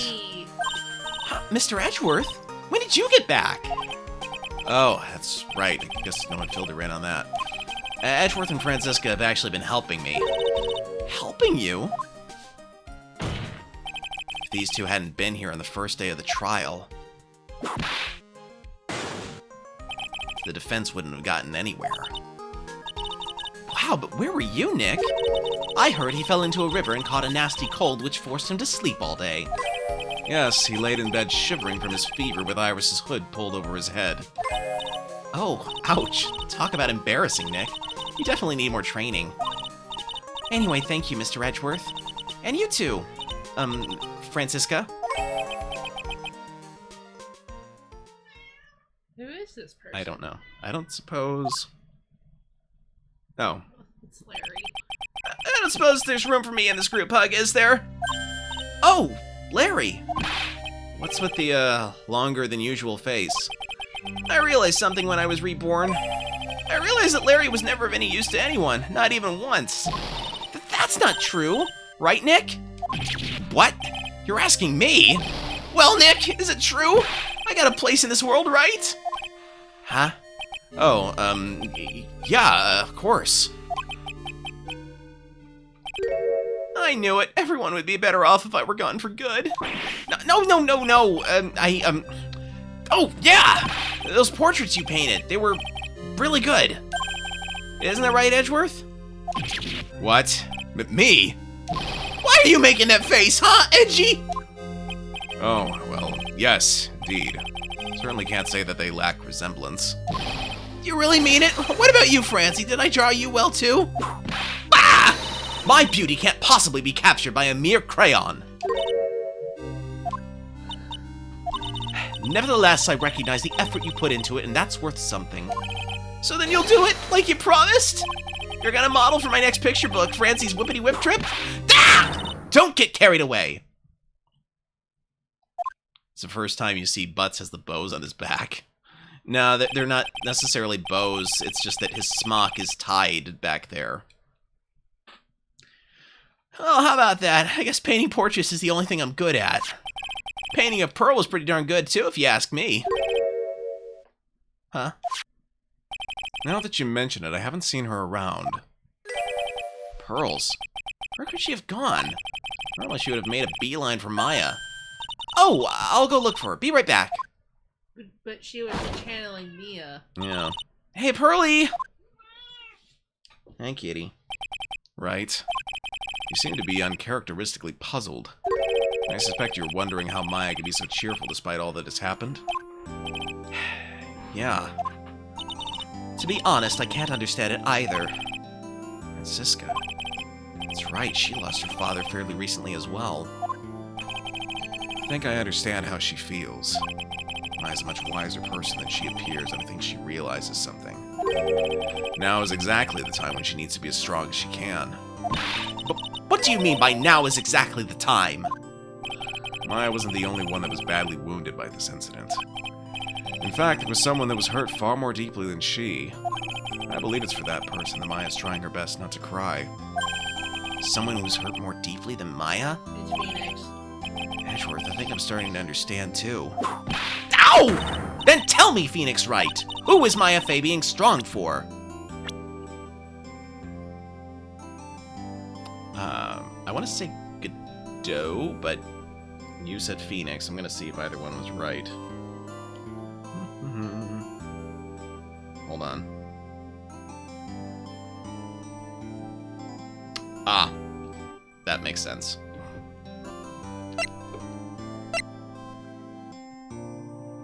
Take that! Pearl Fey? Poor kid. After all, the reason she worked so hard to follow the instructions was because she loved and believed in her mother, Morgan. It's for the good of the Fey clan. I'm sure she believed every last word. She thought she was doing it for Maya. That's why she was so happy. It shows how truly devoted she is to Maya. But it's a cruel irony that it was her exuberance that led to this tragedy. Maya Fey's mother was killed and Maya herself was put into the deepest peril imaginable. And that's exactly why Maya is putting on a brave face. She's doing it for Pearl's sake. Until she can see her smile again. Oh, hey, so this is where you all were. Well, looks like we got quite the bunch here today. Ouch! What was that for, sir? Sorry about that, Scruffy. My whip just seems to have a mind of its own. What's up, Detective Gumshoe? Oh, you know, this and that. Anyway, congrats on your win. Let's go out tonight, pal. Dinner's on me. My salary's just sort of kind of down by a teeny weeny bit, but it's all right. Made a reservation at a first-class French restaurant tonight. Ah! Pretty good work, Scruffy. That whip was your reward. Detective Gumshoe? You said a first-class French restaurant. Thank you for the raid, Blood Angel. You're just in time for the finale. How are you? How was your stream? They don't mean that restaurant. I'm afraid they do. And Honeybree91, thank you for joining. Thank you for being with the raid. For those of you who don't know, I am Dr. Novelle. I am a Sort of a variety streamer with an emphasis on visual novels on Wednesdays. With this commentator, the Tired Pierogi! yes, my commentator. My common potato, if you will. And special appearing, Lady Catherine. Yes, my mascot. Way past your bedtime? Yeah, it's a little late for us too, honestly. But I wanted to get this wrapped up, I so. tried to tell him, but no, he wouldn't listen. You did not try to tell me anything. Tribulations! Where else? I knew it. We're doomed. Come on, let's go, everyone. Can't keep Maggie waiting, pal. Try the new RuneScape Survival? Okay. Hey, you, Crybaby, you're invited too. Ah, forget about me. Pearl and I will be at the loser's shack eating potatoes. You know, Maya's taking an awfully long time to get back. She's still out looking for pearls. Oh, Maya, what's wrong? Nick, what do I do? Pearlie, I can't find her anywhere. Huh? I'll bet she just went back home. That's all. I thought so too, so I called the village, but no one's heard from her. This has never happened before. As I figured, she's been badly hurt by this incident. She feels responsible for the tragedy that's befallen you, Maya. But none of this was her fault. What should I do? Detective Gumshoe, Yeah, what is it, pal? you guys go on ahead. But what about you? Maya and I will We'll join you guys once we find pearls. Nick, Don't worry about us, Detective Gumshoe. We may be a little late, but we'll definitely be there. We have a lot of celebrating to do tonight, and I wouldn't miss it for the world. Yeah, but you're the... Ah! Very well, Phoenix Wright. We'll go on ahead. Don't keep us waiting, Wright. We won't. but where should we look? Where could Pearlie have gone? Let's go, Maya. There's only one place I can think of that pearls might have gone to.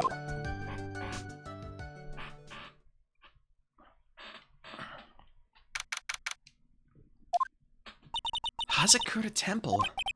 For pearls, I bet this is a very important place. After all, it's where this whole incident started. What's this? You're all back again so soon? Sister Bikini? I thought we'd be eating mashed potatoes alone tonight. So she's here? Pearlie is here? She's in the training hall. Why don't you hurry along and go see her? Okay.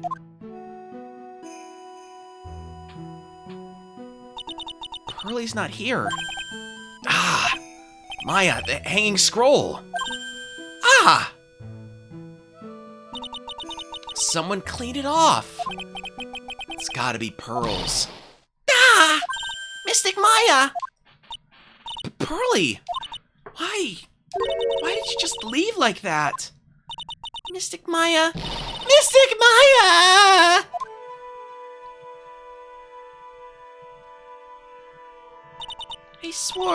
I swore that I would never trouble the two of you ever again. Oh, come on, Pearl. Because it's all my fault that Mystic Maya's mother...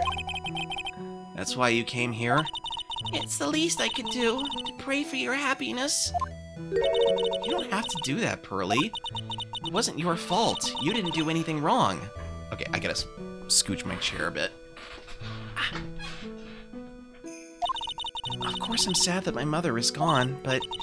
How do I say this? I'm still happy.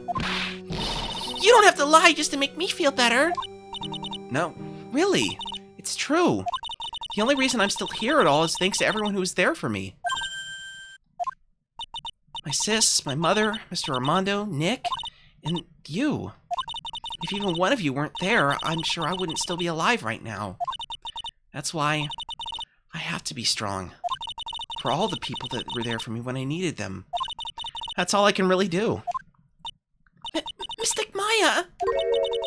I'm impressed. You truly are the daughter of Mystic Misty. Sister Bikini! Your mother, Mystic Misty, was a strong woman indeed. I want to tell you what she said to me that night.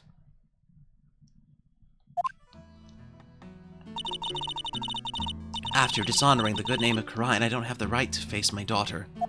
But still, Maya is always in my thoughts. It's true, she'll always be with me until the day I die.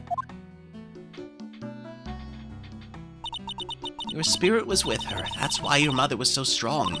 Even at the end, I'm sure she had no regrets. She'll always be with me until the day I die, huh? There's a rule or something all masters are to follow, isn't there? To never take the charm off until the day you die. That's the Master's talisman! The thing that Misty kept by her heart and would never take off. It wasn't the container that was important. Rather, it was the contents. That's... a photo? Ah! Mother. Just a photo. It's only natural for living creatures to fight to protect their own lives. What makes us human is that we fight for others. But who do you fight for? How hard must you fight? That's the true measure of what human life is worth. We defense attorneys are warriors who are constantly challenged by that question.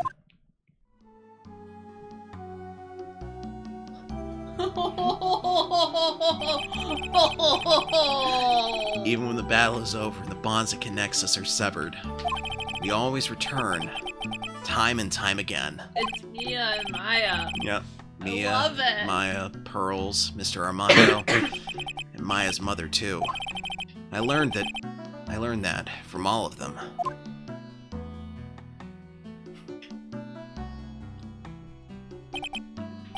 Well, should we get going? Everyone is waiting. Ah! This is a day to remember, a day when a lot of things were finally put to rest. I think we should celebrate what we've overcome today. But I still can't... Oh, go on, sweetie. You can come back for training anytime.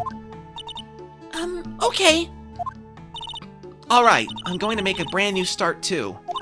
Sister Bikini, I'll be back for more training, I promise. I know, and I won't go easy on you just because you're the future master. I'll make sure to prepare reservations for 3 when you come back. Alright, we're gonna have a great feast today, Pearly. You know why? Because training is a battle of endurance. Okay, Mystic Maya. I'll eat lots and lots of food tonight. And no one ate dinner that night. You know, there's one thing I don't get, and I probably don't want to, but... I guess, Spider Zed. What is it, Nick? Reservations for training is fine and all, but why for 3? Come on, what do you think? You're one of us, Nick. Next time you can train right alongside us. Huh? I'll be waiting for you. Sister Bikini will take special care of you. Huh? It'll be great, Nick. We're gonna do the special course naturally. That's a great idea. After all, Mr. Nick, you'd do anything for Mystic Maya, wouldn't you? Even walk on hot coals, right? I think you're getting her confused with Mystic Iris. We'll have a big, nice meal before we come next time, right, Nick? You know, I was wondering if I can say just one little thing. Sure, of course you can. Oh, I love this part. I can't wait to hear it. I'm getting goosebumps, too. Well then, here goes nothing. Objection! Alright. There's like little character snippets in the end credits, so Ugh, I'm sorry. I know. buddy. I know. I have work. I'll have to work extra hard now. Master of Karine and the office manager of Wright & Co. law offices. And I have to be a good big sister to Pearly and Nick, too. Well, I mean, as long as I'm not locked up or captured or something like that. Thank you, Spider Zed.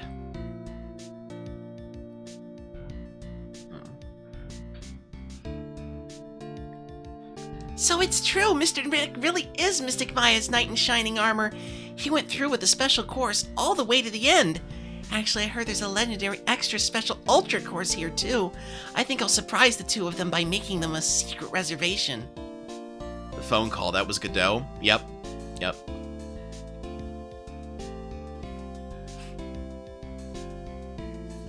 I disguised my voice so it wouldn't be obvious who it was. Maggie bought me a brand new coat as a present, pal. I feel 10 years younger. I'll never take it off. Yes, but somehow you just don't seem the same. I guess a dirty, shabby old overcoat is just more detective-like, sir. Don't worry about it. I'm in the name of love. A man will soil himself silly. Okay. And that is the last time we see Gumshoe. Mr. Wright, and once again, thanks to you, the Treasures of Karine exhibit was a great success. I even got to see Miss Von Karma, who I hadn't seen for a year. She taught me how to use a whip and said that I must show you what I've learned.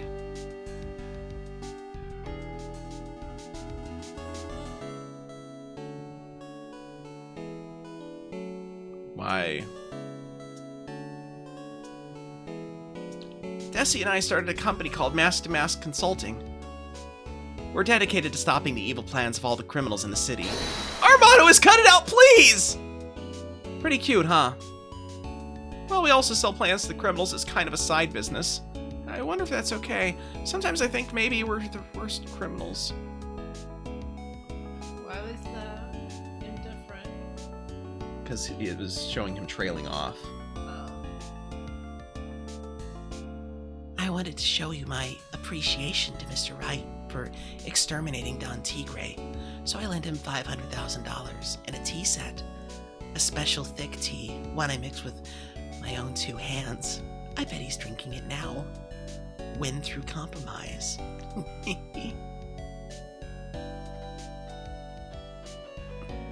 does not sound good.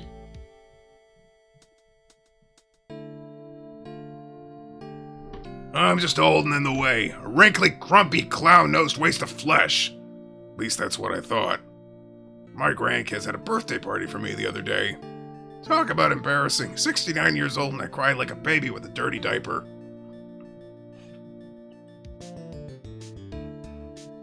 Well, I could think of worse things to cry about.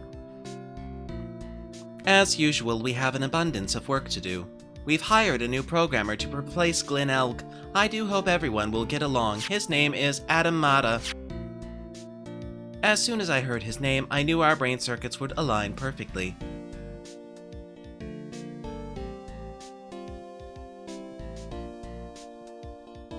I don't suppose you want to be near Adam Mata.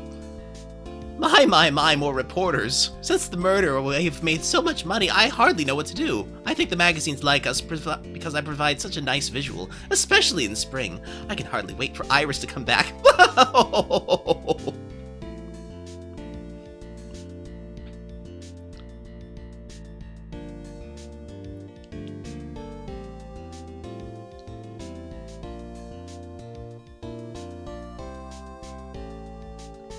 Turned into such a respectable man, Feeny. It was so sweet of you and everyone else to come and visit me here the other day. Of course, I was happy that you constantly had your eyes on me, but I felt kind of bad when the little one slapped you so hard you got a nosebleed.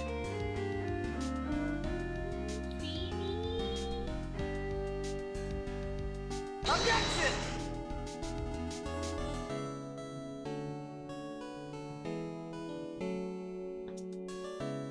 Objection! Yeah, but Objection! These weren't like professional voice actors, I think. They just kind of got people from around the office to do the clips. I mean, Objection! it still sounds good though. Yeah. Just, it meant that they had to replace them for when they actually had voiced characters. Objection! Much to my eternal chagrin. Because, like, that right there, that's the person who does the localizing. Objection!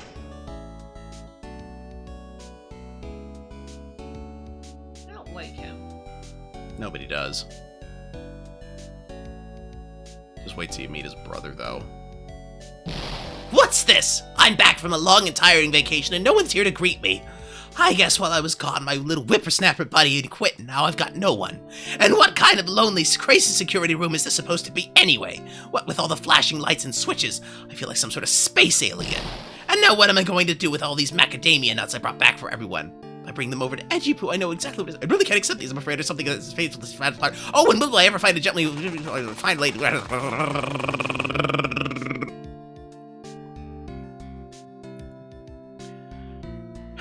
Talks too fast for me to keep up with her. I finally found something I love to do. Francie's Whippity Whip trip is going to turn the art world on its head.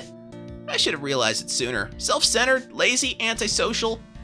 I'm an artist, a really good portrait artist. I'm not a loser after all.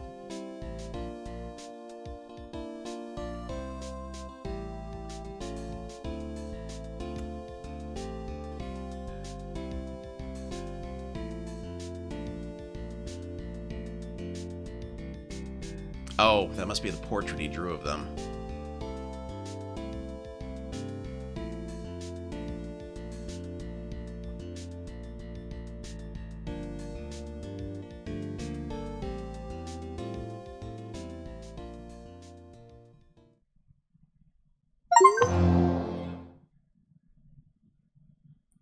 Alright. Lawyer only cries once it's all over. That's it. That is the end of the original Phoenix Wright Ace Attorney trilogy. I have decided... Okay, so first of all, I will not be streaming on Sunday because it's Easter. Secondly, not going to be streaming on the 23rd because I believe I will be otherwise preoccupied. That being said, I will be... I'll definitely be streaming again on the 27th. So, please be sure to join because I hope to finally start up Xenoblade Chronicles 3 Future Redeemed. But in the meantime, this is Dr. Novelle signing out for the evening. Thank you so much for joining. Hope to see you again. Good night! Y'all have a good one.